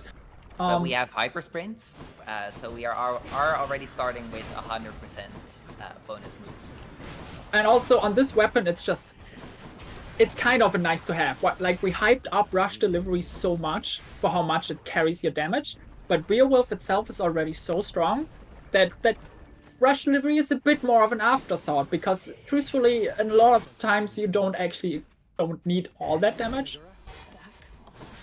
Cool strat because of the big AoE here is, if it had worked, that you can take the armor of both enemies at the same time with the summon by mech, and then immediately burst both of them with your attack. Whereas on other weapons, you first There's take a very quick setup, armor but off. it didn't succeed. One more Beowulf fun fact is it looks like a plate of spaghetti. So we do call it the spaghetti plate weapon as well. Yeah, and it's also a bit of a, spaghetti adjacent thing with regards to game code.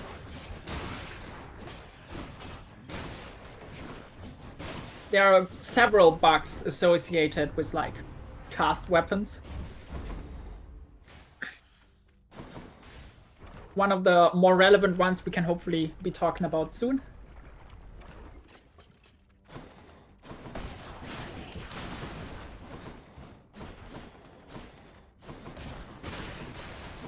Oh, I Yeah, did get forced we into... start jumping boys, just jumping around.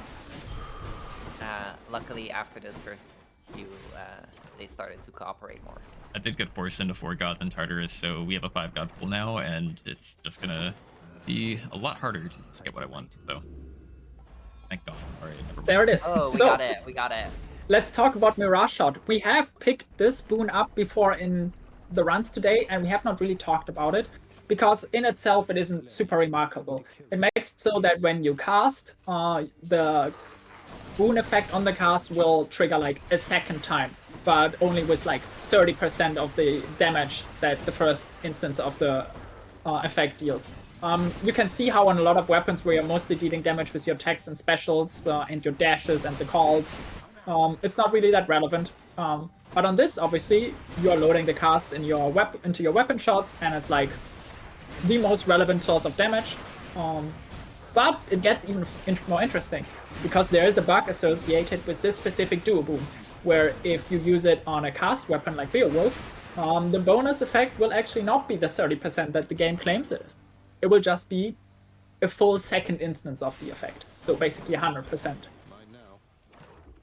If I got that correct. I hope I did. So we just like we literally doubled our damage in a way that also just like stacks very nicely on top of everything else that's going on in the game. We got the global bonus damage No from diminishing returns. the Hermes and stuff. And you saw that even with just 3 casts loaded into one shot of the weapon, Lerny went from one phase to the other near instantaneously. Well, Mirage Shot, the dual boom, basically turns that into like the near equivalent of like 6 casts loaded into a single shot. Here you will now start seeing Zyro use like individual casts loaded per shot to like kill individual enemies, because that alone is so powerful that even the beefy enemies here in Elysium are just one shot by it. And while he does that, he moves to where his previous cast popped out, picks it up while he's shooting, and so on. There's like a rhythm, like beautiful kind of dance to how you manage your cast on a weapon like Beowulf. Yeah, you have to be very careful about when do you pick them up and when do you have to like forego picking them up and to get like better spawn manipulations. Yeah, also just knowing the damage breakpoints for like how often should you like, how many casts should you put into the attack on this specific end, right? All of that makes like a great Beowulf player, and you might think it's relatively easy to learn these breakpoints if you're just working with like 3 casts all the time, but we are not just working with 3 casts total a lot of the time, because there are ways to pick up bonus casts. Yes, exactly. You could already see Zyru open a few wells so far. We've also got the item that makes the well items slower, because among the well items in the game, you can get another cast zone. So like that would be like a 4th or even a 5th if you get lucky, as well as an item that just gives you bonus damage to your cast. So getting good wells is sort of in high level Beowulf runs. You're really looking for a lot of just help from the well specifically. We're getting a bit unlucky with it, and also Chaos is much more relevant on Beowulf or cast weapon in general than any other weapon in the game. Oh, there's a Chaos there. How lucky. I'm not sure if because y'all were seeing that, but we had the rare instance of both Zero mini bosses appearing instead of shop, which is like usually the priority. It is just very unfortunate. Oh yes, we got the shop skin. The game tried to make up for it with like a Chaos Gate though, which is especially cool on Beowulf because that is the way to get permanently more cast zones, as opposed to the wells that are only temporary. Yeah, although at this point in the run, I think everything that's temporary is actually permanent. Yeah, Wind Chamber is 34. With yes. the Karen keepsake. Okay. So ideally on a Beowulf run, a lot of people reset on their first Chaos Gate in a Beowulf run if it's not a cast damage or stone upgrade, and some people even just reset if there's not a Chaos Gate within Tartarus on Beowulf runs, because it like amps up the damage so much more, and some high-end runs can go into the fight against Hades with like 7 or maybe even 8 cast stones if you're like really lucky.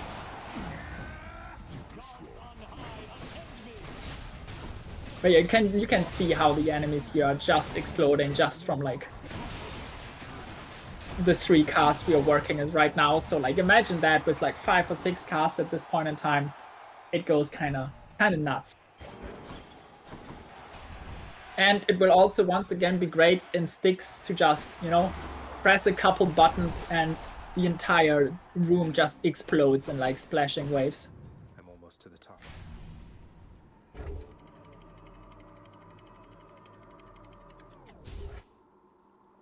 Picked up Dad Call, I believe. Dad's keepsake. Yes. yeah, since you can face them so quickly, First tunnel. you know, there's a much larger potential to just need the like 1 or 2 call activations to prevent him from like going invisible and then getting like a completely darkness free, like no invisibility in the entire like first phase of the fight. That is much more feasible on Beowulf than on many other weapons, where you kind of just have to hope that he doesn't do it too quickly. Yeah, But we Beowulf- have a very good build going on, so like just resisting damage is not something that we care about at this point. I want to say We're just going the- fast. the actual build we have is not even that great. We don't have We don't any have additional we don't stones. have any scaling at all, actually. Yeah. This is one of the worst I've ever had. Like, for Beowulf, this is like bottom tier, right? Like, Yeah, every Beowulf will be kind of at least this. Every well But is flopped. ideally better. The wells are scamming us. Yeah. And then we are also getting so many small rats. We talked about how bad they are. Can't do that. Lovely when you crit for just over 1,000 damage. And then you see that like the big casts together already deal 1.5 times that. Special treat for Cerberus. Oh, are we scoring money here? Are we shopping? Don't spend it all in one place, man. Not worth it. Yeah, best thing to get there was probably just epic flat move speed for like 40%, which would have translated to 20% global extra damage, I suppose. Another 40% because that's amplified by the Right, 50% from we're hyper strength stacking, we're already. stacking. I keep forgetting that. The math gets hard Um, after like 2 sources. If you want to see a very, very interesting example of that, check out the routed category, where you start with a known seed and manipulate the RNG, because the way we do that is we just get rush delivery and like a buttload of movement speed buffs, and Zach moves so fast that you can barely control him. Like, you lightly hit the stick and he's from one end of the room to the other. It gets extremely absurd, but it's great to watch. Why did you tell your loyal subjects to stay out of this?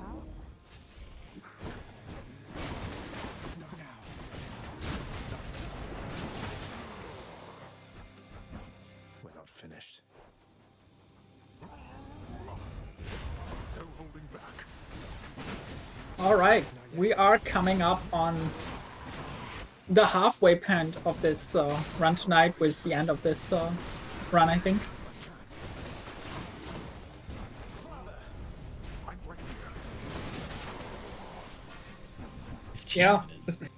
Yeah, I mean, it's below 15 minutes. Let's look at the positives, but that is definitely not what you're hoping to see for like the highest end weapon. We haven't even talked about how it literally is so dominant at the top of the leaderboard at this point in time. I did I it. think the record with it in real time is literally over 3 minutes faster than this, which is wild.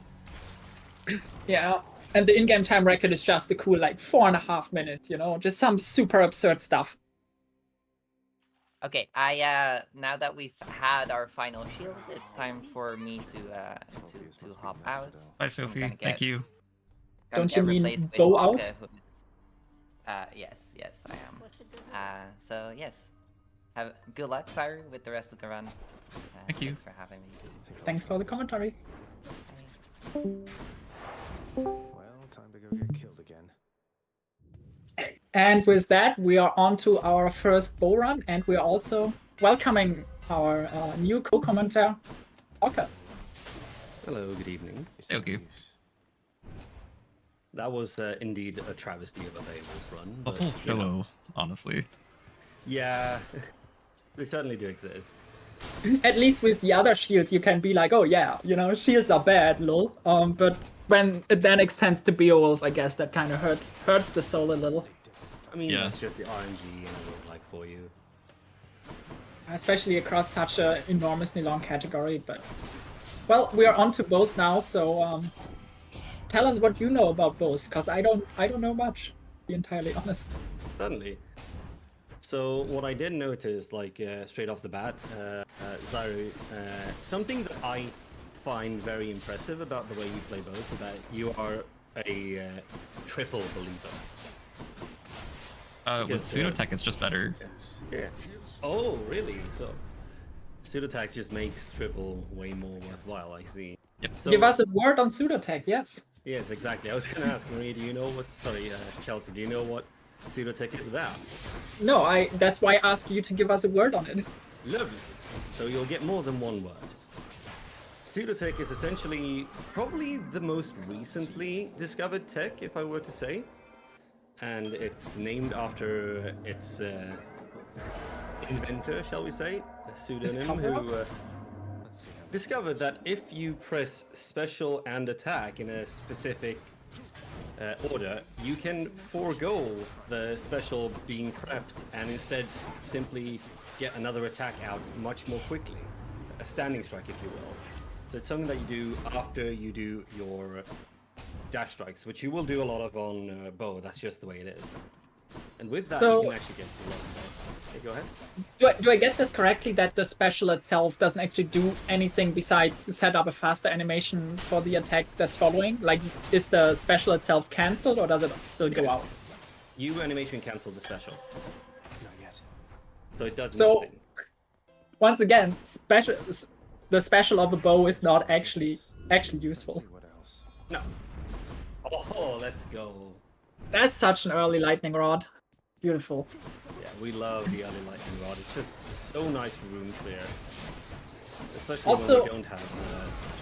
Go ahead. Yeah, exactly. That's what I was gonna point out. The viewers may have noticed we didn't actually start with the splash dash here, which I suppose just has more to do with like the playstyle of the bow, where you're able to output a lot of damage without actually having to get as close to all the enemies as you do with the other weapons anyways, right? Like, splash dash is great because you're dashing to the enemies anyways to hit them. With bow, you don't even have to do that, so you can like rather focus on improving things on a range. That's why the splash is not on the dash, but instead on the cast, which we just wrote manual on this weapon, while a lot of the heavy lifting for damage output is done with the regular ranged attack of the bow. In this case, as pointed out by Oki, buffed by the hammer that turns it into like a triple shot. That is not how it usually looks. No. Normally it's just the one shot. But I guess I need to practice more because I am still a twin believer just because of how difficult it is to get on top. It's still up close and personal. Okay, this is just very lovely management. Of course, Zag bow. That as went an by aspect- so fast. Yeah. Zag bow as an oh, we lost our DD, didn't we? I mean, the sound triggered for sure. Yeah. Well, it's been lovely. Is that the second time this run? Because I saw it earlier on the Heroes fight where we like lost the DD as one of the slowdowns happened. So it's funny that it's happened twice because it's so very rare. Off to Asphodel. Which to Right, I'm choose? as a non-knowledgeable person about both specifically, I was quite impressed by like the raw damage output we got here, and you pointed out that the crits were just a little bit lucky, I suppose, right? But it is interesting to see like the ceiling of this playstyle with this weapon does appear to be like relatively high, considering it's not a weapon that gets all that much like accolades or on its own merits usually in discussion. Wow, that was beautiful. It's very, very nice to see this gameplay, honestly.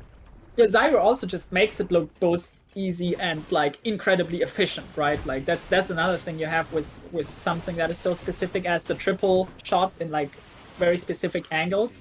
If you're really used to playing with it and know what you're doing, you can do some, beautiful math on the fly. Indeed. That was like a 180 snipe almost in that room. What I did notice earlier is that like the pseudotech isn't used all that much, but that's because like right now we have a lot of damage and it's still a bit dangerous because with the pseudotech you're kind of standing in place, so you still need time to charge up. So you gotta keep that in mind and try to be flexible and moving. Asphodel is also one of the roughest biomes for this playstyle in particular. Oh, there's the jolted. The enemies are I very mean- mobile. I'm not trying to be profane or anything, but there's a reason it's called Asphodel. That's all I'm gonna say. Lovingly named that, yes. Not lovingly. Okay. I detest that. With brackets derogatory. Hello, Hermes. Although in this run tonight so far, we have talked surprisingly little about Go. Elysium, the biome, you know?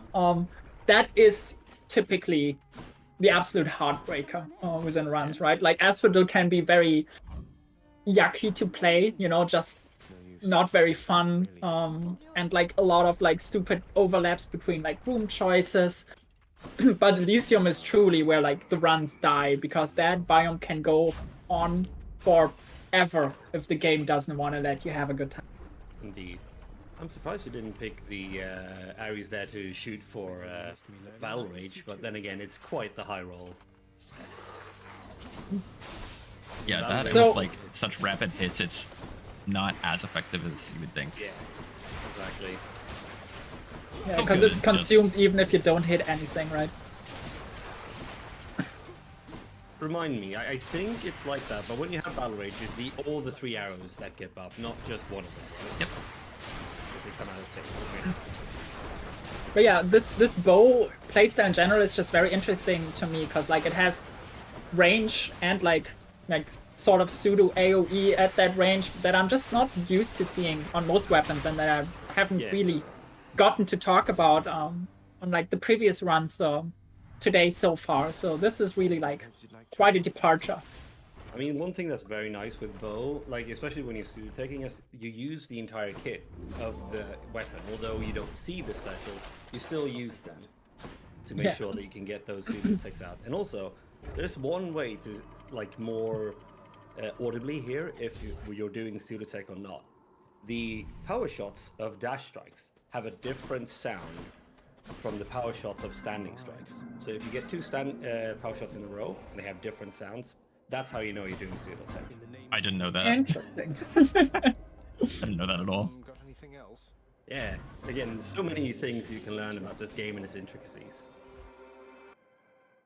Well, I mean, that explains, I guess, why you don't have bow on top of everything else. Like, Because they don't know the sounds. like clearly Zyru has to have like some sort of weakness, right? I We're, mean, I like, technically have really- second place for the category. I just haven't submitted my run yet. Yeah, Damn. I did chastise you about this yesterday. Yeah, submit your runs. That is one of the eternal mottos of the Hades speedrunning community. Explosive, let's go. All This right, our is damage such is a gonna. Everything is just gonna start melting now. This is such Look a at fun this. combo. Let's see. Yeah, We got please a machine gun. explain what's going on to me and the chat. Yes, so explosive is when you have triple and explosive. These 2 hammers, like you get a lot more damage base in your shots. They charge for way longer, and then it's a lot shorter. So what you do with the pseudo attack is you kind of just spam attacks. Right, And and just you use are it. dashing kind of more up into the face of the enemies than Yes. we've done otherwise so far. So this is more of the shotgun approach. It is. It's very dangerous. I mean, we are losing health. I am noticing that. Meg, help. It's fine. Health is a resource. Sure, we get Patty. Surely. Right, just get petty. Soul, thanks. That's what I do whenever I try to clear 32 feet. Yes. That's what I did in my recent 50 heat for race. Just hoping for Patty desperately. Oh crap. This is bad. I'm near death. Alright, it's time to be very safe. Surely there's gonna be a Death Defiance in the well or something. I mean, we have 4 rolls. Let's Easy. go. Didn't go Beautiful. again for the second one. Sad. Oh, The nice thing about Lightning Rod is that it can be very safe. So right, you just stand there and let the cast do most of the work. Exactly, just dodge every other attack. Just- There is a reason it's banned in hitless tournaments. Yeah, Oh, that is such an interesting fun fact here. Maybe not universally, but by default it usually is.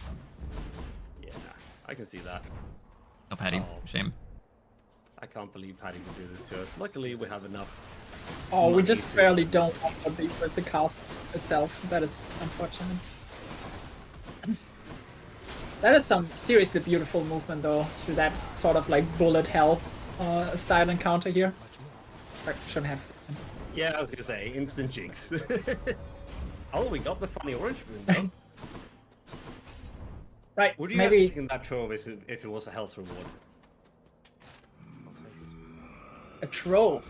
That would be a bold choice, but you know, I mean, I get why.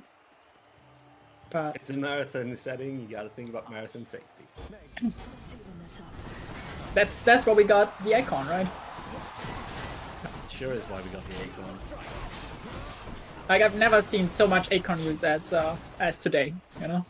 Yeah, it's just something that you get used to when you do these really long categories. Yeah, I bet. The thing that makes explosive kind of tricky is it's such visual overload. Like you can barely see where the attacks are coming, so it's really hard to dodge. I'll take that. But hey, I mean, we made it through. We still got one DD to work with, maybe potentially even more, depending on how this goes. Okay. Let's think about this. Well, no, we Just cannot one really shot, get rid please, of just any one of these. shot, please. I feel like the instance you joined, this became a much more mischievous broadcast. You know, we do a Very little bit more intense. trolling all of a sudden. I feel like Zyru very much enjoys trolling me, and I'm here for it. I It's mean, fine. We'll just get the extra money, and then we'll get the health, and then we'll buy the Athena for an extra DD. You know, everything's planned. yeah, Calculated. just get the boons. Also, I do admit, A DD from Athena we don't have before. Never mind. Not yet. I'm happy to keep leaning into the silly side of the broadcast after being live for like 3 hours at this point already. Yeah, I figured I'd let your voice rest a little bit. That must have been a lot of yapping. I mean, it was fun so far, but like after a while, your brain also just kind of, you know, goes into kind of gremlin mode, right? Yeah. And I feel like that's where I'm at this point. Reverse Oh, that was so nice. Like, we love those crits. I never really considered bow a weapon that I would find generally like interesting, but this is some like beautiful gameplay that definitely makes me interested. I love that we got like this combination because it's one of the most unique combinations of bow, and it is relatively new, and that's what makes it fun. It's fresh, like even for veteran speedrunners. It's no use. Just what I need. Don't mind me. Hey, Right, say what are this. we looking for from Hades at this point? From Uh, Hermes, sorry. Entire sack. Oh yeah, rush delivery. I mean, fair enough. I only have It was greenery, like so it's we- not amazing, but it's we- better we than could- nothing. We could have wrote that well 2 more times, is all I'm saying, you know? Oh yeah, that's why I was in pain. It's fine. We No, have it's the fine. acorn. We're having fun. We're having a good time. That, Cyrus is yeah. doing great, all things considered. Like, we did come close to seeing a run die at several points today. And just the fact, yeah, I mean, one you, for example, and I think on one of the swords as well, right? Either way, Was it Poseidon? Poseidon tends to be the most dangerous one for me whenever I play. I don't remember. I just know that we were like, oh yeah, this is getting kind of close, like more than once already tonight. And just the fact that, you know, despite everything, Zyru's just like trucking on and not letting Look at nerfs these. get to him. Yeah, this is incredible. I love this damage so much. This is so fun. Try that again. Shields down. So, what would you say holds this build and this weapon back in general still from being like not necessarily top tier, because we know why that's not happening, but even like in the upper echelon, not considering the absolute top tiers? Or would you describe bow at this point as like solidifying its position as like pretty much the most solid thing right after the top meta aspects? There. Or I it's would like, say so, yeah. because like Zac Rail still for me has the vibe of, well, it's not like a top tier aspect, but it's still darn good, right? Like that's kind of where I'm at.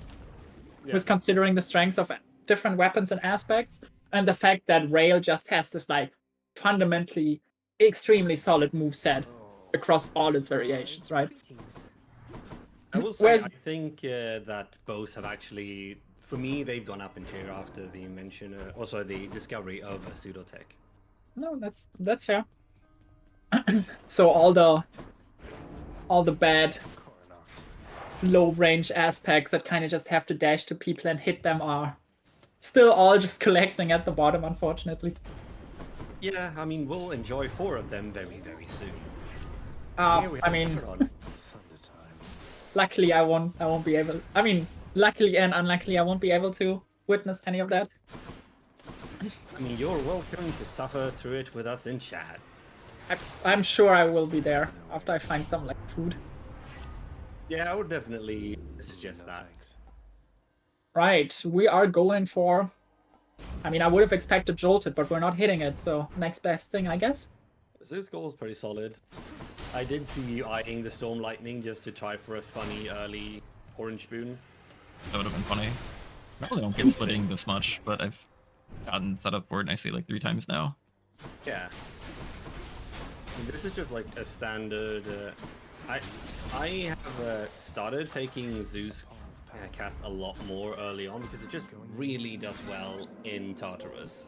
Oh, should we say a little bit of something about the specific weapon aspect first? Maybe. Absolutely. Do you want to talk about Chiron a little bit, Chelsea?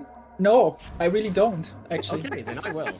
So Go ahead. Chiron is so one thing that I think is cool is how the 3 base aspects of the bow, they're designed to have like different focuses on all the attacks that it have, because you have Zag Shield, we did that earlier, but Zag Bow, which is focused on the attack, of course, with the inherent crit chance on the attack. Then you have Chiron focused on the special, and then of course you have Hera with the cast. So what Chiron does is when you attack an enemy, you drop a little mark on them, as you can see by the bullseye on the enemy model. And your special homes in on that bullseye. Now, you might be wondering why you haven't seen that yet, if you just didn't notice it or whatever. It's not very good, is the problem here. Yes. So they were designed to use special, but honestly, these days it's a lot more attack focused. Yeah, that's kind of the sad truth of like high-end speedruns, right? Everything is so optimized. Like, Chiron is fun as a casual player. I found it fun just playing around with Chiron. But if it's not good enough to like actually improve your time, you're just not gonna like ever consider it for a speedrun. So we have a unique weapon that has a very unique interaction with its special, and we're just barely using the special at all because just attacking everything is just the better choice. I do notice Zyro using the special a lot more than I'm used to, though. Where was the Boldy gift? Where was the Boldy gift? I just This is showcased it up to once. you. I've got time to save. I'm down Okay. 5 minutes after that shield sequence. Oh, wow. Yeah, that Actually, no, sounds it's more like 6.5, I think. I was almost even with my PP splits, and then minus 7 minutes. Do you have splits running at the same time, or do you just know those numbers Just off locally. the top of your yeah. head? If Zyro were to know those numbers, I would tell Zyro to go touch grass. You tell me to touch grass anyway. I was gonna say, like, Nothing's gonna change. I mean, eventually, maybe some grass will be touched. Also, it's funny to see that small pot stopping that very, very big lout. I don't understand how you're supposed to touch grass when, like, the entire surface is, like, caked in snow, right? Like, nothing we can do about that. Alright, I am so confused right now. Hope I didn't keep you Wait, waiting. are you using Conk Volley as your hammer? No. Did you? No, you skipped the hammer, that's right. You took the Which Artemis stuff. I very much regret that now. Yeah, I can see that. This is Your first relatively hammer choice miserable. would have been triple shot again on Chiron, right? Yeah. Just a worse sag though. Yeah. I mean, there's a reason why we lovingly call Chiron bad Zagba. Because it doesn't have the inherent crit. Like, the modern build of the attack focus just doesn't do as well. Yeah, and I mean, the crits were really shown off quite well in the previous run, and now we have to kind of try doing the same thing, but without, like, inherent extra crit chance, so naturally just worse.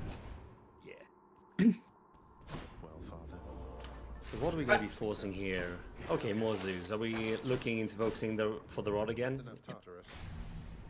Yeah, that makes sense. I have another question, if you don't mind.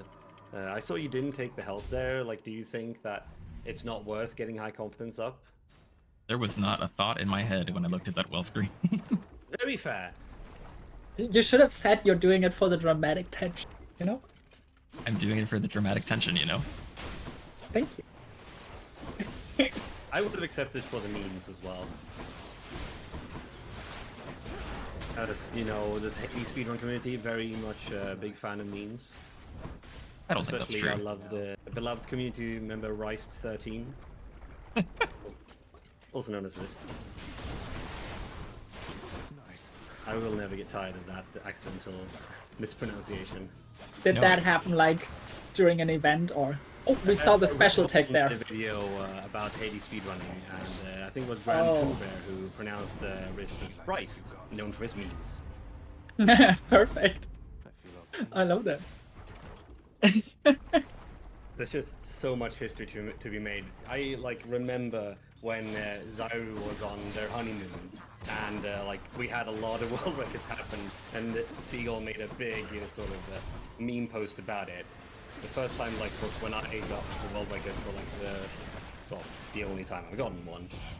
And Seagull made a big video about everything, and then Croven beat it 3 days later, and Seagull made a sad video eating, I think it was a cheeseburger. It was bizarre but hilarious. Let's see what's up for sale. What world record was that? Always hits the spot. Oh, it was any heat. Oh, overall any The heat one I world had record. for 3 Okay, yeah. days. Still haven't beaten that run. It was very lucky. How it goes. Yeah, any heat has been going into like freaking crazy. Yeah, Levels the recently. world records right now are insane. Like we almost have a sub 5 unmodded. Yeah. It's insane to. And I think the 430 modded in-game time we already brought up earlier during the cast, which is just mind-boggling. Indeed. Like 1 more minute of in-game time on top of where this run is right now, that run finished. Like, Indeed. Of course, it was not Chiron, no, I mean that would have been something, you know? but oh, there's finally That's the the hammer.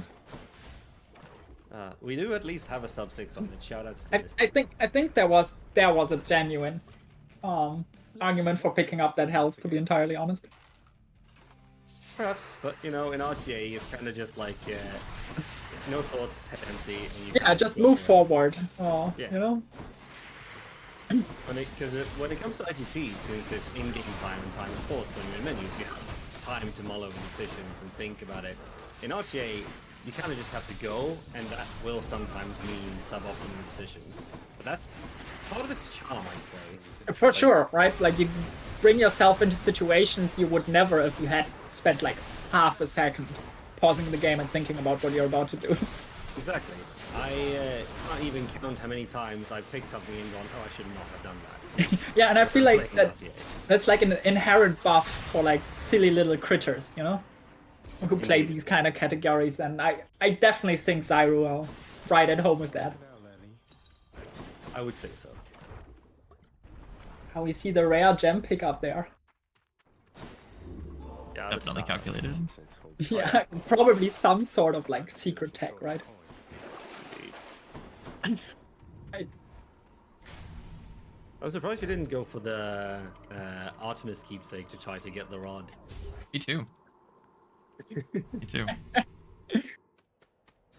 But I think like at this point in Elysium, it's just very useful to have the hourglass. Like it's simply too beneficial to not give an honest think. And again, RTA, we can't just pick it and go. so bow is one of the few weapons where straight up like buying attack buffs in wells is like actually really good, right? It's good on a good number of things, actually. Something else.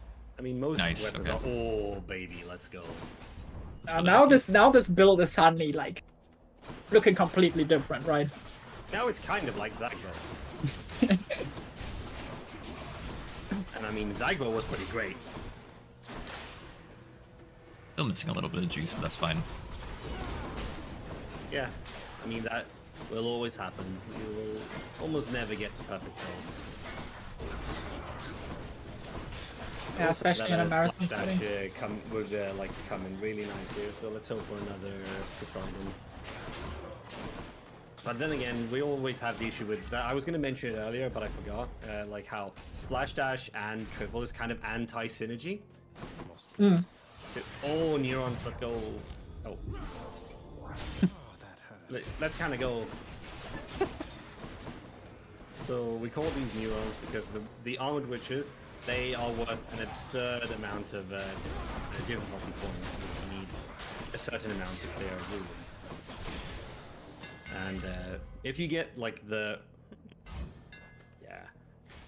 if you get the rare ones where it's 2 waves of armored witches, you are absolutely loving it. Yeah, we mostly talked about late Elysium rooms that were kind of just alright or kind of bad so far for most of tonight. I keep saying tonight, even though it's like In the name of Hades. not evening for most of the people watching. Don't worry, this here is the tonight. European takeover hours. Right, I mean, the problem is I already said tonight over 2 hours ago. Okay, maybe that was a little bit early, but Yeah. it's fine. I mean, if you think about it here, like we had steps in for the first 3 runs, but since then, just European runners, just saying. Steps was there for, right, the first 3 runs only, you're right. Damn. And we're gonna continue with the European takeover I accept this for the rest of the night. These are peak European hours. It truly is. I mean, this is just peak Hades in general, so I'm glad to be here for it. Yeah, likewise. Although, I mean, I think everyone can tell that I'm kind of running out of meaningful things to say. I mean, So I'm very I glad feel you're like here to that's provide some acceptable expertise. After about, what is it, 3.5 Over 3 hours? It's a bit over 3 hours Yeah. at this point, yeah. Perfectly acceptable. Thank you, mate. But yeah, Chiron is like very funny because if you think about the Chiron history, Chiron, I think for a small period of time, Chiron had the any heat world record. Rematch. Because like Magnell got an I was gonna say, insanely that was Magnell, right? Of course Oh, that yeah. was Magnell. It's Magnell. An aspect which was considered very bad suddenly gets a very fast time. Yes, it's probably gonna have been Magnell if it's unmodded. Magnell also has some really, really impressive, specifically unmodded 32 heat times. Like, no one really wants to touch unmodded 32 heat as a speed category simply because of like the Magnell records that are still up there for many of the aspects I remember. I mean, Magnell seriously made us think about turning on BP for 32 heat I bet they weren't that great. for a while. Because of Any like, heat. yeah, that too. Because of begetting early neurons in Elysium. Oh, okay, yeah, I see how that makes sense, I suppose. It was a wild time. I don't know. Wait, why would you not take that for 32? It's just like reheat. Maybe this Yeah, I was thinking for any heat there. Gotcha. Because Okay. it was in a 32 heat that he had it, but Not yet. he made us think about it in any heat. Sure. That's one. Gotcha. Gotcha. But yeah, Magnell Right, is a so definite goat. as an explanation, we are talking about a packed option that gives enemies certain bonus attributes, and whenever these enemies spawn in with their bonus attributes, they're also always armored enemies. So that is like a roundabout way of forcing more enemies overall to be armored around. It's not actually a valid strategy for any heat, as far as we know so far anyways. Yeah, no, it's way too inconsistent. But then again, this is a roguelike. Inconsistency is kind of the name of the game. Yeah, you know, It increases the like potential, but the variability is so much higher. yeah. We can't rule out that there won't be one day any heat record set using that specific strategy, but it seems very unlikely at this point. It's highly unlikely for sure. Not now. But it's still very funny to think about that. So yeah, the current record is quite interesting. But it is But yes. like we do have it for certain things, like certain routed or seeded ones rather use it because, well, getting a seeded build together is often much more powerful and can easily take care of these armored enemies. Yeah, that makes sense. A whole entire sack of something. You must be hungry, huh? Alright. This build seems pretty good for like a safe dad fight. We would have wanted the rod, but I mean, we have the weak to remove some of the damage. And we have a decent amount of damage on our special, so like this feels pretty safe. I'm trying not to jinx anything. I'm here, Father. Come on. Yeah, I mean, solid I build. shall be. Rough time, but we're getting through this, I believe. Yeah, I think so too. Especially with our epic rush delivery. Here's another thing that will tell you how much I know about both. I don't know if Hera or Rama's up next. It's Hera. Rama's the hidden aspect. So, Okay. See, I didn't know which one. yeah, so next is the cast focus Yeah. aspect, which long had held several world records because we have one very, very good Hera player called Kroven. There are certain arguments to be made for Hera Come on and to die. be like at least as good or maybe even be slightly better than Beowulf when you consider just like the top end, the ceiling of it all. But Beowulf just gets like similar or better, even better results so much more consistently, you know? Yeah. And with like a lower barrier of entry, that's why Beowulf is and has remained like the top dog meta aspect for now. But if there's any other one that is truly up in contention for that, it has to be Hera. Which, what a coincidence! It is also a cast aspect. Funny how that works. Powerful? No way. Also, congratulations on the sub 16, Chiron. Well done. It could have been Thank you, worse. Wookie. I mean, it could have been worse. It's kind of going to be the motto for a marathon run of all aspects. You have done well. There are very, like, few runs where you will get the absolute stinkers, because then you will probably be very close to dying. Then again, we have been close to dying, but not that close. You know what I mean. Alright, so this is Hera. Again. Like, one thing that I find interesting about both in general is how they seem to favor controller a lot. Because of, like, just the mobility and how much easier it is with the latching on. Oh yes, and the first time here that we see the hammer flurry shot. It's objectively the best hammer for Hera. Do you want to explain why? Yes. So flurry shot makes it so you can't charge your attacks anymore, but they come out instantly. And Right. with a weapon like, or an aspect like Hera, where you load your cast into your attacks, you don't really want to charge it, you just want to fling that cast, because that's the bulk of your damage. Yeah, so this is really similar to everything we already talked about when talking about Beowulf, except that you don't need a hammer to actually make it shoot out the loaded in cast, because the bow already has like a shot as the standard weapon. So the first hammer focuses on making that shot come out even faster, basically. We're rolling this because we really want cast damage. And you know, that's kind of a monkey's paw sort of situation, but we take That it. can be okay. It is a little bit unfortunate with the armor numbskulls, but it could be a lot worse. So, but fundamentally, Hera, really similar to Beowulf, we can load up casts into our attacks before shooting them out, and then the whole shebang applies about, you know, they explode where you shoot. It's a lot of added damage. You can like nicely like space out and portion your damage one cast at a time. I just got So nervous. what makes Yeah, I was Just gonna now say you realizing. just best. Like, yeah. Has that happened before tonight, or is that the first time? That's the first time. It's like a 1% probability or something. Yes. So there's this thing called an Erebus gate that you can go into to like enter sort of a challenge room. If you get hit, you lose the reward and just get a tasty onion instead. Sometimes when you're forced to keepsake, your force god appears on the Erebus gate instead, which is exactly what happened in that room. I was And kind we- of thinking, surely you're not going to go trippy Flare Hera. And I'm glad that was the case. Yeah, we tend to not take the Erebus gates in speedruns. They're like just because it takes too much time. Although I have seen Zyro actually do it in practice. I do it in real runs. Yeah, that's It is kind of the pretty assumption that followed. There will be a place and a time to maybe consider doing it. But Yes. really, in this case, it was very unfortunate how our core damage dealing boon was delayed so much. Do you want to explain a little bit, Oka, what makes it like different? Why we're choosing the Aphrodite cast over the Poseidon cast and Hera specifically, unlike with Beowulf? Well, the first main obvious reason is, of course, that the Mirage bug doesn't exist on Hera except for Trippy Flare. And if you're playing Trippy Flare on Hera, you have many other problems already. Yeah, Trippy Flare still die on ice, right? Yes, exactly, because that's the only flare on Hera. Everything else is a shot, and therefore isn't, like, is coded properly, shall we say. Yeah.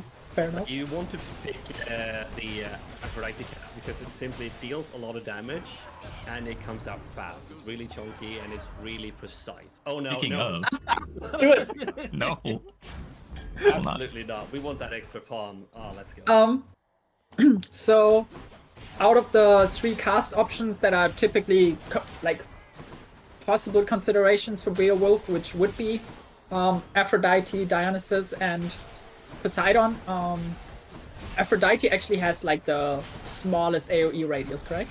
Yes.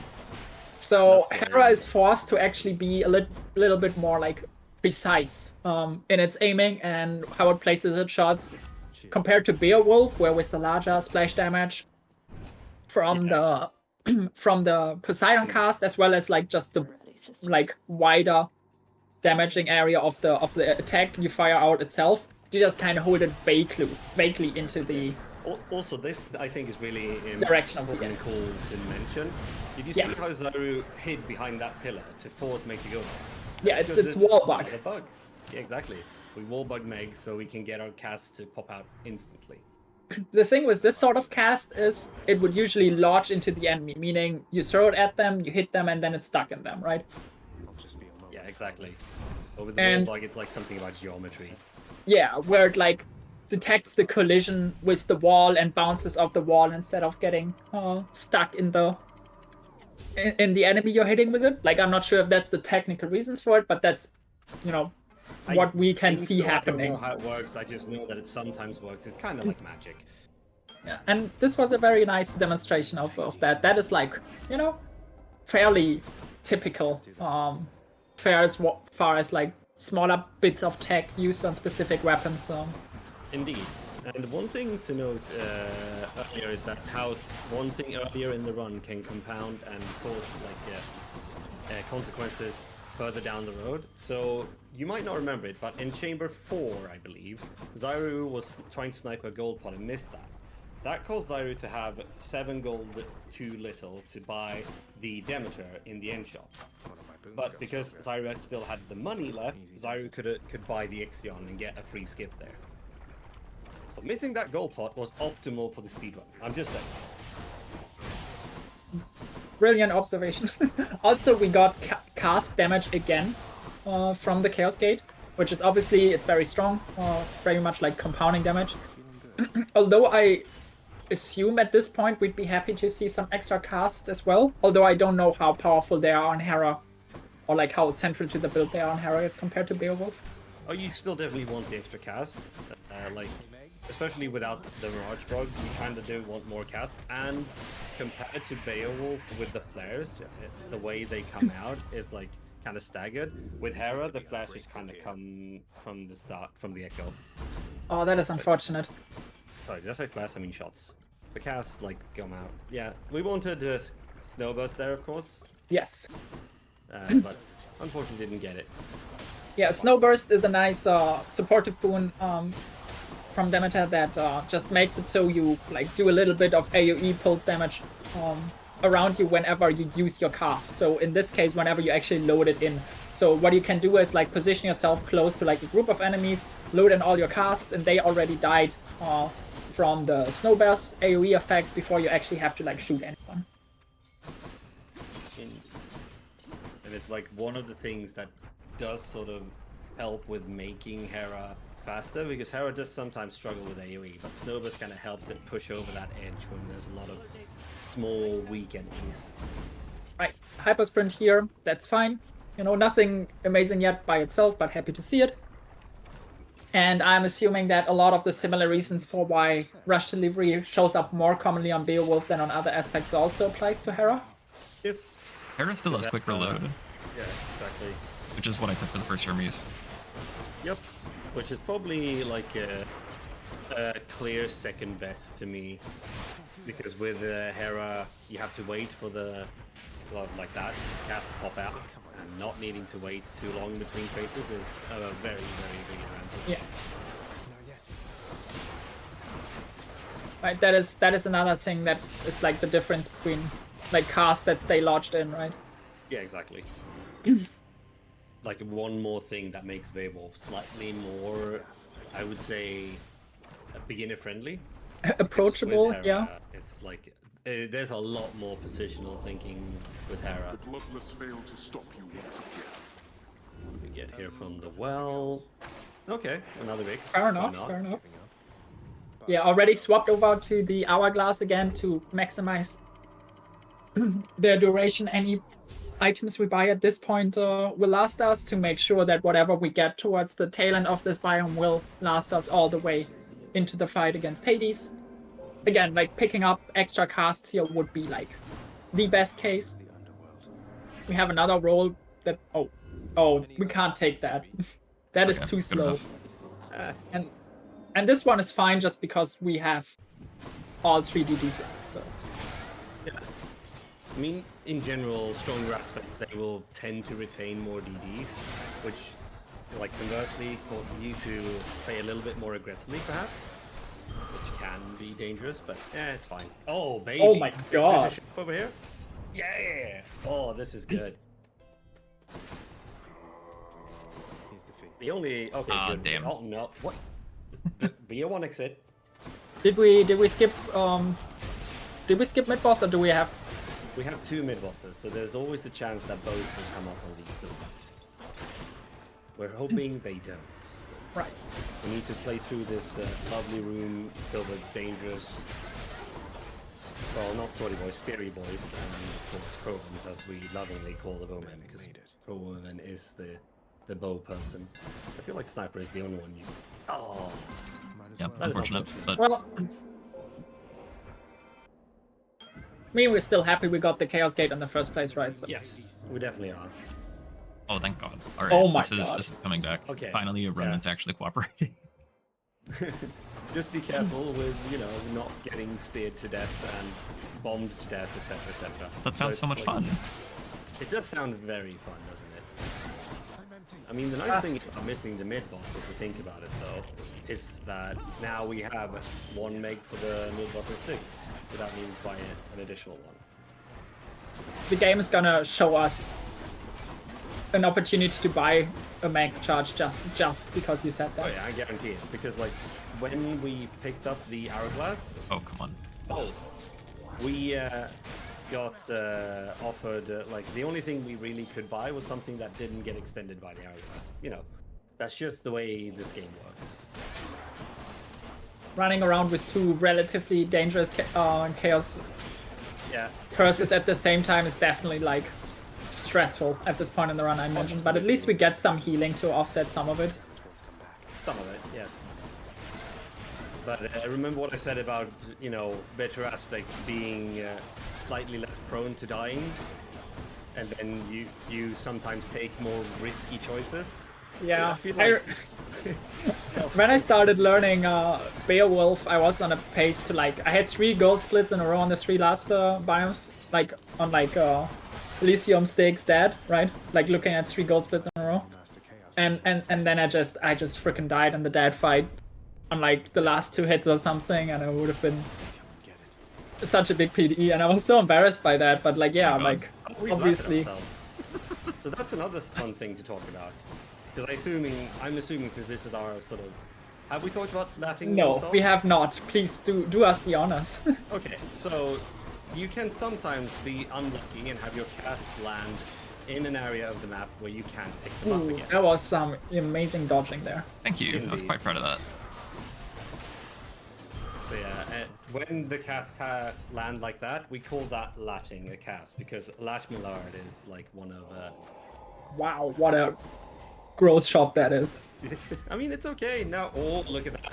Safety. That is kind of nice. But yeah, latching is something you really don't want to see. It generally happens in rooms like this or in the dodge fight. Like, those are the main culprits for latching. I have definitely, as I was learning Beowulf once again, latted myself out of an easy PB. That just has to happen to everyone at some point, right? It's a rite of passage. I guess they're testing me. And it's I wish someone had told me this could happen, you know? Sorry, I was being very scared for this. You just... Oh my gosh, this is such an annoying fight. Okay. Yeah. Yeah. when you don't have the cast that can kind of go through the shields or easily be put behind them, then you gotta be careful because if Theseus is blocking. A disappointing show. Okay, please tell me we can sell the. Never mind. Oh, I could have sold that dash. Oops. It's fine. I was We're gonna fine. say, please tell me we can sell that, and Fine. then to them buy the DD. It's fine. We have 200. We're just seeing another Athena, I reckon. Okay, yeah. I had been told to move closer to my mic. I shall do so. Because That's interesting. people want to hear me, which is very strange. It's interesting because to me, with standard settings, you are much louder in here than Zyru is. Try this way. Yes, I am a loud boy. But yeah, I'm like, excited about this game. gotta make sure everyone can hear the commentary. Indeed. It's no use. But yeah, this is like standard for the Casper runs where you've chosen the more dangerous Chaos Curses. Like you've lost all your DDs, but you have so much damage that it should not really matter in the dad fight. Yeah, I was gonna point out how like, okay, this is gonna look funny. Yeah, and it's gone. Yeah. Awesome. We have 5 casts, we have 2 shots. We're doing quite well. Also, I love that the build notes that Zyru provided us with do say lean for this aspect. And Yes. I mean, we have only 2 pommables. Like Poms won't even ask us like to decide between 3 options because we only have 2. That is the definition of lean.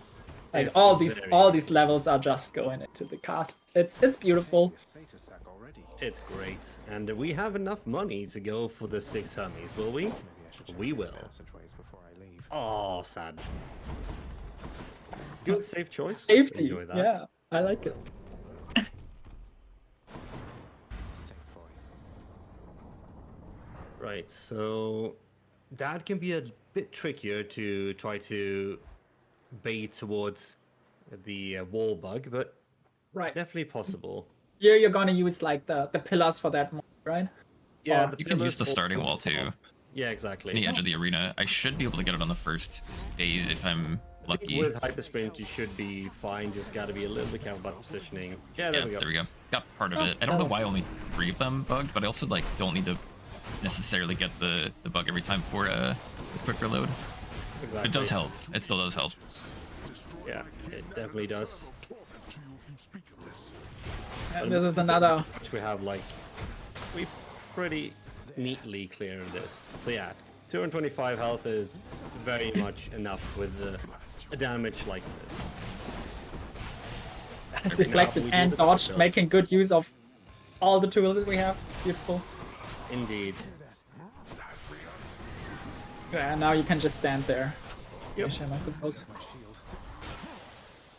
And that's Hera. 16-minute Hera.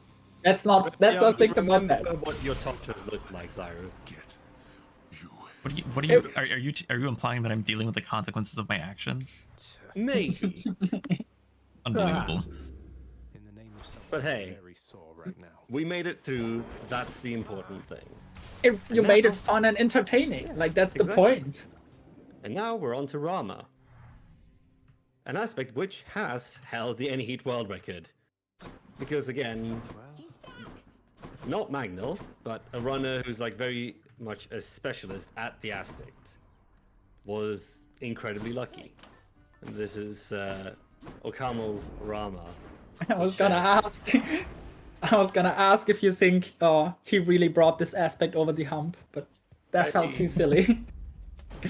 I mean, I'm enjoying the Ramal's jokes today. world record for I believe unmodded 50 heats, and it's like insanely fast. It's like 7-something minutes if I recall correctly. Yeah, this is another one of those aspects that actually has like a lot of strength specifically for high heat gameplay that a lot of people don't really know about or consider, I think.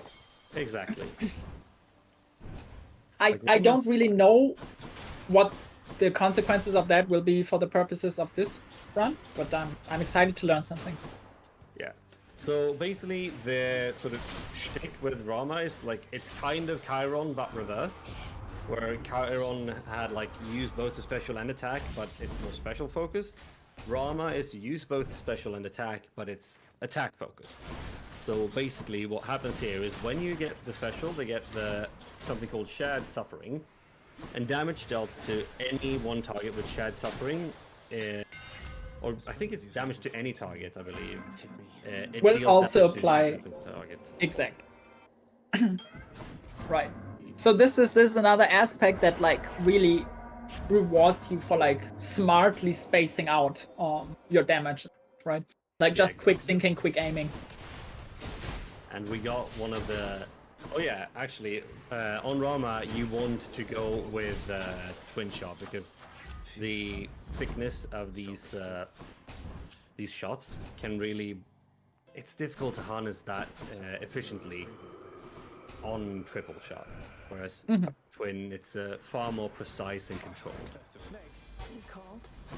You also can deal more damage from a distance, which you kind of need, given that you take so much time to charge up your attacks. Oh yeah. Brackrop? Ah. Hey, still a non-pommable. We take those. Yeah, we spend a lot of time talking about pommables versus non-pommables today. Yeah, I can imagine that. Especially in RTA, you kind of want to make your pom choices as simple as efficient and as efficient as possible.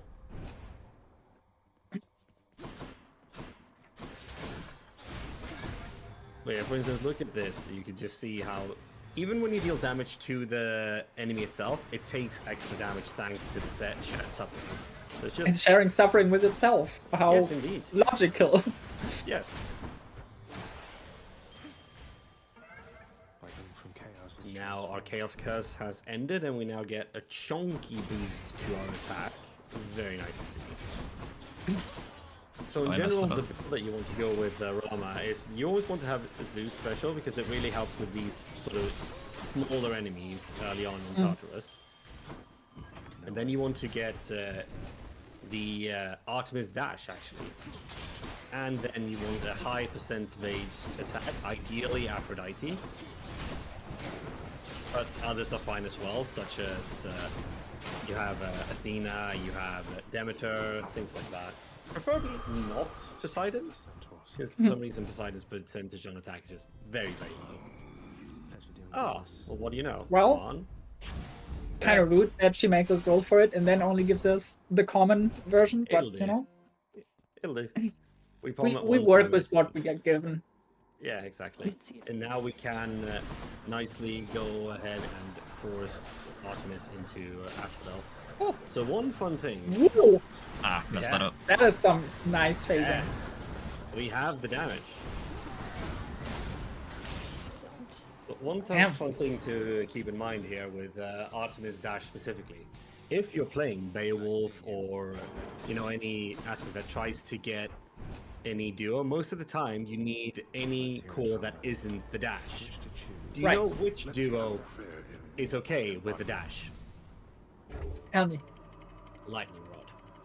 And Oh, Oh, what was the other? Sorry, please tell me. I come on, forgot. Oki. Getting warm. No. I Hunting forgot. blades. Oh, that's right. And- Of course.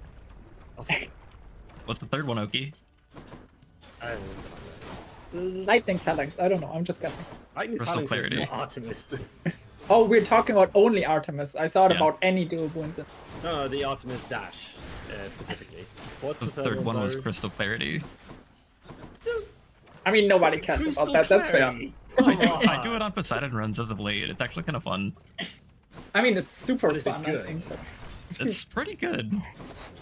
Just That gonna know how sounds to No, use but- it. doubtful. The thing with a lot of dashes in this game is that specifically the dashes across a certain number of gods don't open up the dual wounds, right? Like that's not just an Artemis thing, obviously. What else we got?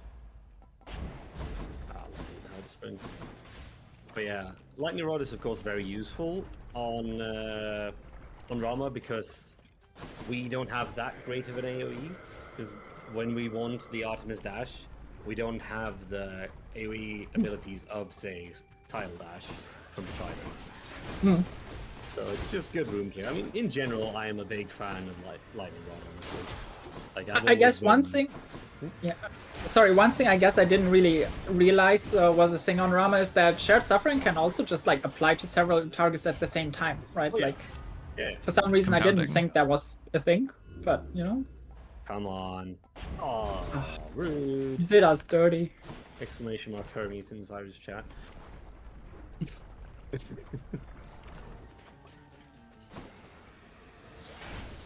Alright, let's see if we can get the dash here, because we have run out of rerolls. So, Pretty Right. likely, but not guaranteed. exactly. Okay, there it is. God, for a second there. Almost jinxed, but no, we're fine. Oh no, not the triple donuts with the small boys. I swear I've gotten that like 5 times this event already. At least we got that one big fella to help us speed things up a little bit. Would you say that he's sharing our suffering? Yes, definitely. And of course, the big boys, they jump around a lot, and it's sometimes difficult to track them down. Especially if you, for instance, have a Beowulf without charge shot. Shoutouts to Seagull. We call that getting curbed, as an homage to the silly video Seagull made of enemies just jumping around. I think it's something that's frustrating, but if you learn to deal with it, it can be okay. Like, And I mean, obviously it has happened to everyone at some point, right? Like it's another one of those absolutely universal Hades experiences. So oh, absolutely. there's so Also, much damage here on those attacks. That is can we very just talk about satisfying. how it's so sad that I think these heads have a total of 820 health. Yeah, I was literally just gonna say that. Off We by have literally one one damage damage. Unbelievable. Yeah. Yeah, so if we just hit them with a straight up power shots, we leave them with 1 health. And it's just like, wow. Well, another fun thing about ROM actually is that sometimes shared suffering doesn't work with the learning heads. It's like very strange. Sometimes Very it's cool, very delayed too. Like you'll Yeah. see an attack on that hits like maybe 2 or 3 heads instantly, and the one in the background just like moves around, and then it takes this shared suffering damage, and then it dies. Yeah, exactly. Nobody knows why. It's so strange. Another fun interaction between Lerny and Rama is that you won't often have this amount of damage, but if you shared suffering an ad, you can skip phases. There's like a routed run with Rama Oh, yeah. that essentially just kills Lerny. I think after the first intermission. So Or it's 4 seconds long when most fights are like sub 30. exactly. Yeah, so that's Bananas. not at the first intermission. It's like just the start. It's incredible. Like even not knowing much about the actual mechanics of Rama, that is just something I appreciate about, you know, the aspect as it exists. You know, just knowing that that kind of weird stuff is in the game and possible makes me very happy. Yeah, we got the perfect second hammer. You really want to see perfect shot on Rama because, like, your power shot for some reason I actually don't know the numbers, but it feels like the power shot on Rama just deals so much more damage compared to a regular bow power shot. It's that hit stun. Just all in the head. Yeah. Oh. So, power we did shot- Go ahead. Sorry, I just wanted to explain power shots real quick, right? Because like, Exactly, I was going to talk about that too. go ahead. No, I I've want you talked to more than talk about enough. My voice is dying. Help Okay, me. I will do it. So basically, power shot, what we mean by those is when you're charging your attack with the bow, there starts to be like a faint glow. When that glow basically blinks, that's when you need to release the attack. And that becomes a power shot, which deals extra damage to enemies. So like that. It also has this specific, you know, it's separate sound, as we talked about when we had the Zagbo run. Yeah, it's kind of just like a sweet spot mechanic, basically. Indeed. Ah, lovely. 31 skip always feels pretty decent. Yeah, exactly. We already had the mid shop right, otherwise shop right here. Yeah, I was literally wondering the same thing as you said there. I was like, wait, we did already do shop, right? I hear neurons. Oh yeah. I don't see them. No, Because they're dead. I'll fake neurons, but still pretty solid. Like, comparing that to a chamber with just flame wheels, so different. So the thing about Elysium is that it has a lot more chambers that are good than chambers that are bad. But that is really like a chamber that we're so happy to see late in the biome, the one we just were in. Absolute shout out to that one. And then yeah, getting armored witches and or armored chariots just makes you so happy in that room. Indeed it does. Also, one thing to mention, so I haven't tried it much myself, but I think on Rama, the Zulu tech isn't as much of a thing, right? Because you need to use your special to, like, I think I've done it a couple of times, but the regular attack of Rama just charges so much more slowly. So you kind of want to do the dash strikes.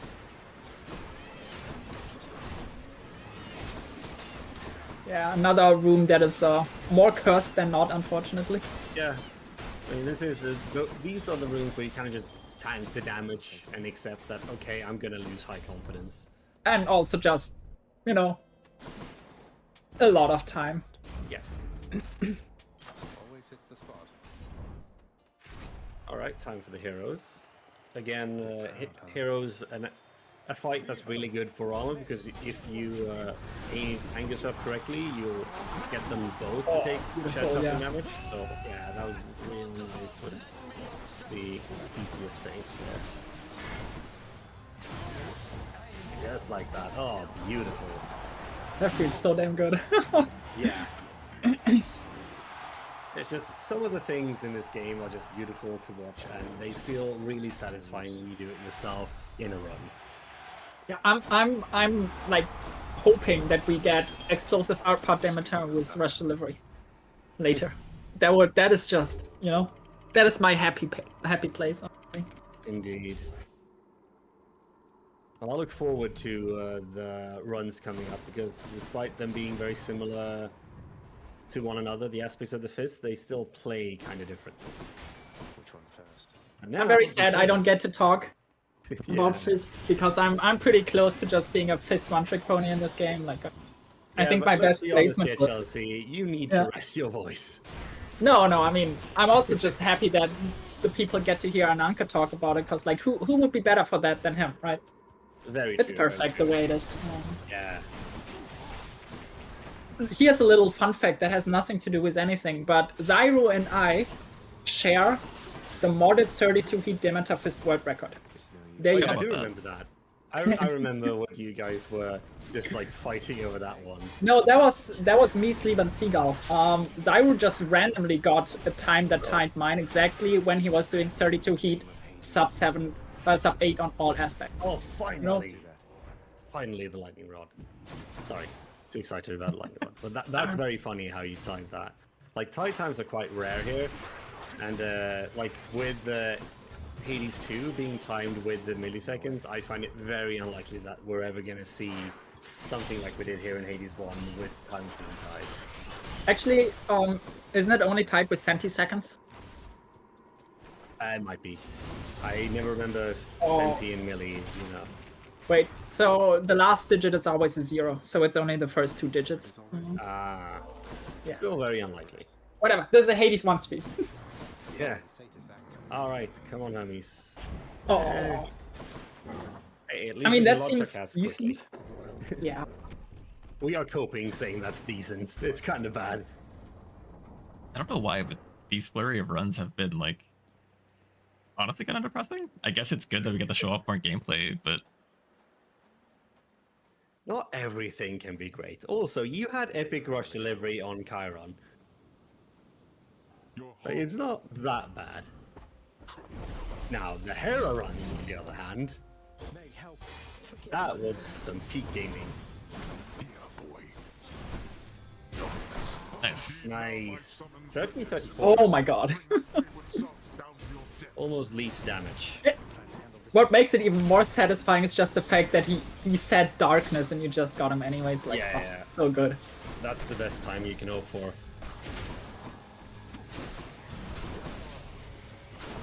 Oh, the Oh, crit, let's go. big crit. Get up. Thank you, pressure points. Let's see you deal with this. I don't know why, but I think the animation for the that phase 2 transition is just broken now for me. I haven't seen it properly in like 5 runs or something. Yeah, I don't know. Maybe sometimes weird things happen with your game when you have it open for like a long period of time. I would get weird things with mine when I had a VSync off, like just weird things. How do you feel about your Rama being faster than your what was it, Hera or Beowulf or both of them? I'm pretty sure it was faster than basically all other bows. Maybe not Zag's bow. I should probably not say what I think about it.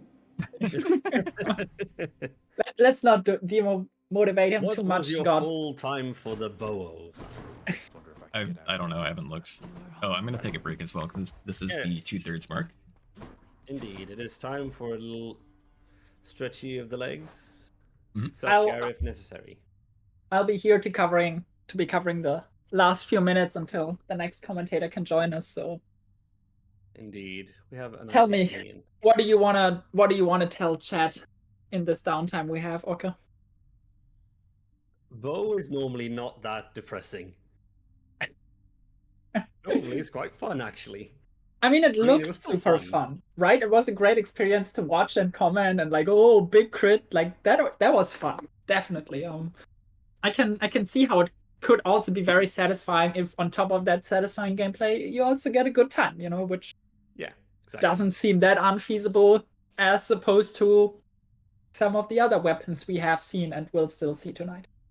Indeed, like bow tends to be more consistent compared to fists, but I will say the fist runs that we got when Zyro was doing practice yesterday were actually slightly faster than the runs we had on bow today. But I'm not jinxing anything. We'll see what happens. No, it's gonna be great, I'm sure. Like,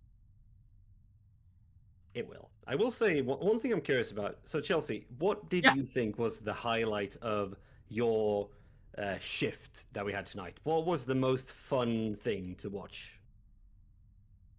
Oh, that's a good question. At this point, it's kind of all starting to blur together, to be like entirely honest. And Anything obviously, but- there's a recency bias here, where I think like the Zagbo gameplay was just so freaking cool to see. Like Yes. that gave me a lot of joy. Everything that's further back than that in the timeline, I'm not entirely sure anymore. But Yeah. it was just generally a super good time to like hang out and talk with different people. Just about the game, I learned a lot tonight, which is very cool. But again, I'm like pretty much a one weapon kind of person, so Indeed. Right. So when are you going to be doing the FOWO? Actually, have you done a FOWO? I have not. No, I'm awful at Gilgamesh and Talos and stuff. So Just practice on dash only for Gilga, and do that. right, if you want to talk fists, I have the perfect person for you, because I will be taking my leave now, Thank you and very I much. will be asking our next commentator to join in. And thanks for having me. Have a great time keeping up the commentary. Thank you. It's gonna be awesome. It's a great event. Keep donating. Bye bye. Bye bye. Thank you for your work. It was a lot of fun commentating. All right, and now we'll be joined by the one and only Ananke, the Wow. fist goat. My timing is perfect, huh? Yes. Lovely. And just shout outs quickly to Chelsea there for just very kind words and everything. Hello everyone. Gosh, I've been given too much praise before I even joined. I don't even think we've praised Zyru enough, from what I've heard. I'm not sure if we've gone into the absolute catalog that is Zyruvias' record and accolades as a runner. We have gone into the OO world records, that we have, but of course, Uh, there's many more things over that. Zyro definitely a very versatile runner with every aspect on the speedrun mod pack below 7 minutes IGT. Something which is rivaled by very few people. Completely. The OO world records, the fact that Zyru here is basically the #1 Hestia runner in almost all ways you can imagine. Both in in-game time and real time. Just a completely dominant competitive player across the board. But Yeah, I suppose I'll just introduce myself quickly. Go ahead. Yeah, so hello everyone. Yeah, my name is Ananka. Pronouns are he, him. I'm relatively old school player within our community. Like as I was just thinking about it, like whoa, it's genuinely been 4 years since since we like first started speedrunning this game. Um, Joined in and started off. I first played on Switch as well, just like Zyro, and then switched over to PC. Yeah, you switched over. Haha, yes. And I managed to avoid any of the awful puns. I don't know how many you subjected Chelsea to, but Actually, didn't. wow, that Surprisingly few puns there, but I mean, now we're that is having like wonderful. the break there. Now that I'm here, you have to get all of them in, of Yeah, course. of course, of course, of course. You know. Llamas are coming. So yeah, as I've been given very kind praise. I am normally known as the fist specialist in the community, but I also do hold the modded world record for this category, all aspects. And in fact, because I doubt that he's mentioned it so far, Oka here has the unmodded world record for all aspects. So just making sure that everyone knows that this guy here is also really good at the game. Um, just saying that loud and clear. Um, Don't but believe his lies. suffice to say that you're in very good hands between the two of us and also Zaru. Yeah, I'm just glad to be here. Like the the community, the Hades speedrunning community, is honestly so wonderful, so welcoming. Praise bullying is an absolutely great way to put it. Yeah, and very competitive. We've pushed this game to amazing heights. Hades 2 now as well has come in. And yeah, Zyru is also just an amazing runner, and also a really really great guy, great friend. So yeah, very Indeed. happy. And one thing to mention there that you haven't mentioned is that Ananke is actually one of our most influential classic runners. His previous unmodded world record, the sub 6 on Ares, is a run that many have credited with making them want to speedrun the game. I will say I myself am one of them, so very, very indebted to and appreciative of Ananke as a runner and as a person. Thank you. I had my time. Everyone has their own heroes, their own inspirations. I'm definitely like I'll give a quick shout out to Tonus for being one of my biggest inspirations when I first joined. And although he doesn't run so much nowadays, he still has a number of records across the board. He's just such a he was like the Zyro of his time. You know what I mean? Yeah, absolutely. Just a beast at the RTA categories and still really good at any heat as well. For sure. I feel privileged to have had him on commentary for one of my runs at ESA or Ooh, another yeah. charity marathon. Yes, of course. That was a lovely time. I hope I get to go to oh, and I know that just any speedrunning event, honestly. There's obviously such complications trying to get over Yeah, to any of the American events, so those that are held within Europe are very just very nice too. we Um definitely praise the old man. Tonus is a wonderful soul. Absolutely is. And All right, Ananke, shall we speak a little bit about the fist as we're getting ready to start soonish? definitely, yeah, good idea. We have now we're going to be segueing into the FOWO, which is generally speaking, one of the more infamous. I, Yes. it's just being next to you. I'm already being corrupted. Um, Good. oh no, yeah. So FOWO is difficult. Like the fists are generally speaking probably the weakest weapon overall. Then followed by the sword, I would think. But they still have a lot of expression. They have quite fun gameplay. And typically you have to, well, you don't have to, but you're encouraged to run the merciful end build on most of the fists aspects, which as I think we've demonstrated so far it doesn't always go together very easily. It's not the most reliable way to play the game. Indeed. And so yeah, when you do that 4 times in a row in a multi-weapon category, and you can't just reset in between each of the runs, your fate is up to the gods for that one. Yeah, it's Um, definitely one of the more swingier Exactly. like build paths. I personally am a splash dash apologist. I know it's not as got as high of a ceiling, but it is very consistent. I like using splash dash. And you're very justified to do so. Zyru himself will be running 2 of the Fist's aspects as splash specs, if you'd like to call it that, by choosing not to go for the Merciful End build. Doing that on 2 of them, I think it will be Zagfists and Talos will be our Merciful End vehicles for tonight, or today, depending on where you live, or this evening, I don't know. And I do enjoy that you call them splash specs. It's just, it rolls off the tongue nicely. Yeah, truly. The influence of this man is astounding. It's the number of puns and what are they called again? Like portmanteaus that you just suddenly feel inclined to create. So I yeah, don't see that as a bad thing necessarily. it can be fun, but can also be a bit much. Nah, it's all good fun. It's all good fun.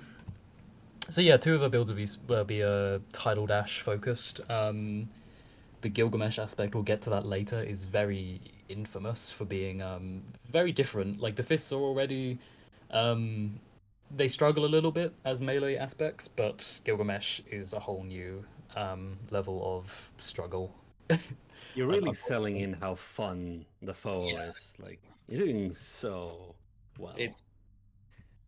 I mean, I have plenty to get into in terms of the little details. Like for some of our perhaps fighting game enthusiasts like in the audience, playing fists is kind of like playing a low tier that's just really fun and inventive, but you know that you're giving yourself a massive handicap. And in my opinion, there's a lot of fun to be had in their like unique quirks. More so, I'd say for or Zagreus, the Zagfists and Demeter are quite similar. Demeter is basically just a stronger version, discounting the unique buff bonus of dodge chance, which is still fun, but not so much immediately impactful. Yeah, Talos has more a very much more unique kit with its special effect. We'll see that later. Magnetic pull. And then Gilgamesh is Oh, didn't get to reroll this time. I've been burned too many times. That's fair. didn't even notice we started the stream. There we go. Thank you for the alert. And oh no, I see. That's Would you like to explain the difference between common and epic Doom? Just how much of a difference it is damage-wise? yeah, there really is such a big difference. So it's quite possibly the single most polarizing Time to collect. rarity difference in the whole game, which is to say that common Doom is 50 base damage, but epic is 100, and a difference of 50 in this game is massive. For reference, like you can put like 4 or 5 poms maybe in a common Doom attack, and you'll only just reach the level that epic does from being like unpommed or level 1. So It's quite a hopefully, difference indeed. yeah, hopefully we see Athena to make up for it. Some nice things to start off with. Oh, Athena. interesting. Foregoing the hammer to fill the core boon with the Artemis. I see the vision, personally. Yeah, I totally see the vision. Yeah. Let's just hope we're not that many armored in, shall we? Yeah, exactly. Since it was our first fist aspect, the hammer that we'll be getting on all of the fist weapons aspects is Breaching Cross, and Breaching Cross is crazy good. Unfortunately, we are getting some fat armored enemies to start off with. Truly. But- The louts are probably the chunkiest boys in Tartarus, like with how much health they have. hmm thugs too. Now, normally they're pretty good enemies. These ones aren't, but that's what we like to see. Yeah, for the fists. But breaching is a crazy hammer. It gives you plus 900% bonus damage to armored enemies on your dash strikes. And even though you're on the fists, your base kit does like a tiny amount of damage. Like it's seriously so minuscule that you have to get these on-hit effects like Doom to deal any damage. 900% is just such a big number. It is really massive, isn't it? Yeah, it's enough. Almost 1,000. It's almost 1,000. It's almost like I don't know. It's enough basically. Very much so. And it will really help with the mid bosses, which all of them are armored. So hopefully we'll get it sometime soon. There we go. Nice little Sisyphus. Indeed, a lovely little skip here. But I think that's actually all skips this Tartarus. Like we got a Chaos, we had the mid shop, we got a. Did we get a Fountain? No, no. We did. We did, yeah. Did? All right, cool. So yeah, that's all the skips we can now, which is really nice to help us with some of the quote-unquote weaker aspects. Yeah. Although at the same time, the more that we skip is, well, we've not seen any Athena, but there is that aspect of it. It gets to the point where you'll actually pass up a skip most times to just get the Athena in your boon pool because it's that important. Yeah, especially with no resetting. Yeah. Not impending, but it's okay. We'll get a chance to pick up another Arthur spin, but it doesn't really do anything for us, so not picking that one up. Hear me out, though. Taking that boon and taking Artemis Call, just make sure that the only core slots open are dash and special. Well, I'm not going to hear you out, okay? I mean, I'm relatively convinced. I don't know. I was kind of an Artemis' age believer back in the day. Yeah. So, Ananke, can you take it over for a while? Because something very unusual has happened. Someone's rang my door. Oh, that is unusual. Sure thing. So for most of this fight, and it's already wrapped up, but the gist of playing Fist early game before you get Merciful End and everything going is simply to to apply your Doom as much as possible and use a lot of your specials. So you generally see Zyru interweaving between applying Doom with his dash strikes and then using specials to deal more damage. Sadly, we never actually ran into Athena, that Tartarus, and we'll be forcing it into Asphodel. But just about making it through. The dodge chance might honestly be helping us to live without needing to lose any Death Defiances early on. It's the little things that make Zagfists still, nice enough aspect. And it forms the base combo. There's also there's a kind of flow to playing the fists, which involves a lot of understanding your weapon's breakpoints. That is to say, perhaps you should not immediately tag an enemy with Doom using your attacks, but actually start by hitting them with your special first, because it will, if it's the first hit on an enemy, then you get bonus damage with Fiery Presence. That's one of your mirror talents. There's all these little things that go into like thinking about the health totals of enemies in Tartarus, and how you can best move around the stage, the arena to Something else. get your damage in. Finally, we get our Athena special. It's epic too, which is a nice little consolation. Fortunately, Athena wasn't too reluctant to hand it over. Cheers, mate. And Divine Dash too, very nice. Hey, got anything else? This Hermes we will roll, and unfortunately we're not going to see the main things that we Maybe want, should have which taken a are- haste there. Yeah. A little greedy. To be honest, the the combination of Zagfist's dodge and an epic dodge from Hermes is pretty funny. Might just save you later on, who knows.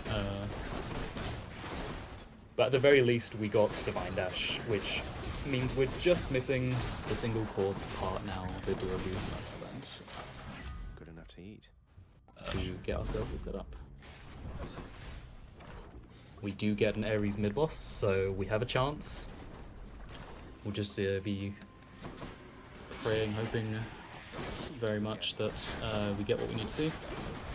And then once we do have a nice Artemis already filled into our god pool, which can give us excellent scaling later with crit damage.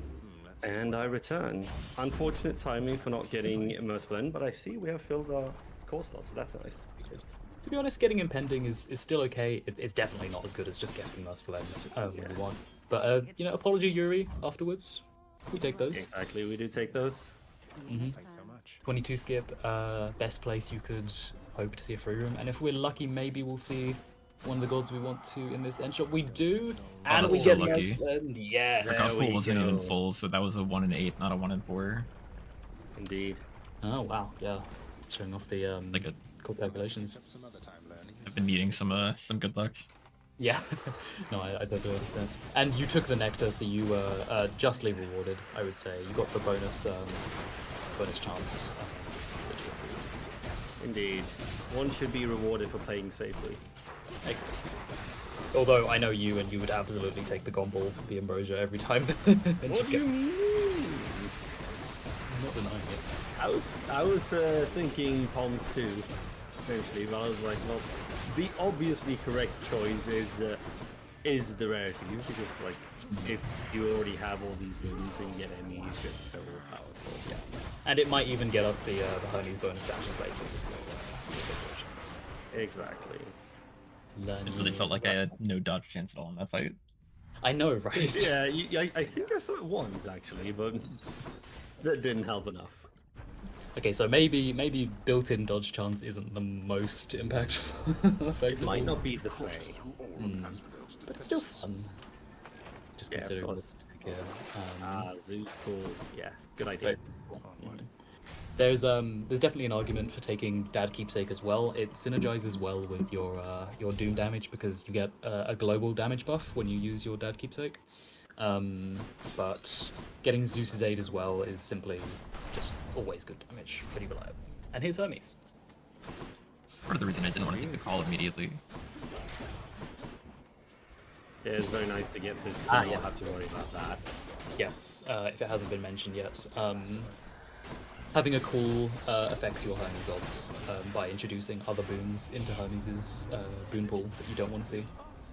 And okay, we will not be getting bonus dashes. But more safety. More safety, yeah. We like safety. And maybe sticks, who knows. More witches, which is Hey, appreciable. we do have side hustle, right? No, we took dodged first. So dodge. okay. Sorry, those goals I saw was from something else. My bad. Yeah, we're extra safe with all this dodging and sturdy safety. Which is Extra safe, still took learning tax, but that's just the way of Hades. Wait, that's our first hammer? That was indeed our first hammer. It took a while. Oh, wow. Shame we can't afford the Artemis there. We might have had a chance at Deadly Reversal. Yeah, especially with the Yuri rarity buff still there. Exactly. And maybe we'll still get it on the mid boss, who knows? So let's not count it out just yet. But getting that extra crit damage. Honestly, these rooms have been not so bad at all. There it is. Ooh, Oh, that was a tough call. Yeah. I definitely understand going for the Artemis here. Oh, yeah. Yeah, while the rarity buff is still active. And... that's a shame. Rude. Very rude. Not that Marked isn't also a great boon and will help in heroes a lot. Wow, honestly, yeah, this I mean, room's- it'll help in heroes if we actually get a crit on our cast, which has a 10% crit chance, so, you know. Oh, that's true, actually. I forgot we don't have any other base forms of crit. Well, just crit the cast. Yeah, just make it happen. Okay, just do the thing. Yeah, just do it. Second hammer here with the long knuckle. That's a simple, nice little, makes it easier to apply doom to enemies. Even more safety. Yeah. Stay just a bit far back, although swordsman's wings will almost Yeah. at you. They are very annoying, but like with how fast they beat precision. Elysium is just filled with these enemies that are honestly a nightmare to be close to in melee range. It's lucky that Divine Dash often protects you from getting hit by all the stray projectiles and things going about. Absolutely.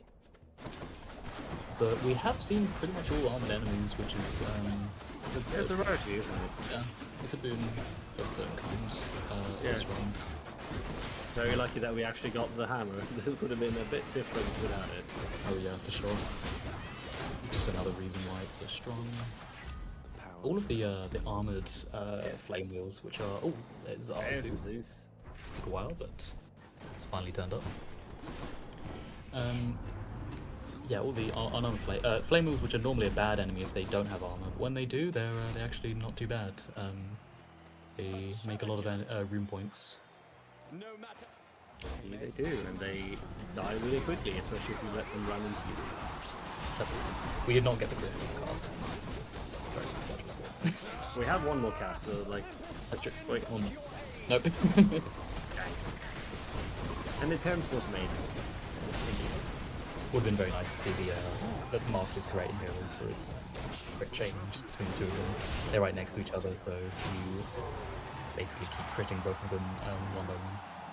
No one can say that we didn't try. Exactly. Now going into sticks, we don't quite have the best, the burstiest perhaps build of all. Normally, when you play Merciful End Fists, it's quite nice to have Dad Keepsake plus Proud Bearing from Athena, which makes your call instantly charged by the time you enter any of these sticks rooms.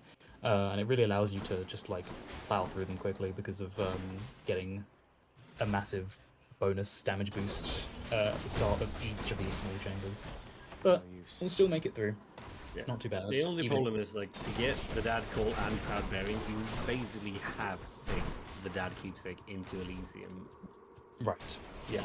It's pretty specific on like requirements of timing. Just having everything sorted by that point in the build. It's certainly not something you can control for too easily in a multi-weapon run. Time to deal with father's Especially not in marathon setting.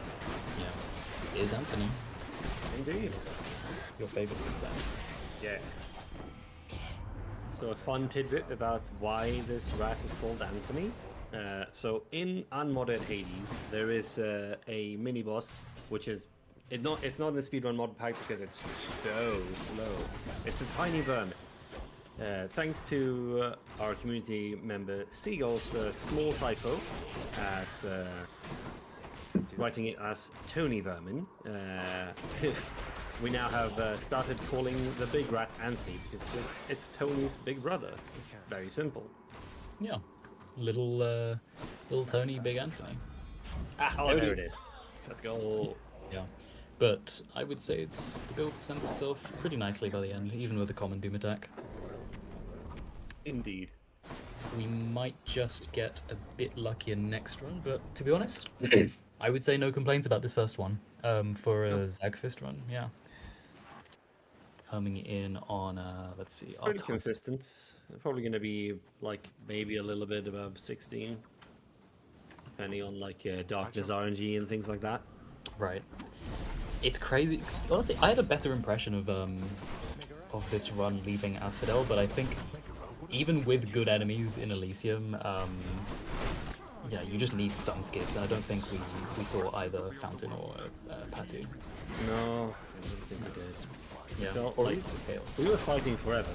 They were good fights, but we were fighting forever. Yeah. Oh, that's Not bad. Yeah. Between Acorn and Dodge chance, I mean, hopefully we can see the Dodge at it. Well, maybe not. I saw was Dodge there. I saw the text. I was hoping we'd keep all of our Acorn charges by the end of the fight, and maybe we still will. There's still one left. I mean, we can't keep all of them because there's only one left. Oh yeah. Hello, No. it's me. I am your grammar pedant. No, you got me correctly. I misspoke on that one. But the fight is going by very comfortably. Yeah, it's very nice to get the deflects of the skulls and then just instantly crit after that. It's just so satisfying with the Yeah.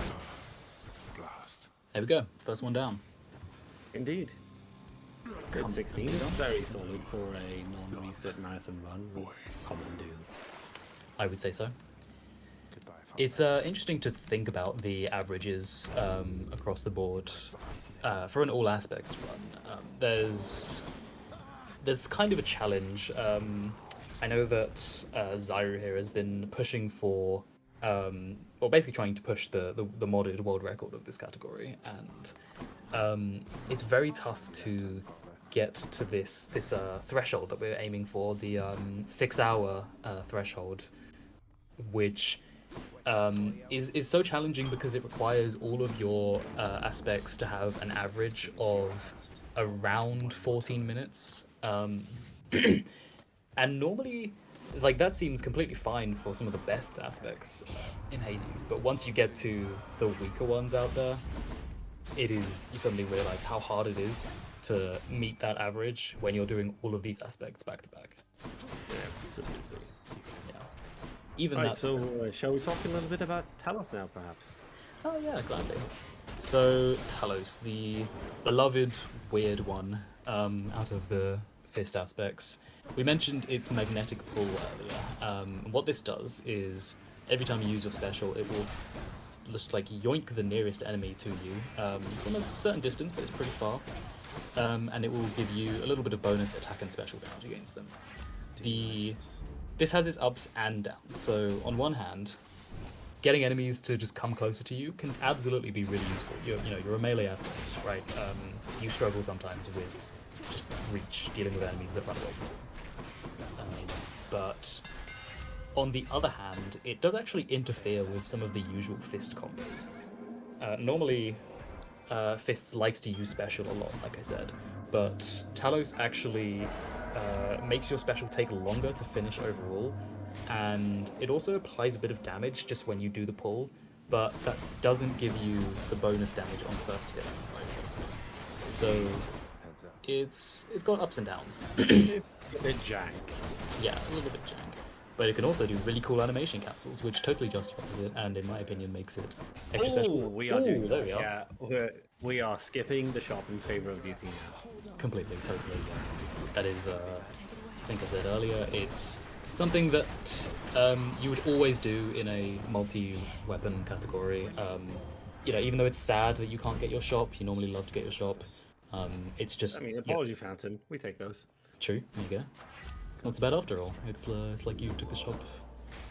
Anyway. Maybe that wasn't right. I saw the trial first. Yeah, I mean I that don't one blame was.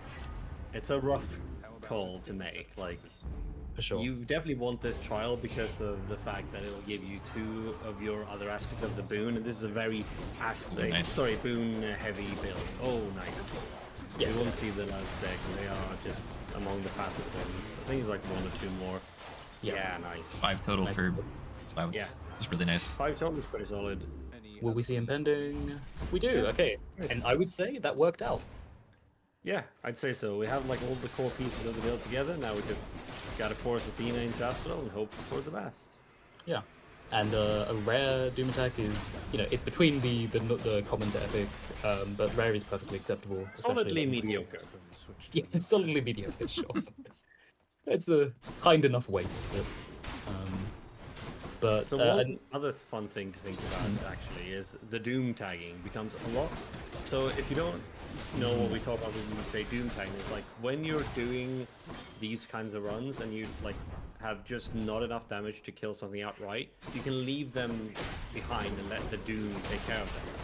And something you need to consider when you have impending Doom, where it takes much longer, is like where do you like make the break?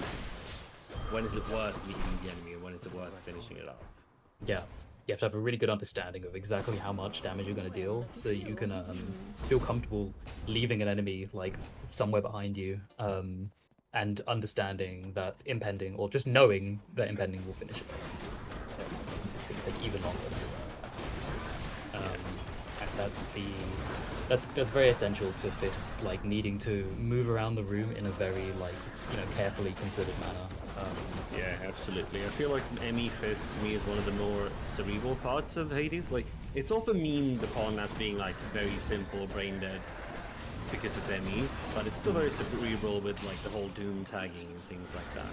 Yeah, I'm thankful that by this point in our sort of what do you call it, like late stage Darkness. Hades speedrunning within the community, we understand that Fists Tartarus is just a very like cerebral thing, like you said. There's a lot of little tidbits that you have to understand to play it perfectly to get to squeeze the absolute best time out of a limited toolkit. But yeah, that trial situation was interesting. I don't know if it's been mentioned so far, but trials cannot get duo boons. So since Zyru saw, is both of the Merciful End gods, doesn't, even though you can't get Merciful End, it's still nice to get Impending Doom early on. That's your best, well, other than Rush Delivery, it's your best source of extra Doom scaling of damage. Yeah, and like knowing that you can't get the duo boon, you can also kind of like not need to roll as hard. You just like accept, okay, maybe I didn't get impending there, but I have like dire misfortune. Okay, that's fine. We're not rolling thinking, oh, maybe we'll get Emmy. And will we get Emmy here? That's a very judicious choice to not roll all the way. Trying to be a little bit more conservative on my rolls this time. I've been burned way too much just this run alone. Yeah, I think it was a smart move. And another feeder? Okay, yeah, there you go. This is the one. Another 1 and 8. Yeah. One of these 1 and 8s must work out, right? Surely one of them. Yeah, that's the sometimes horrible thing about playing Merciful End is you'll get Athena in Tartarus, and then even then you can't guarantee that the game will give you. So there it is. There we go. All right, build this online. We are sorted for the most part. We're now going to be looking for supplemental damage. That could be Artemis crits, it might be Zeus. It also involves getting Hermes some point, so I don't think we've seen our first one yet. No, I think at this point we probably want to focus on getting dashes because it's like late enough in the run that if we're offered like cluster dashes versus hyper sprint, oh lovely. So what are we picking here? Are we picking Palms? Are we picking Rarity? Are we gobbling? We're not gobbling. I don't think we're gobbling. I think the Rarity sensible Rarity is exactly. I mean, I not think having Palms seen are both Hermes good. makes it good. Yeah. Wait, if we haven't seen Hermes yet, that does mean that Hermes can appear in this shop. Mm-hmm.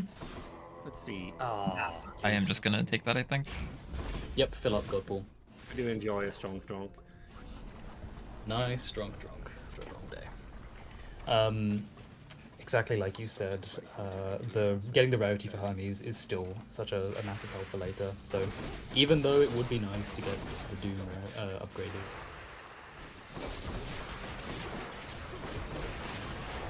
So,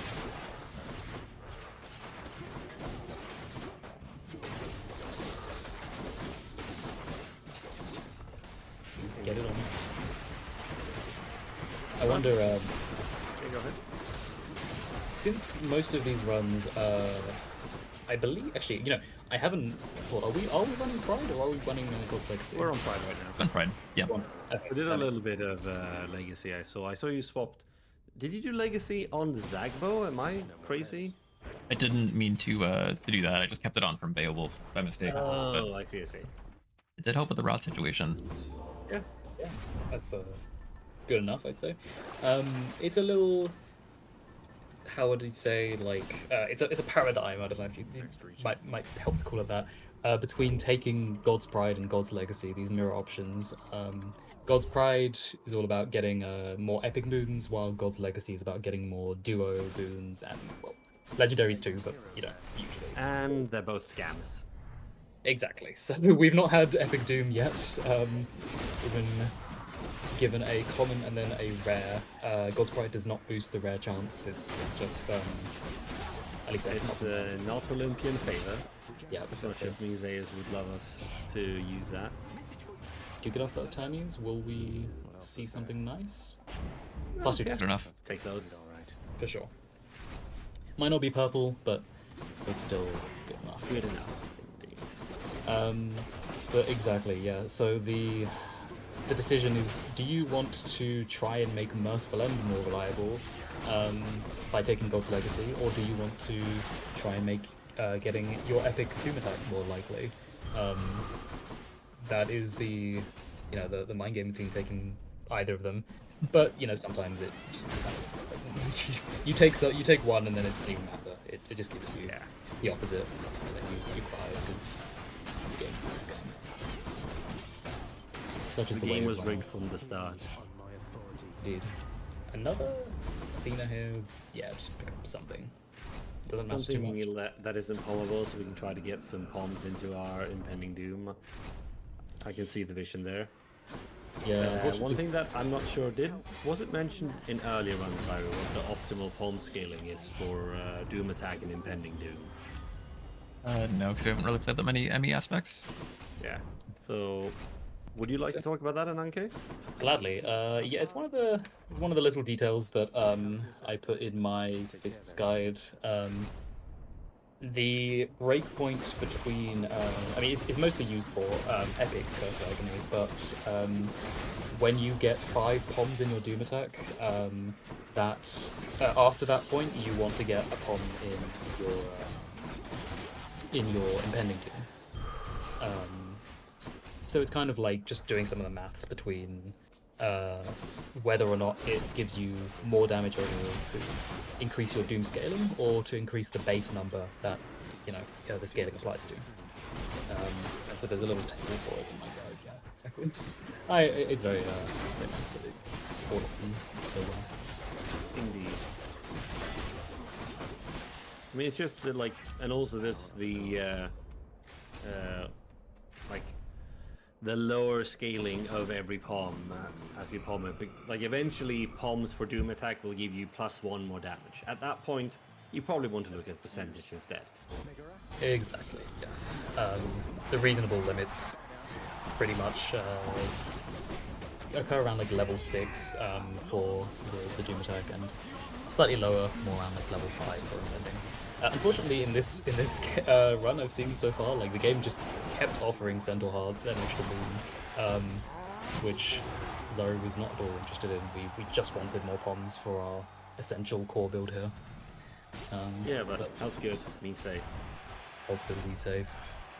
This would be happy, but we're safe enough. We've got absolutely nothing to worry about. We've also got 831 opals. Just noticed. We have This- so much money. We might get our second diamond of the run. I would absolutely love to see go. that. It could be a Titan Blood instead. Yeah. I hope for the blood. Yeah, Remember, because it's in the blood. it's in the blood, of course. Is there a Hermes there? There is. There's a diamond, okay. Let's go. There's a Hermes too. Hermes, which I don't know. Maybe just give us something like dodge chance or a quick recovery. Not too Attack important. speed. Attack speed, yes. That's definitely going to affect us with our dash strikes. No, wait. We're playing Talos. Special speed. Ah, yeah.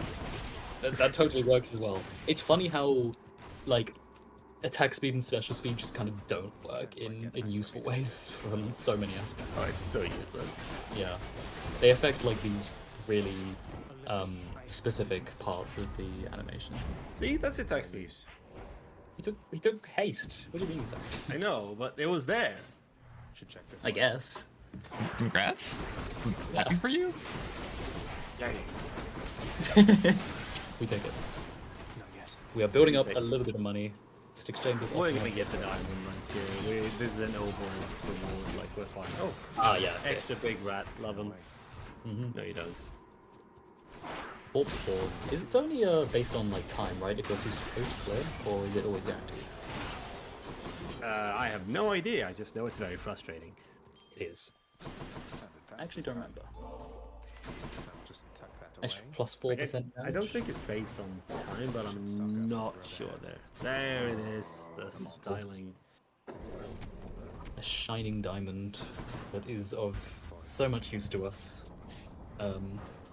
We can upgrade things. Yeah. Yeah, totally. Get to buy more soundtracks in the House of Hades. Yeah. Exciting. I do any like fresh file to credits categories maybe no, did they even use diamonds? Oh yeah, no, we totally use diamonds, like, because we use it to like unlock stuff, but we also use it to trade diamonds in for ambrosia, and then ambrosia for fiber blood to upgrade the aspects, of course. Of course. That is like when we're doing non Zag sword runs. Like, Yeah. for instance, the the run that I did with FFTC was with Zag. Yeah, you really do have the buggy wuggy on the circle there. But yeah, I did Zag bow because of Pseudotech. Right. Yes. Pseudotech is. I imagine you must have been brought up with this section. Oh yeah, I brought it up several times. Really, Pseudotech really. Yeah, it's fun. Although it really kills your hands. It's just. Oh a yeah, challenge. I've never had hand pain playing Hades, but like Pseudotech murders my palm. It's like there's definitely ways to configure your setup to be like more friendly to doing pseudotech, but it just involves a lot of like rapid back-to-back Indeed. flicking of fingers. Zaru, can I ask you something? No. Do you think we'll be getting 21 more Nectars before the end of this run? Oh, for God's sake! I said no. You can't ask me anything. Question denied. Question Moving denied. There's a very, very like comfortable Talos dad fight there. Honestly, we had everything, all the essential parts of the build. There was no danger at all. It's just sticking on top of Hades and doing your regular like attack special merciful cycle. Moving on to Demeter next. And the splash dash. Indeed, we moved away for Merciful End. I believe for good. Unless we go spread Zag. No. We'll be doing something a little more close to home, or spread fire. But oh, nice to jump there. So yeah, Demeter is usually considered the strongest, or not usually. It's all like comprehensively, objectively considered the strongest fist aspect. It has this built-in part of its kit where once you hit 12 of your attacks, you get a charged Giga Cutter special, which hits 5 more times, and that's pretty strong, good effect. It synergizes especially well with the Artemis special, so that any of the 6 hits total can crit, and it gives Demeter an actual like build path. That isn't just Merciful End. Like this weapon is actually good enough to run things other than Merciful End. Indeed it is. Truly shocking. For I mean, is it truly shocking? We haven't seen Zeus yet. hopefully we do, but no, we're not. Hopefully we see Artemis. That does form the core of Zap. I'm not sure if it's been mentioned. Yeah. The Zeus, it has, yes. No, Zeus I'm Arc. like, no. I don't know if it's been mentioned, but it does form the core of Zap. Yes. Also, I like that Athena was on the other door just to. Oh, adding some of this too. I mean, I'm not opposed to going like a Splash Emmy hybrid. It's still good. Yeah. Yeah, it honestly would work. It's funny. It will do because I mean, definitely with Demeter, like. Oh yeah, epic special. We Could take also those. get like the weird Artemis attack and go for like a DR build. I. Huh? That I'm not so sure about. No. Okay, that's a no. What have you been playing in your all aspects? Like You don't want to know. apparently I You need to really look. don't. Yeah, maybe I don't. Fists. As it's been mentioned, the base attack like numbers are so tiny that anything that like scales the number is not worth it. There is a hammer called Heavy Knuckle which increases your attack scaling to a more reasonable 40 base damage, but it's just not good enough. It makes it slower and yeah, it doesn't really work. Is Heavy Knuckle ever used? Like, I'm thinking. No. It's high heat. I've seen more like Long Knuckle. I Like think, that. yeah, come to think of it, I think some of the high heat runners were experimenting with Heavy Knuckle at max heat fists. Not max, but like the highest they've done so far. We've seen so much Aphrodite. Yeah, I know, right? This is quite the god pool for a Splash Fist.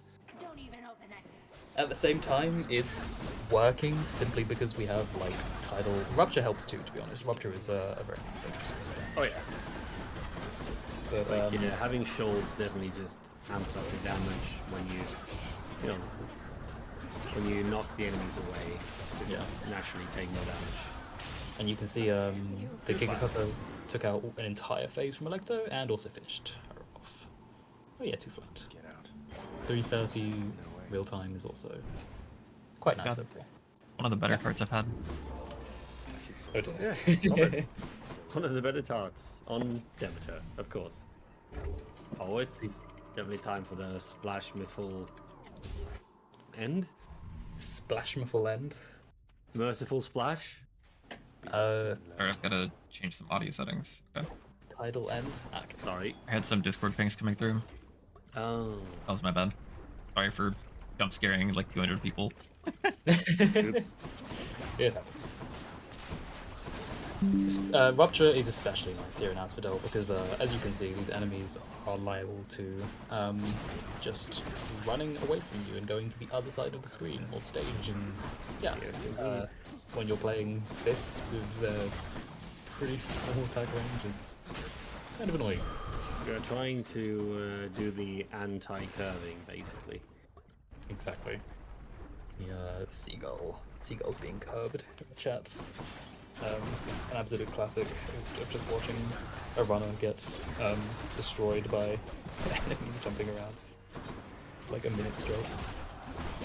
Yeah, it's like it's pretty safe because you don't take any damage when enemies jump around, but it sure ain't quick. Delicious. Certainly not. And just getting more and more problems into our dash here. It's very lean still. That chaos is kind of an unfortunate timing. Yeah, it's probably going to be up against shop here, and we're more than likely going to pick the shop. Like we have 400 gold, and honestly, chaos wounds aren't that great. Oh, that's Swing. Yeah, and that's what we would like our Doom for, which we don't have quite yet. It's almost like we've been running like some sort of shackle build with how few booms we've been seeing overall. a little bit, yeah. There's the shop. Wonder what we get in the mid shop. Goons. That's true. Thank you. Oh, it would have been so fun if that wasn't a boon, but I mean, it's going to be a boon. In a way, we actually don't get boons because it's just more Athena and more Yeah, things we exactly. I mean, I am kind of curious, like, if you're doing a hybrid build like this, is there any sort of idea to pick the Athena cast just to have more ways to deflect? There we go. Not a bad idea. Easy does it. Yeah, I was considering it myself. We maybe could have gone phalanx shot. It's unfortunate we don't have a Zeus attack to activate the Duraboon lightning power. Yeah. But honestly, picking up any sources of foot damage increases, it's pretty nice. We also haven't seen Hermes yet, so we're still wondering what's going to become of that. Yeah, we're still trying to find the spice to our soup. Exactly. Some Right substance. now, it's, you know, the watery, bland mess. Delicious. We do get Hypspin first. Also known as British cuisine, sorry. Wow, low blow. Wet. Anyways, and even more Aphrodite, finally relenting. Yeah, why not? Wave of Despair does something. It's putting some, I don't know, vegetables into this figurative soup. Meat. What vegetable would you say the Wave of Despair is in a flat damage soup? Celery? Like, It's a legume. It's a legume. I was gonna go with carrot, but maybe that's like too. Maybe even the carrot is too much. it's a bit too substantial. Like Wave of Despair doesn't really bring much to the party. That's why I was thinking celery, because it doesn't really taste it much. That's true. Okay, I like your idea. As weird as this soup thing has gone. We still managed to get through learning quite comfortably. Sub 8 real time is perfectly acceptable and pretty consistent. Just showing off what Demeter can do even on a kind of lackluster build like this. Indeed. And we There's will... the Zeus. There's the Zyruvias Zap. Except we don't have. I mean, the Zap here is apparently Zeus, Ares, Athena, Poseidon. Yeah, So it's a double A. Yeah, it's Zap. And also in the wrong places. It's more like Asb. Which That's I mean, I suppose interesting. I'm This wondering is if literally the two-way verse one with like 2x2 chariots. That's just what you want to see. nice and quick. I wonder if you'll be going for Zeus's aid, or if it's too early for that. I would like We to still get need to Hermes see our first. second Hermes, right? Yeah. Agree. Little niches. Oh my gosh, that's Yeah, that's definitely a Swordy Boy moment. we love our funny blue men in Elysium. Many clips of the years of them doing. That's Love is a strong word. well, they're funny. We And tolerate. Always a pleasure. that was. Aw. Aw. Yeah, Good. diamond. Yeah, it's something. Okay, there it is. Perfect. We are going to be relying on a bit of luck to make it. But I like how you intentionally like only rolled that Ares once so that you would have 2 rerolls for the Hermes. Those are the small Intentionally. kind of micro things. Yeah, of course, you know. Of course, intentionally. He made it manifest on that screen exactly, accounting for the Hermes that you totally knew was coming up. Of course. Which you knew wasn't going to give you anything except plus one dash, but you know, we take Sure. those. We really would have liked to see rush delivery on this this build, which is probably what we'd call flat damage soup. Oh yeah, Of it's course. very soupy. That was a difficult choice because it was between getting potentially breaking wave for Styx or getting the Zeus call. But I think Zeus here is the right call, especially without the fish. Oh, no fish, sad. No fish. Also, ha. Interesting replace, but I don't think so. Yeah, I think this is fine. I do certainly think that just getting the call in your build is going to be better overall for bossing, since we were kind of lacking enough pieces, Yeah. enough sources of damage to make heroes in Hades comfortable. Very good. Mostly Not a bad chariots. set. Oh, that's the explosive upper. Yes. For a while, that was the go-to hammer for fists. Oh, and more neurons for 34 is good. Very good enemy. As you say, explosive upper. I mean, you can just read, like, you can imagine the synergy between having 6 uses of your Giga Cutter, 6 procs of the special, and then getting plus 100% damage and making it all area of effect damage. Like, of course, that's just gonna. Oh, of It course. was like hiding behind the bush or something. Yeah. Love that. Very weird. If we're lucky with this over 500 obols, we'll see a Styx Hermes, and that will get us the rush delivery we want to see. Surely. But again, if we're lucky, so like, you know, Gentlemen. definitely don't count on it. And Epic Jolted is definitely quite nice too. For damage choices for us. Now we have the possibility to get what we talked about last run. Sure, it's not with the dad call, but I'd argue that Proud Bearing is even more powerful with the Zeus call. It can. Depends on the aspect, I think. Yeah. Ruffle Fist specifically because of how quickly you roll the call. I would say at least for Styx chambers, you prefer the dad keepsake because of the instantaneous burst, which you really need to get straight like through all the Styx chambers quickly. But elsewhere, I can see why you'd argue for Caesar's Aid. Out of this. Yeah, it's really good. A very safe acorn, and let's see if we get the Hermes that we're hoping for. 50-50? Moment of truth. Oh, but there is a Zeus there. I'm not going shopping for a Zeus. Oh, It's just not good enough. As you said, on the so returning to the explosive hammer, we kind of discovered as we moved towards modded that reaching was, you know, as crazy as it was. So when you start being able to choose what your hammer is at the start of every run, you pay more attention to exactly how much to impact the game. And like we started to realize that 900 is actually a really, really large number. it's a really big number. And for the whole run, like melting armor on all enemies, very useful. Yeah. But even like for the second place spot for Fist Hammers, it took a while for us to realize how good Kinetic Launcher was as well. That too. We have not seen it and will not be seeing it this run because you can't get Kinetic Launcher on Gilgamesh. But Kinetic has a nice increase of your base damage to 50, and it turns it into this projectile, which is also pretty cool. Fire out projectile instead of just using a special. But the most important thing of all out of Kinetic is the fact that it has virtually no animation to use it. So you just end up being able to throw it out in between your combos for free, practically. And that increases your damage so much on the whole. I'm particularly fond of the whole dash call burst with the charged genetic launcher, and you get Doom procs basically like twice as frequently, and you see Doom stacks that are like 7,000 damage. It is insane. amazing.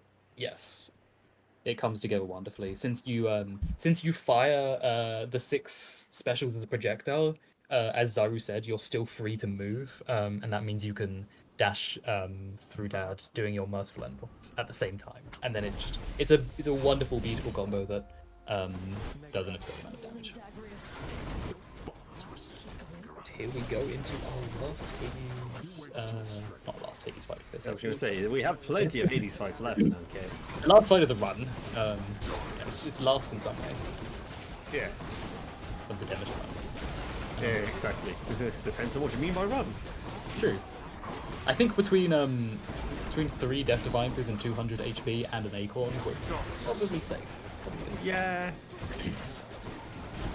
I don't know, I think Oki would say he's not feeling safe. I mean, with this build, I would be like, this kind of says, but, yeah. I think the level 6 rare title dash and level 3 rare Zeus out is perfectly good by itself. Yeah. I'm just saying, we don't have the Titan top though, that's all I'm saying. That's true. What are we going to do without us? A very safe Titan toppler. Divine dash for those who are...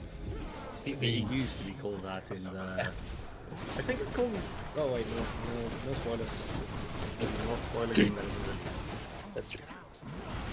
But don't worry, Titans will be toppled. Indeed. Here we go. 15:37. I don't remember what our Talos time was. Is this our fastest fist so far? Talos was faster.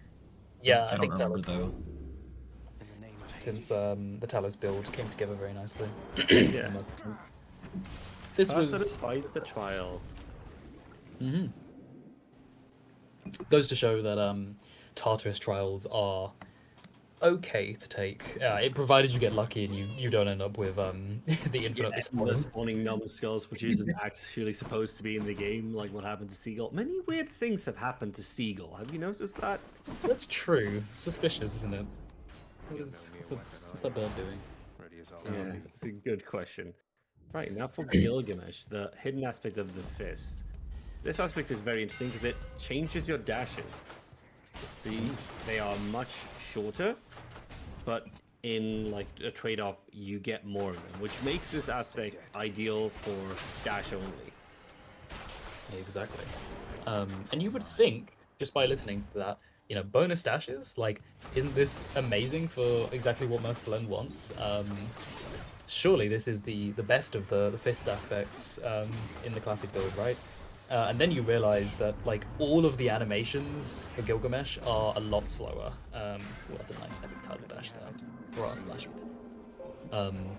Not only that, but for some cruel reason, they decided to make Gilgamesh's dash cooldown a little bit longer than every other aspect in the game, I believe. Yep. Which results, like, so even though you have these bonus dashes, you actually don't get to use them at the normal frequency. You still get doing more, of course, but it's... And adding to the cruelty, we have the sort of aspect, another aspect special thing is when you do a dash up to an enemy, you apply a rend to them, which makes them take more damage, but they also deal more damage, so... less dash uptime total and more damage taken means it's a very dangerous aspect to have. Exactly. It's more reminiscent of Beowulf and Guan Yu than Arthur, to say the least. We'll be going into our shop here, and with Gilgamesh. Oh, that's a difficult one. It is, isn't it? I would agree. I think it has to be the Hermes sprint. It's a tough one knowing that Nexus is Zeus, because I would probably be tempted to take the like core to try to go for Sea Stone or something silly. True. Well, it would make more sense if the Zeus was in the shop and the Poseidon was on the door. I mean, even then you still need the second Poseidon core because you can't get Sea Storm off of Tidal Dash alone. Oh no, that's what I. Oh wait, you're right. Actually, they did. That's one of the few changes they made in the release versions of the game. Very sad. And the Merciful End, because everything is running ME when you just needed the Athena dash and the attack. Yes, and I wish it was still that way. Even I though kind of wish, but also like I'm fine with it. it makes it like it made it so much more effort by this point in the game to go for the very top times playing Merciful End. But yeah, back then we thought it was the most overpowered thing in the world, and then we found out that casts are really big. They really are. Yeah. Mr. Beowulf player over here with a sub 5 minute in-game time. Zyru too, both of them. Beowulf's kind of good. Kind of good. I understand taking this Afro attack here, which I think is to get Zeus's aid later for Proud Bearing. Since You mean the Smoldering Air? Smoldering Air, sorry. Yes. Oops. Yeah, we do like Smoldering Air. It's an interesting duo. We'll see if we see it, but what it does is it caps your cold, so basically one charge, but it makes it charge up automatically really fast. So it's like a lot of damage, especially in boss fights. Absolutely, yeah. Zeus's aid simply does a lot of damage, so it's the perfect. Yeah, it is perfect. But we should probably mention that we got unlucky with the Fury, because Tis is the one Fury that you can't maim loop.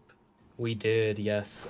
So shout out to our community Gilgamesh specialist, Cherry Dad, who proposed this tech called maim looping, where you apply maim right before you trigger the phase shift, the invulnerability bubble. It only works on Meg and Electo because their phasing time is shorter, but it has the unique effect of letting you actually get the bonus damage from maim when maim procs. It does 400 damage. That's a lot of damage, but also you'll have the bonus damage from them having maim applied after the next phase after you apply it. It's a little bit complicated, but it's on the like whole, really satisfying when you can actually get it. It's just like a little bit difficult to time. exactly. Ton of bonus damage, which Gilgamesh needs. Pause up. Indeed.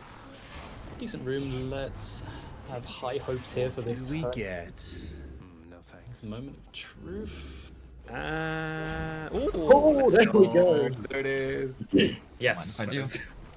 Indeed, that's absolutely what we're looking for. It took all of our rolls, but we do not mind Epic Rush Delivery. Just the strongest boon in the game, basically, right?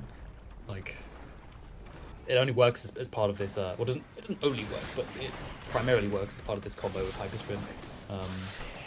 Getting 100% bonus speed, but it's such a ridiculous amount of damage. Didn't even need the it mag. really is. Exactly, yeah. You melt the armor with Breaching Cross, and then the sheer damage from a Tidal Dash and Epic Rush Delivery is enough. Look at this room clear, yeah. Exactly. Like the Epic Zeus attack with the Rush Delivery is just so much damage.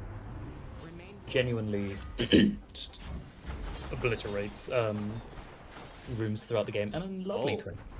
Yeah. Am I crazy in saying this? This kind of feels like the luckiest run of the race.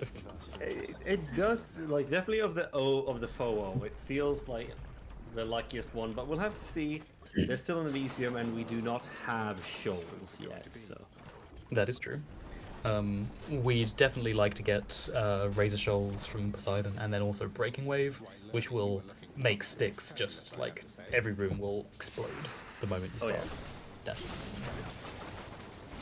But yeah, I was just looking at the real time timer, like below 7 minutes. by like a whole minute going into learning and just thinking, wow, this is fast. It is definitely quite human for Splash Guild to run. Who knows, maybe we can, if Elysium is kind, we'll even challenge them with things.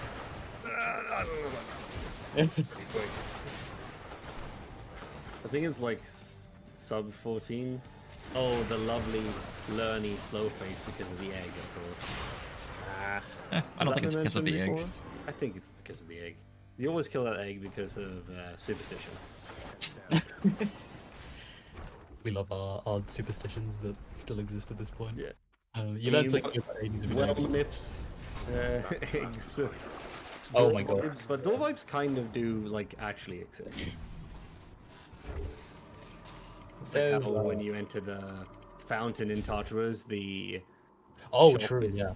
That's not even normally a on the superstition. door. That's just like documented. It's No, it's let me funny. have Let him have something. It feels like a superstition, but exactly like Zaru said, it's simply understanding how the game. One random flame. It's always down there. Yeah. It's very annoying because it's just crawling towards you. Good enough to eat. I think it's stuck normally when it spawns in the little I think that might be what it is. corner there. Yeah, the game's reward system works in unpredictable ways sometimes, even though it's random.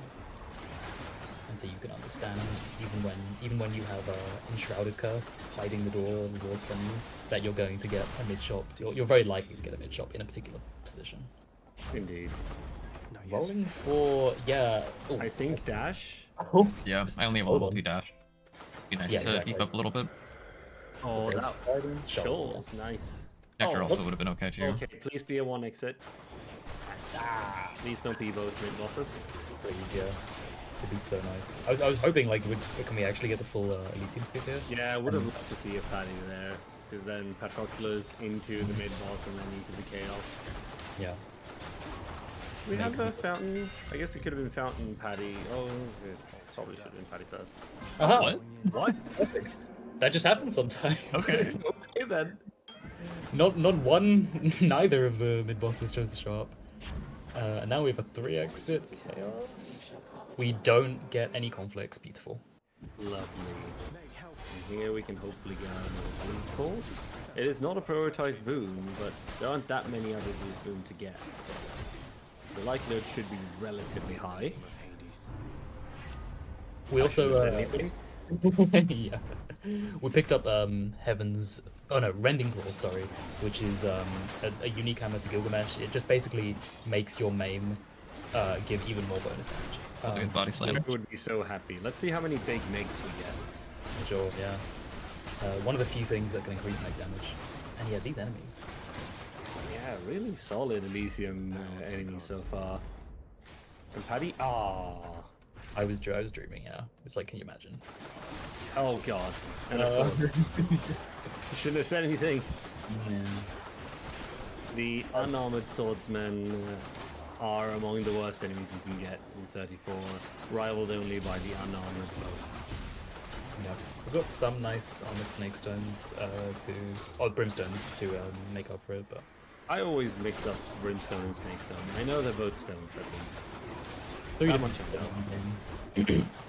Snakes feel more sticks like, so it's mostly remembering that the Tartarus is void and Elysium is brim. I got from chaos has a new effect. You know, you feel like brimstones would be in Asphodel because of the fire and all that, but apparently not. It Oh, would make we would have wanted explosive here as well for the like double meg, but this could still work. true. There is we got the I almost got both. almost Yeah, it was very exactly. close. I think, Apparently, Cherry had once noticed that I had accidentally gotten like the double hit on rending without explosive or like rush kick, and apparently Cherry's been able to reproduce it, but I can't get it anymore. That's exactly what I thought you were going I for. think that might be like something that maybe is more consistent with the way that Cherry plays it. For reference, Cherry is another mouse and keyboard player who plays with aim at cursor. I play with aim assist, so I think the aim at cursor might make it more consistent. Yep. Stop. where you do exactly what Zyru was trying to do. Because the Meg goes from left to right, you apply Maim to Theseus first and then to Mysterious. We just couldn't The satyrs are time back. again. Tough window to hit for sure. Indeed, very, very tough. Here goes. Into Styx now, and even without Breaking Wave, which is favorite Styx boon, we are still exploding these rings just by value of having Tidal Dash and Epic Rush Delivery. But we are lovely Oh yeah, little tiny rat rooms. a whole bunch. Indeed. We definitely still like to get more pots into this Tidal Dash though. We've been a bit unlucky No way. throughout the course of the run with what Definitely have. the game's offered us. Slightly late Meg, but we still managed to get it God's off the enemy, grace. and great. Powered up. Typical.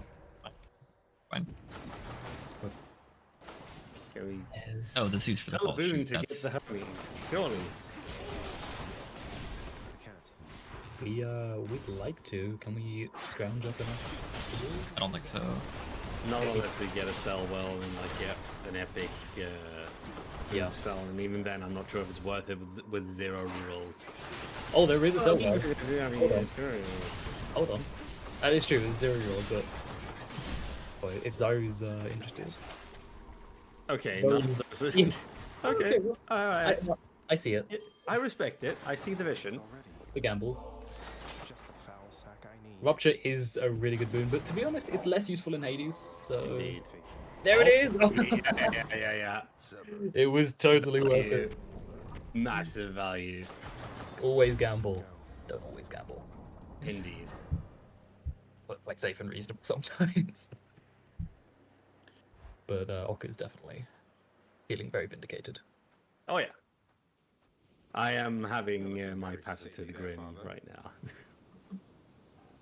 Indeed, I can imagine. So going into to Hades, we'll apply Maim before the Meg activates to get bonus damage on it. Oh 3 yeah, that juicy 3750 meg. So good. And our splash focus build, you'd think, oh, what can just a Tidal Dash do? But as it turns out, with +3 dashes and Epic Rush Delivery, you can do quite a lot. Yep. Even if that Hades just barely managed to sneak a darkness in. That's very rude of him. It's quickly. But you see there, like one set of dashes, 1,400. It's pretty good. And then the main, of course, main. Oh, there it is. It was normal there, right? Yeah, I have no idea what's going on. What's this circle thing you're talking about? Hey, Hades works in mysterious ways. The like ring that Hades launches at you to start phase 2, it's just like invisible half the time for me right now, and I don't understand why. Very weird. Indeed. And that's it for the FOO. 1506. Is that the fastest fist? Maybe. It depends on Talos. I don't remember what Talos was. I think Talos might have been a little bit over 15. Either way, See you at home. They're all Gilgal about- on top. All things are as they should be. Alright. Flash build is done very well. Well, GG. that marks the end of the FOO, and that marks the end of my shift. I will be leaving you now and making space for our fresh file enthusiast, Alex CA. Or Alex K, I never remember how to say it. I will. It's been a pleasure and a privilege. Yeah, thank you for joining me, Yoki. Very much appreciated. Thank you so Thank much. you for having me. Love Alright, to. I will ping Alex and I will head out. Good luck on the race. On to business then. Lovely. Thank you. And hello to Alex, our last commentator for the day. Welcome. Hello, my name's Alex. I run this game as well, and I'll be here for the rail portion of this run. Wonderful. And we're going straight into our first rail, the Zagreus base rail. And we did start off with the hammer as well, which is really nice. So I'll quickly introduce the synergy of this build. Spread fire, normally... Ooh, nice epitaph dash. Spread fire takes away some of your ammo, which is not so nice on the other aspects of the rail because you only start with 12 and you get reduced down to 6. That's like very little. But Zagrael starts off with a hefty bonus ammo. I think it's plus 12. Yes. So then the -6 is not so impactful anymore. So you have a total of 18 ammo, and you get this nice shotgun shot on every hit for 40 damage, and it's pretty good. It's a very different way to play the rail, where you're shotgun focused and you're close range rather than long range. You're effectively playing rail, but on fist, but on a rail. The other way around. There we go. Yeah, it's pretty nice to segue into spread fire right after finishing fist. It's like one extra fist in spirit, kind of. There's there is Ares in the shop, if just in case Zaru wanted to entertain the merciful end Zagrael build, but not today. Because that is also a viable option on Zagrael, especially. It does have one of the that's quite sad. Yeah. We love VSync off gameplay. I don't know if we mentioned the shenanigans of VSync that allow it. Yeah, we've talked about that a little bit. We have, yeah. Very cursed technology. We dare not speak about it anymore. Yeah, that's enough. No more. But and it does happen as well with Tidal Dash. Sometimes you accidentally knock one of those enemies out of your mech. So it's a careful thing. Anyways, on this we will most likely be looking for some type of chunky attack, since spread fire increases the base damage that the attack does. And potentially looking for a special related second hammer. Exactly. A lot of very nice Sisyphus 12 as well to round us up through. If we're even luckier, we might get some chaos sources of attack damage scaling at some point during the run. It can also apply to dash strikes, since most of the shots that you're doing are dash strikes. Not with rush delivery in this build, because we unfortunately got poor luck on our first time in Doom. We did get the might greater haste. Oh yeah, actually, that's not too bad. Yeah. That can still get if we do get epic rush delivery, fingers crossed, then we'd get plus 40 all the time, not just when we dash. But bonus dashes are also still available, and definitely a good choice.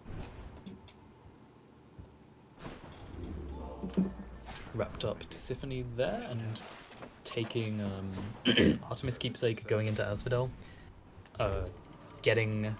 Sometimes you'd be happy to get an Artemis special on the rail, just simply because getting Rocket Bomb later alongside it would be good.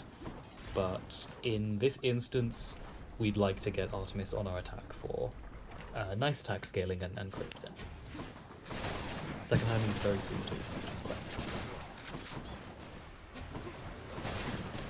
I would also like to point out that this isn't the only one of the three ways of playing this aspect. You can also play this like an aspect that is about to come up in a moment.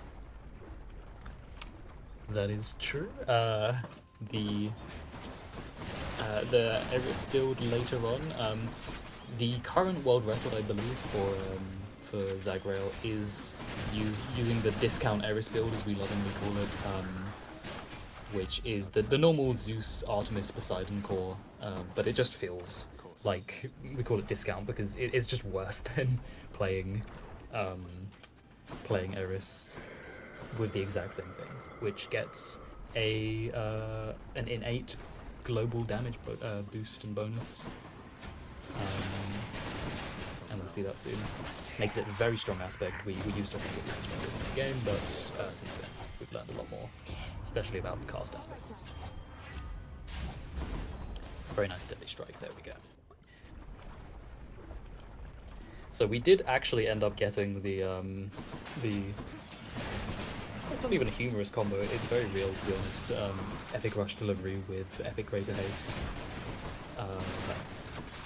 It's not quite getting 100% bonus damage on every dash, which is like ridiculous, it's crazy, but you absolutely you know, can't complain about getting a global constant plus 40%.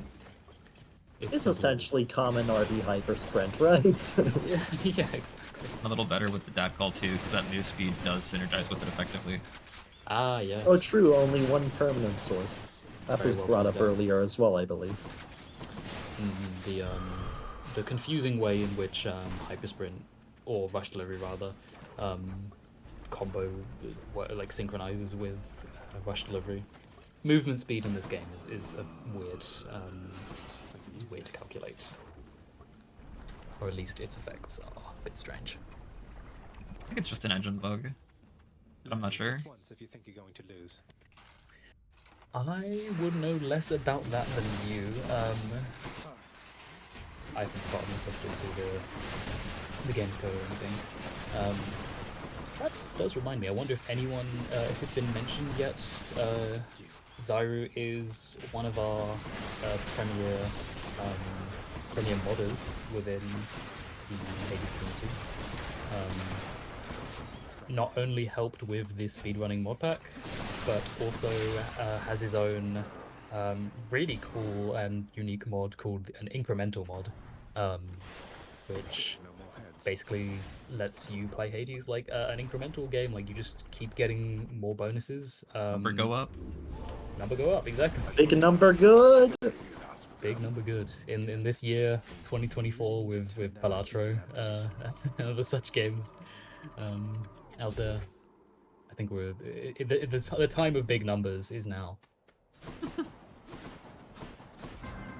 Brought on first by like games like Cookie Clicker and whatnot, but anyway. Infinite Hades, which is Looking delightful. for attack damage or special damage or rarity, I guess. Here, perfect. I don't feel like rolling. It's not worth it at this point. Fair enough. There is strictly speaking a time loss from having to wait for the reroll, and then you just have to read even more chaos curses to make sure you're not going to pick up like, I don't know, plus 100% bonus enemies every room.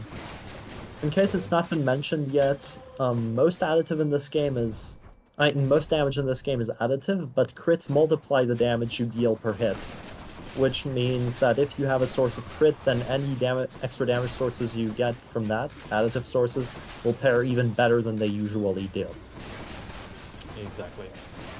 The additive versus duplicative sorts of damages. Weird spot pattern. Didn't see any of them near me. Yeah. I think like it must have been technically within range from that, like top right part. Hazard, sorry, targeting system second. I read hazard and I was like, hazard bomb. That's definitely one of the rail hammers. Not the one that you should be taking, but targeting system on your head is much better. You can pretend you're Eris with some bonus global damage. This is a Zeus, so we might be able to get Lightning Rod this run again. Never mind, we're not going for that. Too late already. We're definitely happy with the Epic Heaven's Vengeance, though. It's been talking about big numbers, and there it is, another big number. Above 200 now, it's been popped. Great bossing. Chance at Breaking Wave here. That would be The Shred Sticks.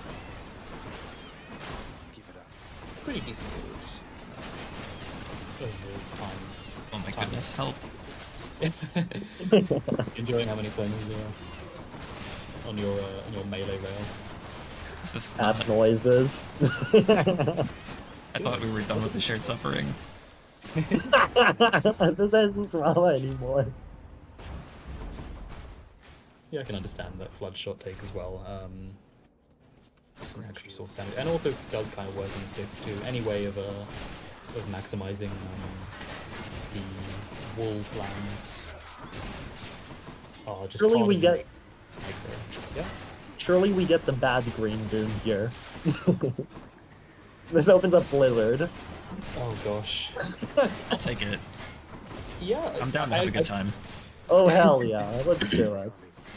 It's been so long that I got to run with it for the day, and like, you really forget about like a lot of these extra duo boons that you never get in speedrunning normally. But they do surprisingly good work. But Epic Rupture is definitely perfectly good, and a nice strong source of flat damage for us here. Oh, I missed PCS tank. Yeah, when I think you auto targeted with controller, it's not much you can do. It's like very hard. I did try adjusting it, but it wasn't sufficient. Yeah. Part of the controller versus keyboard nuance is it's quite hard to aim your rail specials, firing the mortar on controller, simply because like it takes a lot more time to decide it will automatically target enemies, and then you have to drag it away and find exactly what's it. But on keyboard, you don't need to worry so much about auto aim. I think auto aim is like bad for keyboard. I'm not too sure, but you actually turn off for rail. You turn off attack at cursor, but you still keep the special at cursor for rail. It's really cursed, but it works. Yeah.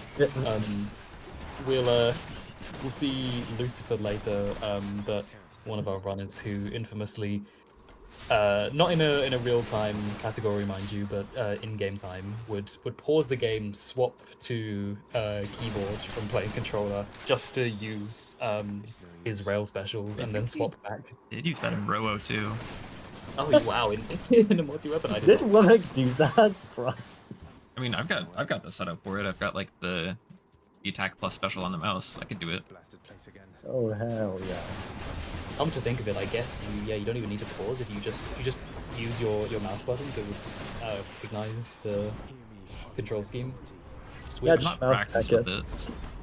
I don't think I've actually done it before in real time, so I would definitely mess it up. But yeah, super hard thing to practice in the first place and kind of have the muscle memory for. But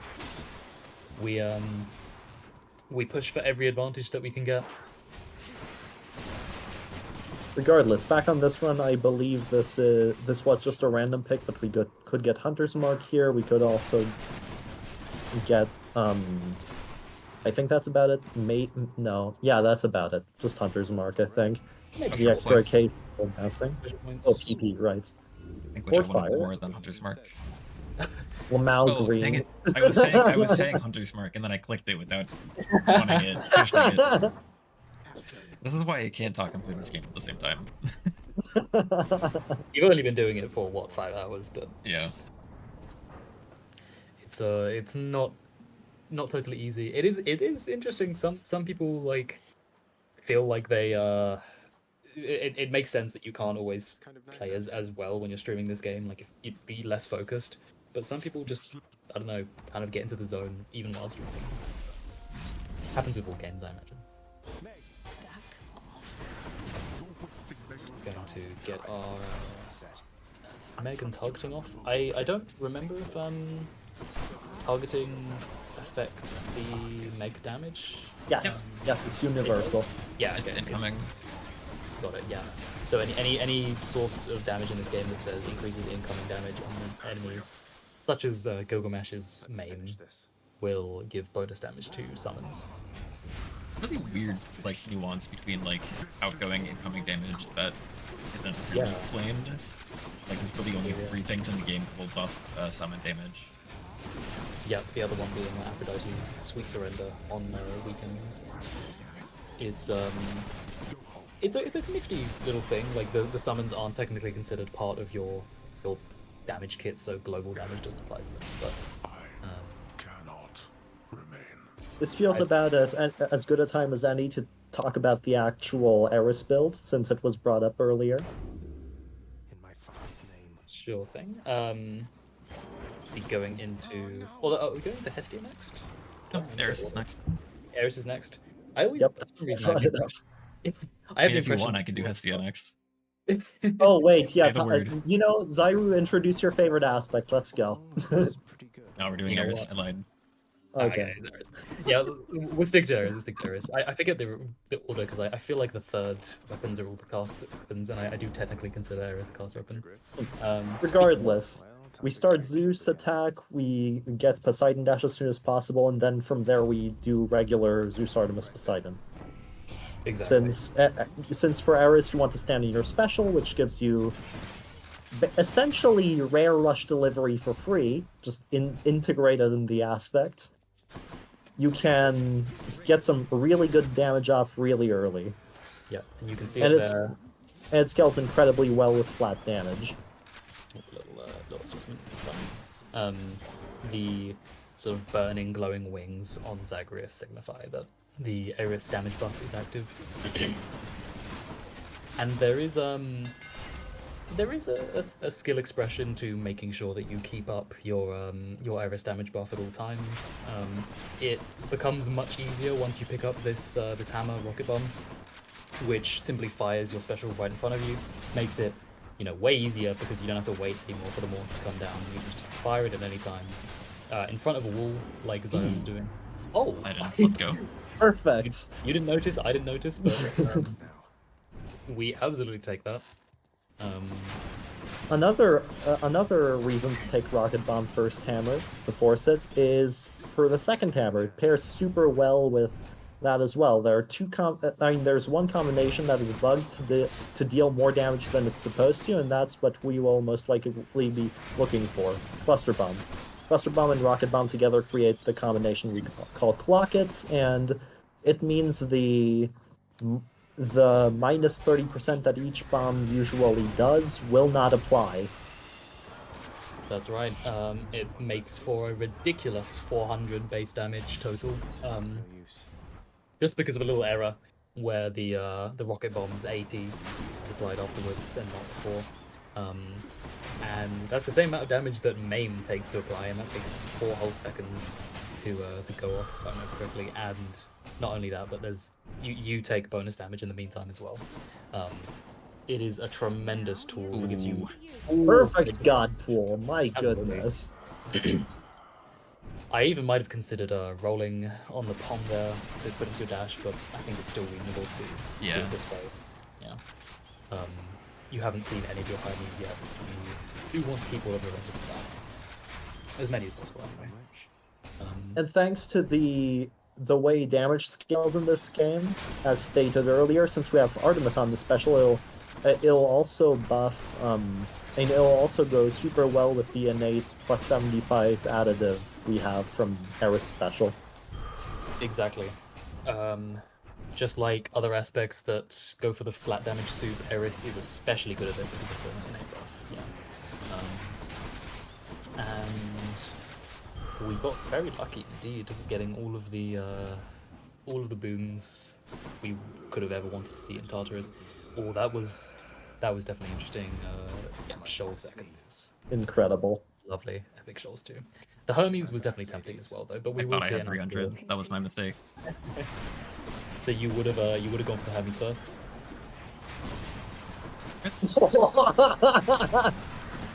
Big crits.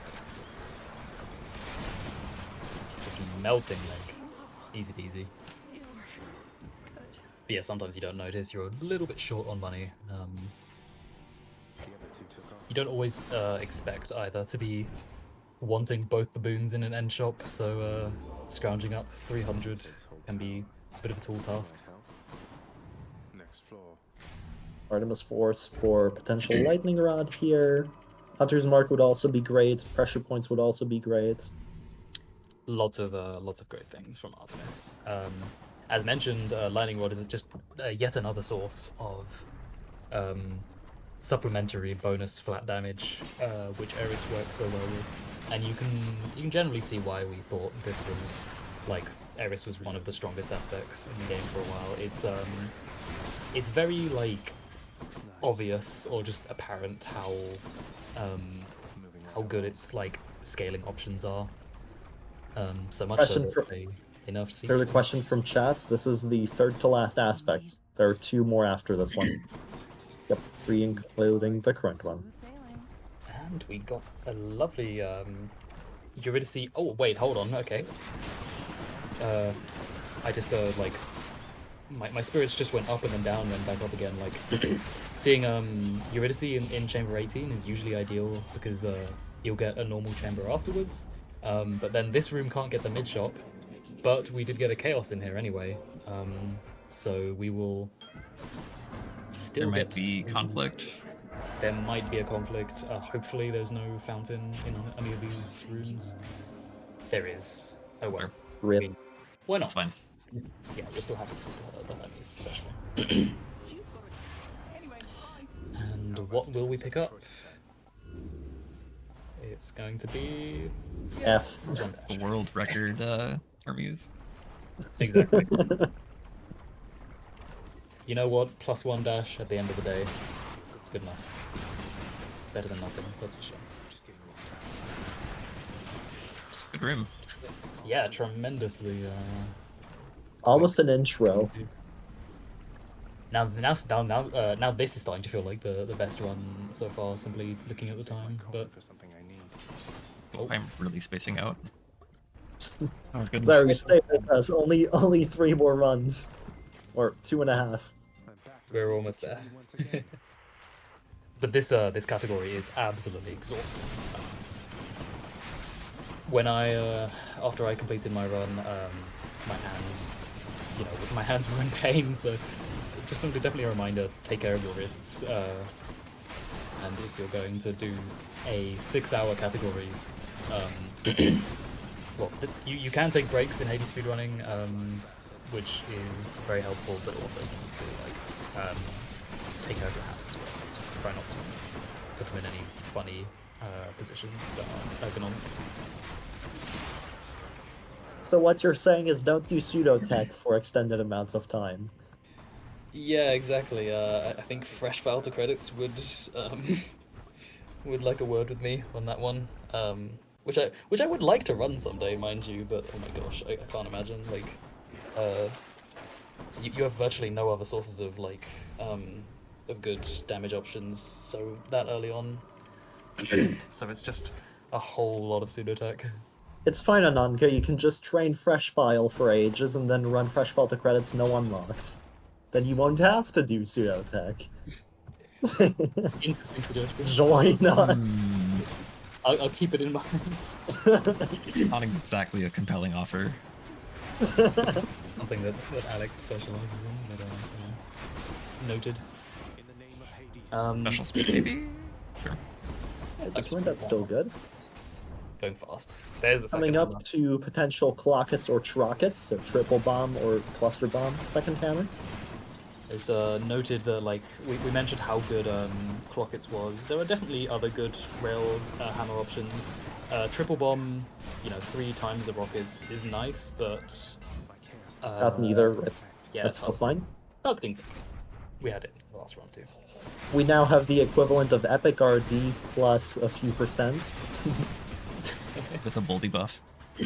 With a boldy buff, exactly. Yeah. It's all coming together. Additive, multiplicative. The power of the gods. Nice little title pop. And we do get our mid shot this time, thankfully. The main thing we're hoping for is to we got no more rolls, yeah. No beaver. Not getting breaking wave today, no. But we do get to push our mid boss one more chamber. And we're just hoping to skip the last few. We're not having quite the luck that we got from the Gilgamesh run, for instance, this Elysium, but we can clear these rooms no problem. Eris is absolutely an aspect of a lot of history. The world record runs, as mentioned earlier, I did indeed once take the any heat unmodded world record with Eris from the previous holder, which also used Eris. Lily was very Orange, no! Oh, very nice fountain though. Yeah, a cheeky little second wave orange popping up. Oh wow! Oh my gosh. Okay. First actually good 32 set of skips in the run. GG. On Eris, no less. Needs full. Yeah. Thank you. Eris kinda not stinky if you just get the runes in Elysium. For real. We are absolutely zooming now. Yeah, skipping both the last chambers of Elysium is a dream come true. No matter which one or what thing you're playing. Nope, there is that's good. Although Theseus is as he always likes to do when you play Eris, staying in his phasing bubble for way too long. I think we noted that it has to do with Tidal Dash some point, pushing him around. That's another gold split. Fun. Lovely, yeah. Nice. Anytime Theseus gets shoved around, he doesn't like the phase, yeah? Gets confused. Thankfully, the developers force an action as soon as 10 seconds pass if the enemy hasn't done anything yet, so at least you're not soft-locked. Just have to wait 10 whole seconds, which it feels like a lifetime when you're playing these fast speedrun categories. And yeah, not much you can do when Try this way. when Tidal Dash is one of your primary sources of damage. So, Zyru, thoughts on Anvil Game? Can't do that. I think the odds are like, what is it? It's 1 in 9 or something that I hit Can't do that. pockets and something good. I don't know. Okay, but you could also hit Trockets instead. That's also a viable option, Smile. There is, of course, the coin flip that you lose Rocket Ball. But let's not mention that part of it. That's the one thing that could go wrong. Forget that. It's very funny, at least, to take the gamble. I for my part, I find it pretty fun. Go for it quite a lot. But yeah, usually losing one of your 2 hammers that you've been is not very good. Frames are good. This might actually sub 13. I can see it for sure, yeah. Okay, maybe we will not be taking the anvil this time. Oh, wonderfully timed lightning rod. These don't lodge either, so that'll be good uptime. Exactly, yep. Bit of a trade-off between getting a bonus special damage from Boiling Blood if you have a cast lodged, and simply getting lightning rod damage when no casts are lodged, when they are out in the open. But the lightning rod damage is definitely more overall. That definitely takes the cake. Can we get our first sub 13 of the run? I certainly hope so. Let's see. Oh, I messed up the mag. That's my bad. It's a little unfortunate. I got an early darkness as well. Not too much you can do. Still probably the best run of the, well, run. That's for sure. And oh dear, it does seem that once Hades does one darkness, it makes it somehow more prone to doing it again within his attack pattern cycle. Fortunately, we will not be seeing a third. We're not finished. So we will not be getting the sub 13, but we're getting very close, which is still an amazing. Really showing off what Eris is capable of. This is no doubt still one of the S tier aspects, as we like to call them. Alongside the play. Nest.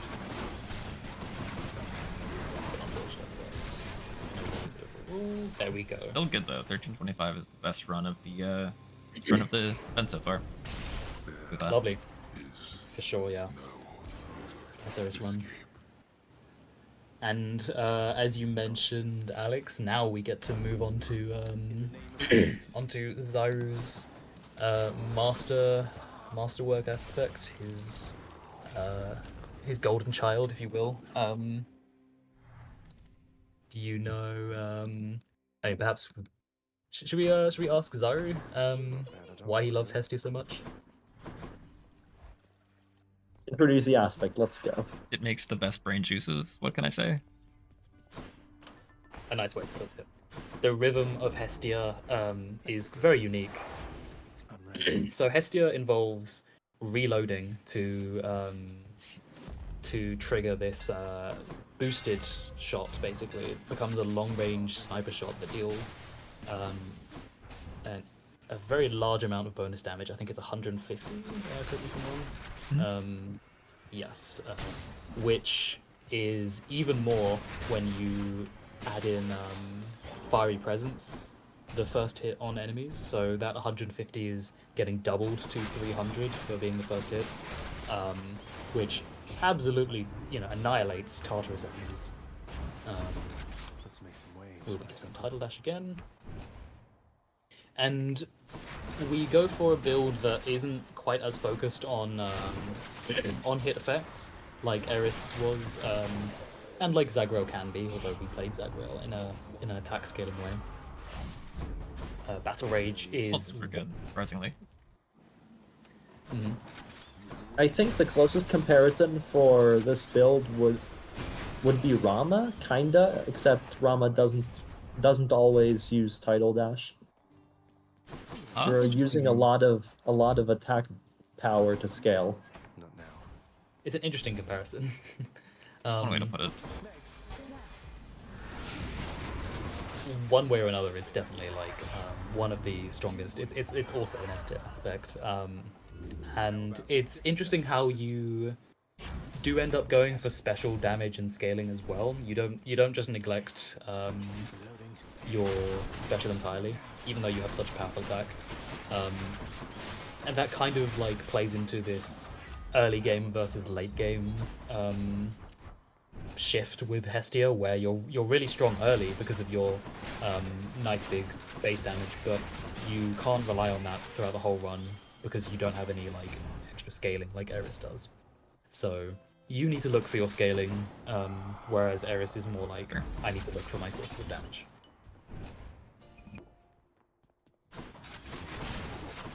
We're doing wild things today. Going for a funky, like, scintillating feast kind of build here. I'm down for it.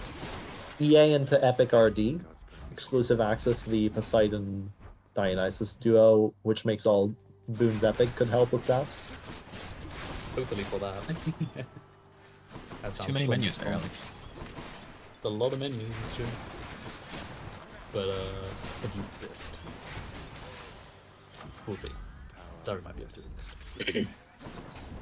So even without getting like a ton of skips, we're still coming up on quite the fast Tartarus split here. Sadly, we do pass up the Dionysus, so Zyru can resist going for exclusive access. Not unreasonable. But shredding Meg fairly easily here. I want to get rid of this trippy shot. Yeah, it's a bit annoying. Don't mean, like it's it good on Hestia.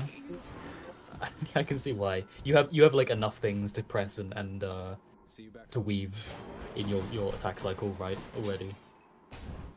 It also messes with the cast throw animation a tiny bit. It makes it longer. Like, you can't do the same animation cancel as you can usually. Right. Next stop, ask for Well, sure enough, thankfully you do get to sell it, so we can go back to getting Boiling Blood bonus damage. And to be honest, Boiling Blood is especially good on Hestia because you want to get both attack and special scaling. Could get Trolls, could get Breaking Wave here, could also open up Sea Storm. As mentioned in chat, sure enough, we're going Shackle Time. One of the easiest ways to get nice scaling on both your attack and special is just to equip the Shackle. And ooh, 18 Yuri with Hyper Sprint. It's looking promising so far if we get a little bit of luck. A boon combination that you will be rather intimately familiar with at this point in the race. The run. The all aspects. Yes. Oh yeah, sorry, I called it a race, a marathon. So used to we have lots of races within the community. What we did, it's a nice little relic. Isn't it? Steady now. I've been doing misnomers all day. Better stock up. Don't need a second Ares. We'd rather preserve our nectar until we get to see Hermes again. At this point. Nice.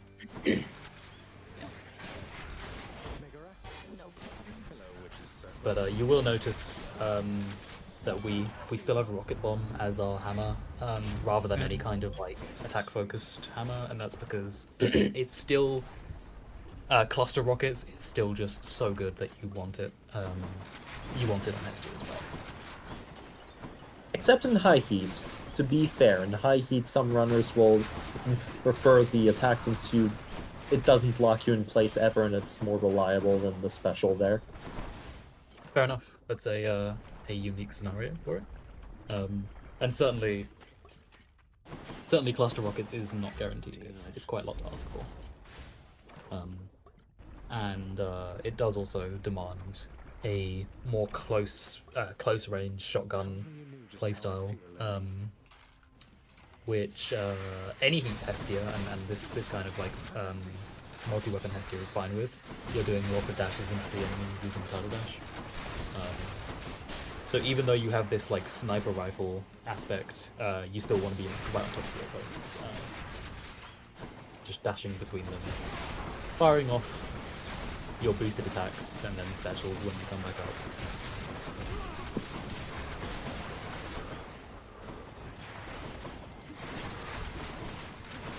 Be comfortably done with Lerny at a very nice sub 7-minute time.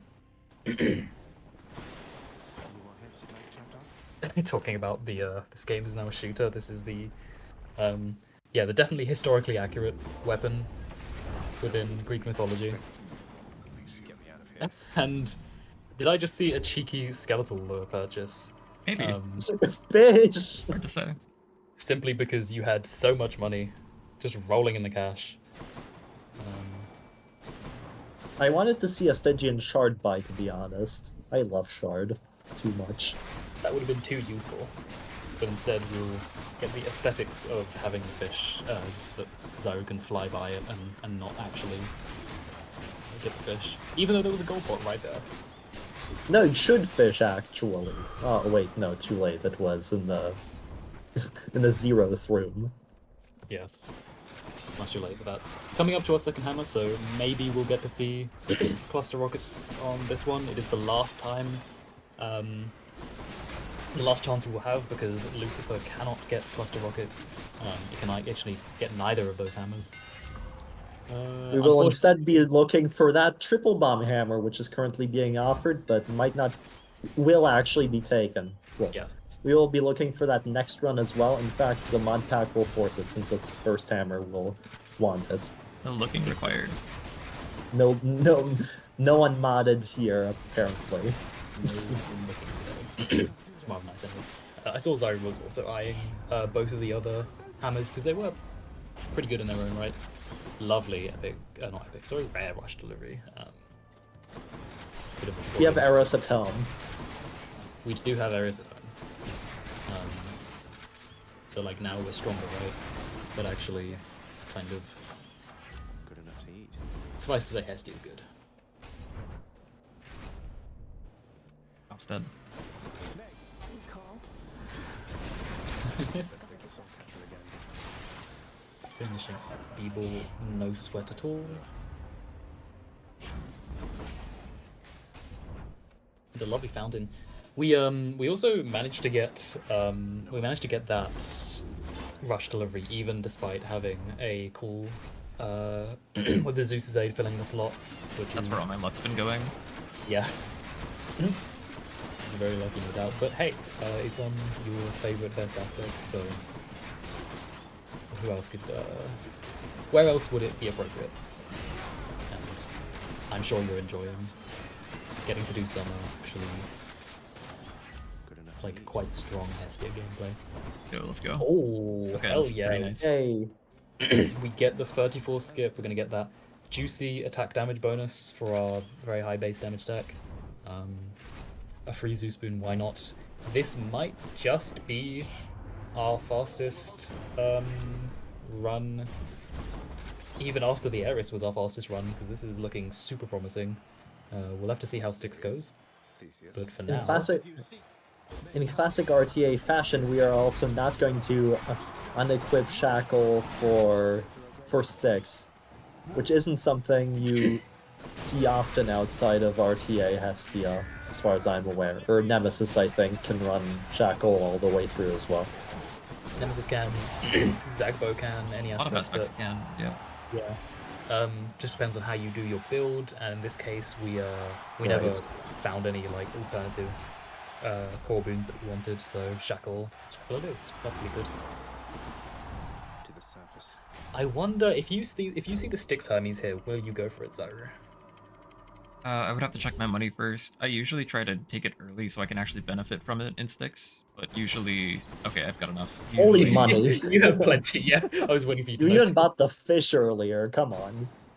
Yeah, There is Rip. up there. no- If I were Sad. sent to Sac, where would I Usually, if I can't buy it until the end of Styx, I don't take it. I've been a little bit more Mhm. top willing for this run, but definitely when I'm doing like harder resets and more strict get? run conditions, I won't usually buy it. Absolutely. It would have maybe offered us the chance to get greater haste so that our rush delivery had even more movement speed scaling for even more bonus damage, but perfectly good. Mystic wants you to send the anvil, but All right, why not? Why Look not? at the clock. It's so true. We could get clock hits. It's very true. The chance is there. No use. And yeah, as mentioned earlier in the chat, I can see since it's the mod pack, yeah, there is no barge, no Asterius, no tiny vermin, No sack. yeah, no sack RNG. You always get on the second sack. All of these, Sack's still there. No use. This is just true. The sack hasn't vanished. You would never No, you steal do snacks actually- from Serbia. You have to actually 6-sack yourself. Fun fact. That'd be terrifying. Fast this time. We're going through. We definitely have a chance for the sub 13 Must be hungry, huh? Nah, on it's this too kind of late place. It's too late, yeah. Sorry, Mystic. We're focused on making Hestia the #1 run. Oh, never mind. Oh my god. Okay. Well, There you go, Mystic. they. I don't think we're getting sub 13, but for the content. All right. This is it. Delta Chamber is hilarious because infinite ammo doesn't matter at all. You're reloading every shot anyway. And piercing fire doesn't matter as much when you only have one enemy to focus on. So yeah. I guess it would help with these armored enemies here, but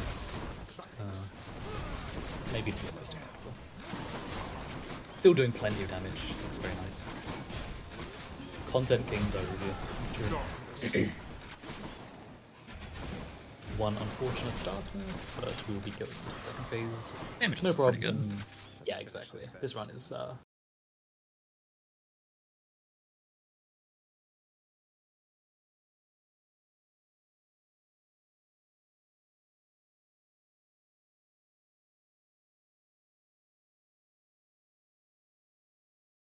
in the bag.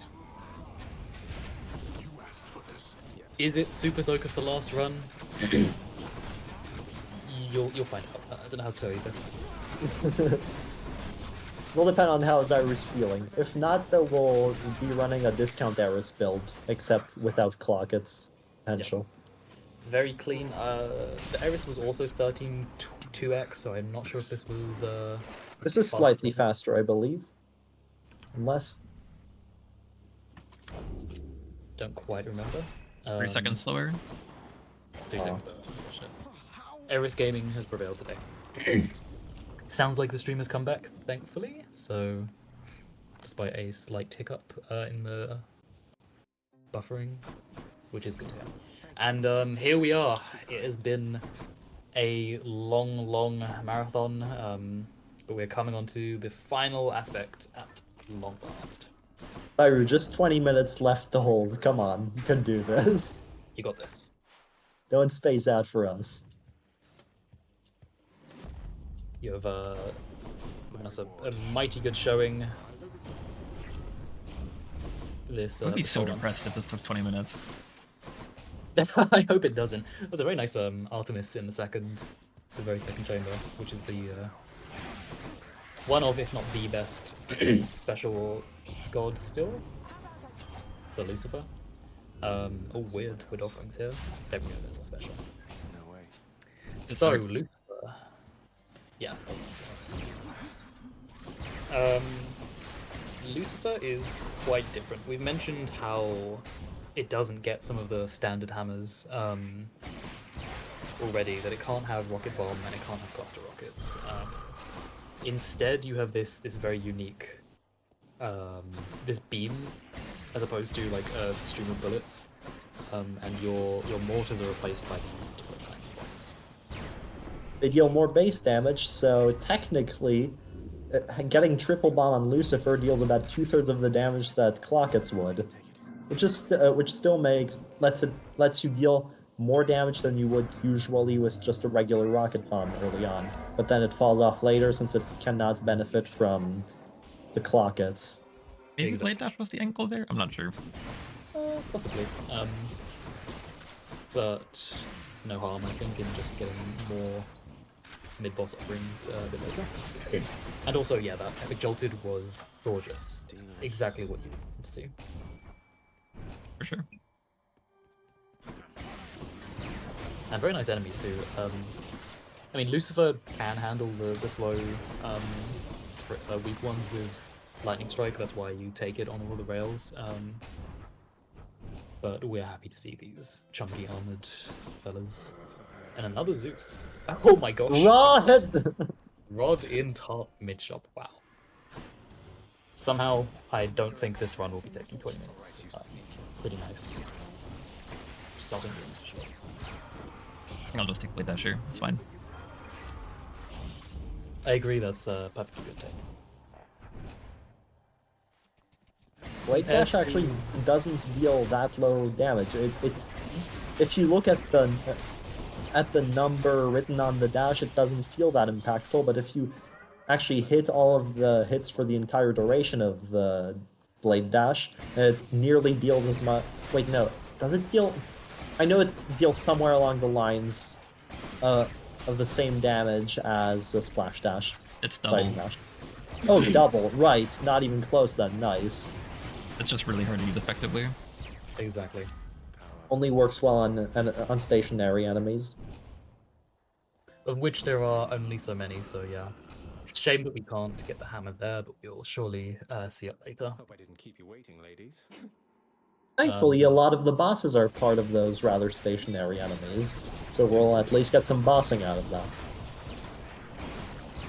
Lucifer in the bossing aspect involves a lot of these preliminary. Oops, sadly, got dragged here like there was a blade from him. Yeah, a lot of these like setting up your specials. Unfortunately, when Meg summons extra enemies into the chamber, the arena, it becomes hard to make your auto aim work with you. Bye, Meg. This could be solved by mouse teching, you know. Exactly, as we mentioned, Just be a moment some of the more inventive runners will choose to literally swap their control schemes temporarily to get a guaranteed placement of their Lucifer mortar, which, as mentioned, is called something very fancy like Igneous, Eden, Hellfire, or something like that. But we never call it that. It's too long.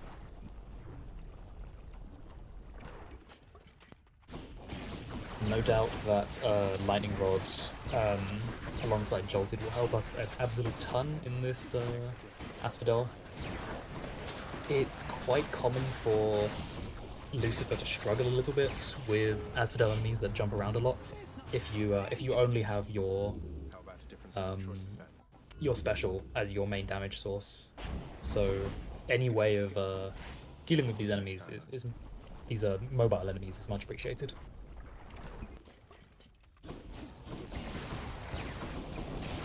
Exactly, we speedrun the names, we speedrun everything. Fairly decent enemies here. Let's see how we Final do. Training Hammer. Yep. Wow. Ah. If we got triple bomb before Furies, we could have insta-phased Furies. It is very good for clearing Furies quickly. That's true. Unfortunately, Chamber 19 is one of those worst places to get through because it prevents you from getting mid shop.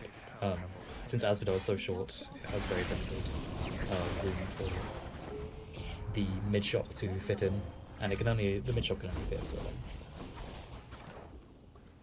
long. Opened up Lightning Phalanx, which, while not as useful as an Eris, which can be of which the global damage bonus also affects casts, still might provide some enemy crowd control, which is decently needed on this aspect because of how long the attack takes to Well, to start. there it is. Got it. And straight after that, we get 22 Eurydice. That's lovely. I'd be really happy about how this run is shaping out. Imagine Zyru is too. Bye now. Had worse runs. Exactly. Pom porridge, just you've already got all the things you want to pom, to be honest. So at this point, making them all stronger is highly desirable. I think I'll just grab some water myself. Lovely this be your night, Lerny. Continue this last run at the marathon. Taking a sip of the less spicy water while being in the biome with the spicy water.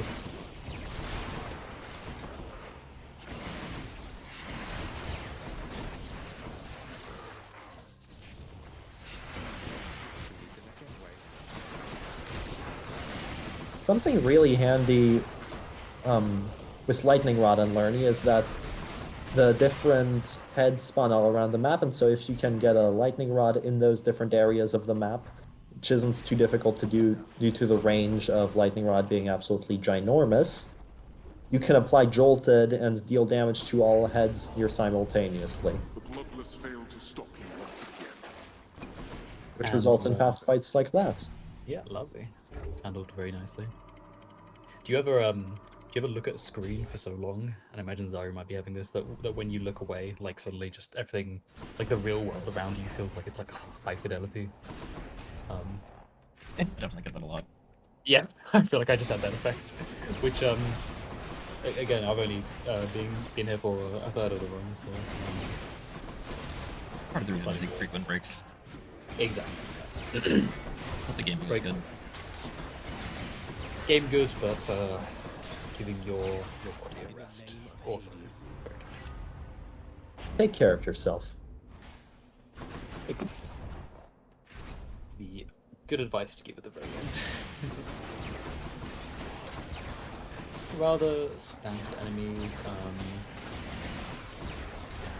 hopefully between lightning phalanx, bouncing between them and lightning rod, we can just use our rather good wave flow to deal with even these more annoying scattered enemies like the swordsman.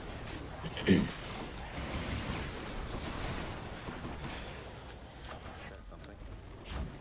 We'll cast dash bomb. Yep, it's perfectly good. And this point maybe as we're just kind of like finishing up things that you've seen 23 times before at this point in the run. I don't know how much the other runners talked about your catalogue of speedrunning, Zyru. The other commentators, I mean, runners and commentators. Opie and Steps did after my first break, but I don't remember. I literally wasn't there for it. Well, for those that didn't hear it the first time, I'm going to take an opportunity to talk about it again. Zyru here, who is coming up on the end of his all aspects, very clean and very well done. Dodged even some of the riskier weapons. Is absolutely one of our community goats, I'd say. Zyru just has such an impressive catalogue of records, not just on Hestia, which is his specialist aspect, having like the unmodded and modded records for Hestia in in-game time, but also real time, but also has some of the top placements, like in some of our most competitive categories, like all weapons, 3 weapons, and has 4 out of 6 of the modded 1 weapon only records, so he's absolutely been well set, well prepped for this, all aspects, as you might imagine. Museus says, what's his lat rank? I'm pretty sure Zyru's lat rank is really good. Actually, kind of low because of a lack of unmodded representation. Ah. Surely this means you'll start playing unmodded again. There's a reason we introduced the modded the speedrunning pack. Zyru did come into the community in about mid-2021 when the speedrunning pack had been released, so it's not too surprising that most of his records and very fast submitted runs are on the modded version of the game. It does still have some good unmodded times, no doubt. Actually has third place unmodded in-game time record, which you'll be able to see if you just go onto the front page of speedrun.com/80s. Bestia. Bestia. Well, more of a Demeter guy myself, but and Eris, I guess, for in terms of runs. And get a big Meg on Theseus. Kind of weird. Ah, strange. You, I guess, maybe the targeting only applied, like, it applied to Asterius because it was later, but not Theseus somehow. Strange, though. I don't know. Game's weird. Game's weird. After, 24 aspects in, you stop questioning things. It's just... just finish it. Get that thing done. It's been, Mild delirium. It's fine. I forgot how exhausting this was. I haven't done this category in quite a long time. Quite a long time is like a few months for you. I guess that's fair. Well, it know how was long. like the last major thing I was focusing on. Right. But without a doubt, it is exhausting. It's just so many aspects. Can't do that. These asked this question in quite a long time. Relatively speaking. Yeah, It feels like relatively it's been speaking. forever. We do have some old heads such as Museus that Not yet. are not playing the game quite so constantly or frequently. Which is yet another thing to be said for Zyru here. Just almost non-stop. Of course, even Zyru takes praise from the game and isn't playing 24/7, but if there's anyone that you can count on to still be pushing Hades world records in, gosh, however many years' time, it will be Zyru. Got to find something for Cerberus. Maybe it's in here. And honestly, probably also me. Game's good. The game is really good. Like, Game is good. I don't know if it's been made apparent. This game is super fun. Casually, amazing experience. The story of the game is delightful. Has a very meaningful message. The material. Everyone loves. Well, maybe not everyone, but Greek mythology is widely beloved. Oh, good. It's still fresh. The game is, in fact, Also a really accessible speedrun too. Something that's really nice about Hades is that you're not just memorizing a ton of like skips or exploits or glitches through a game. You're actually just learning the game for what it is and getting better. And it's a really Exactly. nice like self-improvement framework. for sure, yeah. I'm here. Lots of fun categories to try out, but yeah, it's mostly about your execution and your knowledge rather than your knowledge of how to play the game well and what to do. Very honest game in that respect. Although at the same time, it's RNG focused as a roguelike, so you mix them together and you get something that's really cool. Still great fun and very competitive. 60% off on Steam. Absolutely go play it. This game is so worth your money. It was Right now. right now, yes. Or maybe once this Hades fight is over because it's about to finish. We're entering the second phase, the final phase. We're so close. Getting our blade dashes, getting our triple bombs, dodging the trapping pots. Time is going to be coming up very soon here. Okay, still fine. Yeah, lots of burst. Almost. We're gonna have it. And time.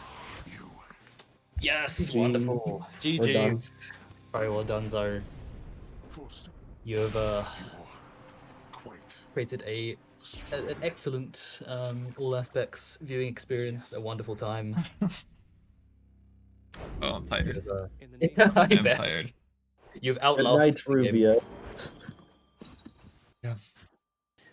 Just want to give take a little minute here, give a massive shout out to the Hades community at large. It is like by far one of the best gaming communities I've ever been a part of. It's really been a nice cultivated culture of just encouragement and inclusivity, and it's just a really nice and special place. And also thank you I can finally sleep. Thank you to everyone who commented for me. Sophie Steps, Chelsea in Space, Opie, Alexka, and Anake. All are very awesome people, and I appreciate you taking time out of your busy days to support me. So Very gladly. I can absolutely second that. Community is wonderful.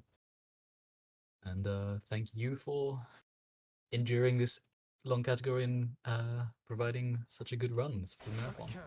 of course, good stuff. Alrighty, and I For sure. think Alexa, okay, do you have any other final commentary or final things you would like to say? Shout outs as well, honestly, to the community. I'm very proud of everyone. You know, just kindness, generosity, friendships made, and also the competitive spirit. This Hades 1 and Hades 2. This game will last forever, I think. Yeah, great game. Go buy it.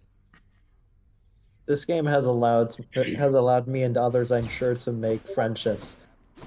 That is true. It's also really therapeutic in a sense. You learn to deal with unfortunate circumstances, since the game loves to serve you those. It's very true. Learning how to be zen. Yeah, the Hades community is also very notorious for coming out and showing support for charity events, and I think that's been shown today as well, which is always awesome. Fortunate that a lot of us are in a place that we can do that, and so yeah, always happy to contribute to charity fundraisers and other awesome events. So Oh, on that, about that, I hereby announce that I am most likely going to submit a Hades run next year. So expect more of something similar to this, maybe. good luck. Awesome. Alrighty, and I think at that note, I am going to hand it off back to the staff running at the Really Long-a-thon. And yeah, thank you so much, everyone, for hanging around. It's been an awesome stream, awesome run. I had a lot of fun. I'm really tired. I'm gonna go again. Take care, y'all.